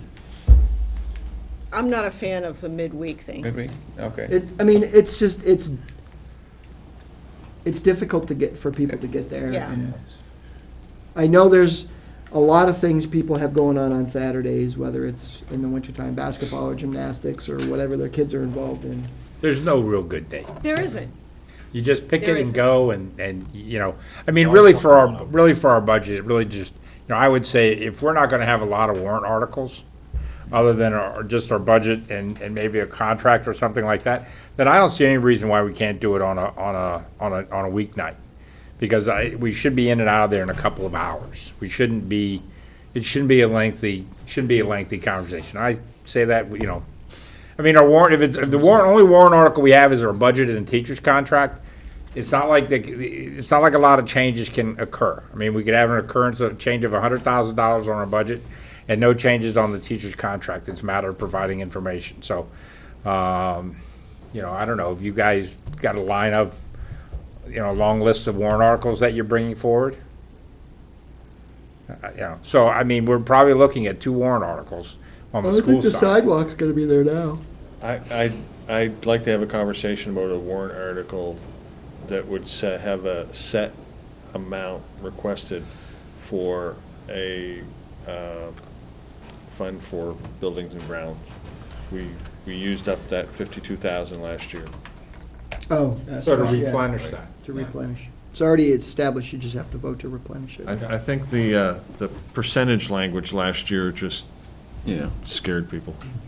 You just say we want to replenish this thing, and we're asking that we can use end-of-year funds until it's replenished at this thing for the next few years. That's pretty straightforward warrant article.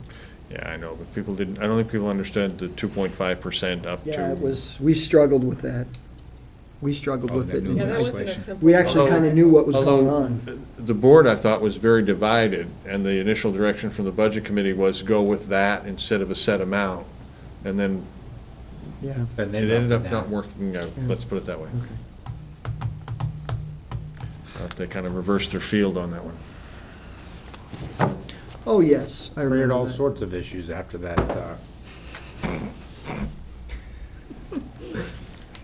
They poked change the- of heart. They poked the bear. Okay, so is there a preference? You don't want Wednesdays. My preference is a Saturday. Dennis? Okay. Okay. So what happens if it's scheduled Saturday and it's an absolute blizzard? Can't. You can postpone to later in the day. I mean, that's what, it snowed on a Saturday last year. Yeah. Because I remember seeing across TV, town meeting has been postponed till 7. Was supposed to start at 10 in the morning. Yeah. They postponed it till 7 to give the people a chance to clear get out the cleaned up parking lot. and be able to come, yeah. I don't know. If you do it on the 8th, you're doing it on the 8th. Yeah. So short of a blizzard that starts at 6 in the morning and goes until You midnight. gotta get 3 board members there. That happened to us one year. I have no doubt. When Elaine's last deliberative, that happened. So the We question scheduled it, we is- didn't have an extra day because the town went first, and we had a big snowstorm. That was really, we had like Yes, they do it 10 every year. people that Uh-huh. day. It's not like midweek. I Wednesdays? really don't care. Do Wednesday or the snow day or Saturday? Yeah, that's what I would, Wednesday, Saturdays. Wednesday and Saturday. So that would be February 5th Yep. or February 8th alternate. Okay. Non-LEA administrative steps. So we need to come up with, we're gonna put in the budget, right? I say put the steps in. Quite honestly, we were so busy reworking everything, we're no further along. That's fine. Save it for next week. You wanna save it? That's fine. Okay. I think it's gonna be a non-starter, but I was just curious how much it was. So how close are we on being able to convert over to, on the non-LEA and administrators be able to move over to a more of a range process where a set of dollars can be allocated and reviews can be done. And if somebody did an outstanding job, they could get a 2% raise, and somebody who did a marginal job can get a review that gets a half or no percentage. And again, I think the biggest issue, whether it is the board or the citizens, is I don't believe that I don't believe they begrudge or don't want people to have the opportunity to have a raise. The idea of just giving them a 1% COLA raise when that's no longer the norm out there and is really not the direction that the school board has been trying to go for the last 3 years, really means that, I mean, we've been trying to push this and it's been reluctantly driven back towards us. And so we need to know, if we're going to do something like this, we need to know that it gets frozen in time after this year until it comes back to us where we can now say, okay, here's the thing, and here's an X amount of dollars that the managers have, here's the block of dollars, and you guys allocate it out to the managers, and then they have to figure out. Now, that's a totally new process, because now the managers need to be able to do reviews and provide that proper feedback and stuff, and I understand that's a whole process in there.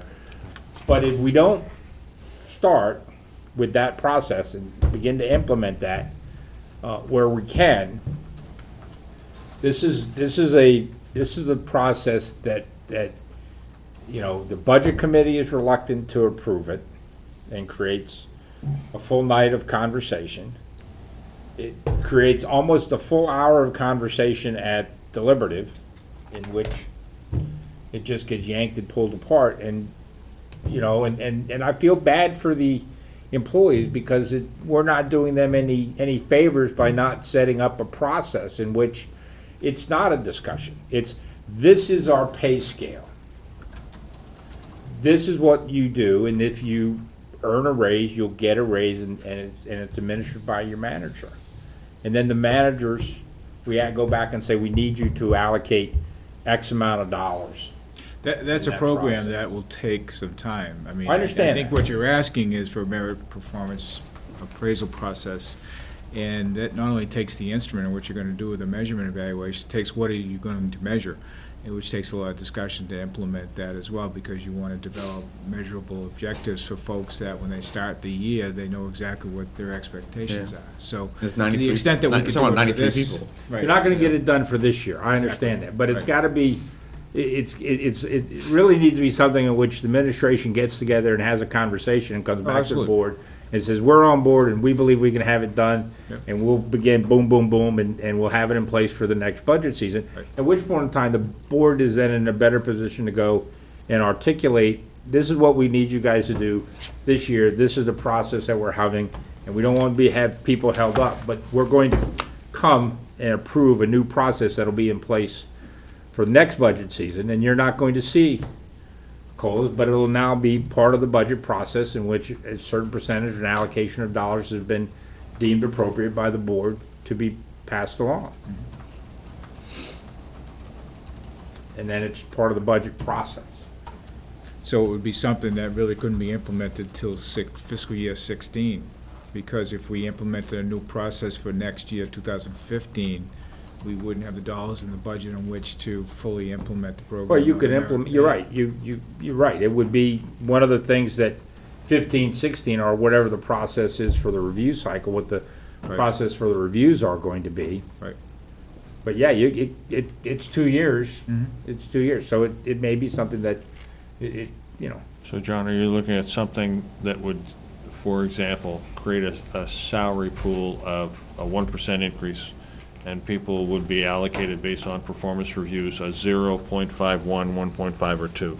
Your exceptional employees I don't would think max they- it I at don't- 2. yeah, no, mean, I don't think No, it- but would something Yeah. like that meet the sorts of, Yeah, I think it firmly is you know, it's one of those things that You know, the board can come and say, okay, we're allocating $40,000 to be used in raises this year.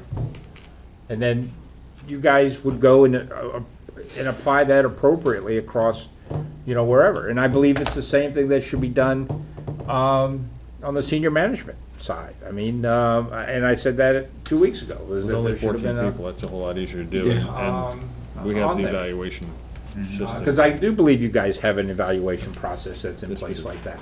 And that's what should be used. And because it now gives the manager the process to be setting the goals and setting the objectives for the people that report to them. And then if they're doing those things, then they can handle it through that process. And I believe that the board would be much more comfortable in that process. And the townspeople. Any more discussion on that?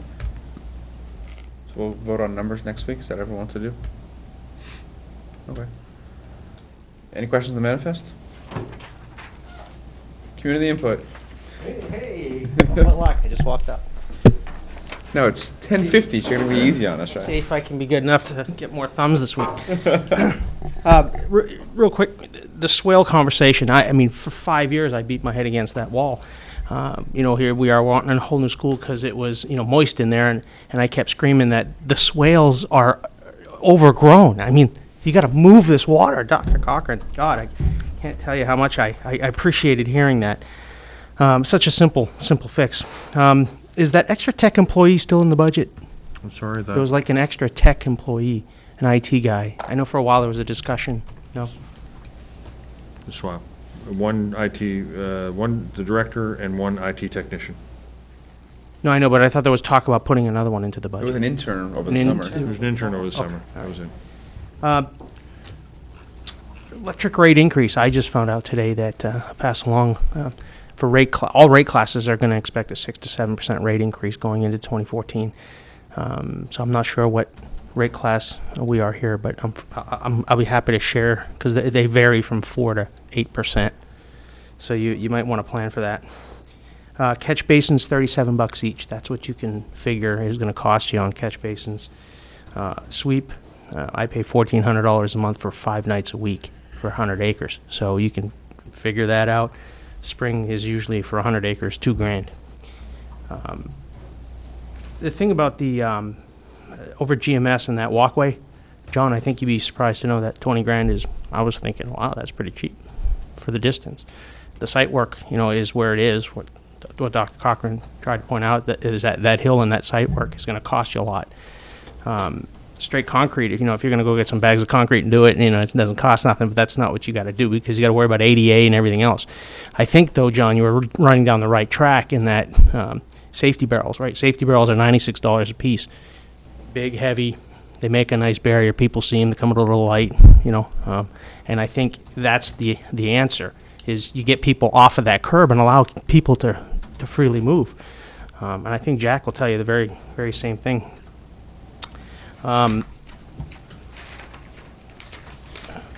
Couple more here. I just want to let the board know, I found out this week that it's up to the teacher's discretion whether kids can listen to music in class via their headsets. I didn't know if you guys knew that, but I thought that was an interesting thing considering I know what the policies say. So how we allow children in class, I understand teacher discretion, but I got one of those kids that if he's allowed to listen to music while he's sitting in class, he's going to do it, especially if nobody's going to stop him. So that was verified this week. And the last thing is, I know that the wish is, or let me just say it this way. I've heard it said here that y'all are elected to make decisions, and that's indeed the case in most things. However, there is a warrant article that very specifically says that new programs that include people hired for those programs need to go to warrant article. And New Hampshire Supreme Court has absolutely confirmed that these kind of things, you use the plain language method of interpreting these things, and the plain language is plain in that warrant article. We can't read into them and hope to think they mean other things. I heard Dr. Cochran talk about stressing kids for the testing.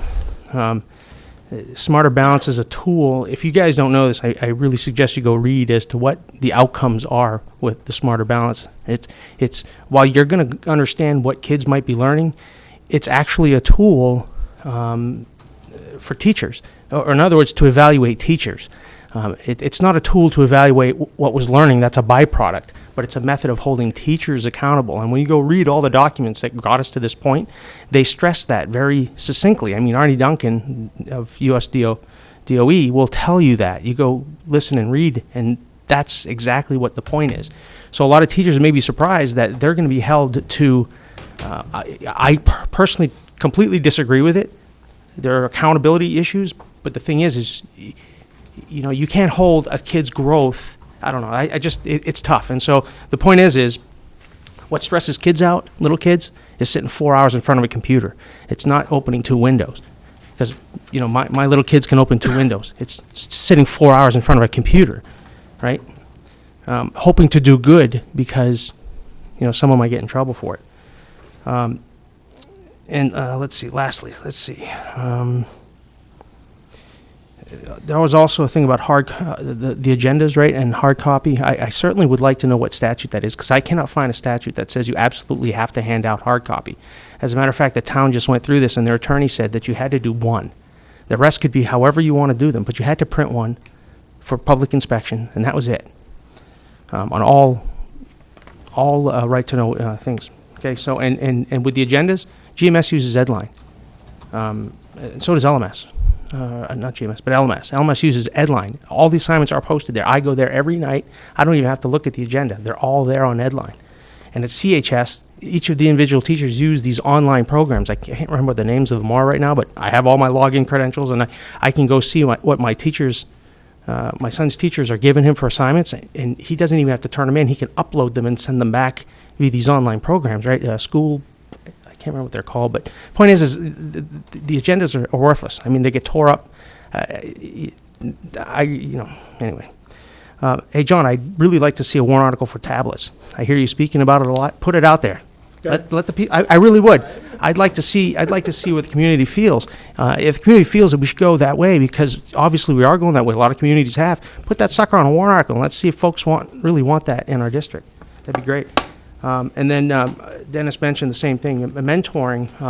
I've held a lot of jobs in my life, and there's not one of them I ever got paid to mentor. It's an expectation of management and leadership, of your leaders, of your people that have been there a while, to mentor younger people. That's just an expectation. And I would hope that our teachers and our staff understand that, because that's a very valuable lesson to teach the kids that are there, is that we mentor people as a matter of routine. And that's a life skill that should be modeled, Thank you. Thanks.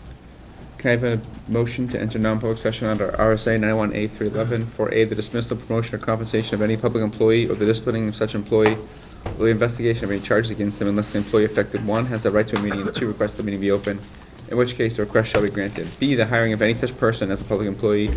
C, matters which, if discussed in the public, would likely affect adversely the reputation of any person other than a member of the body or agency itself, unless such person requests an open meeting. Yes, so made. Yes. Yep. Yes? Yes. Can I get a guess for how much longer we're gonna be, so I can let the custodians know?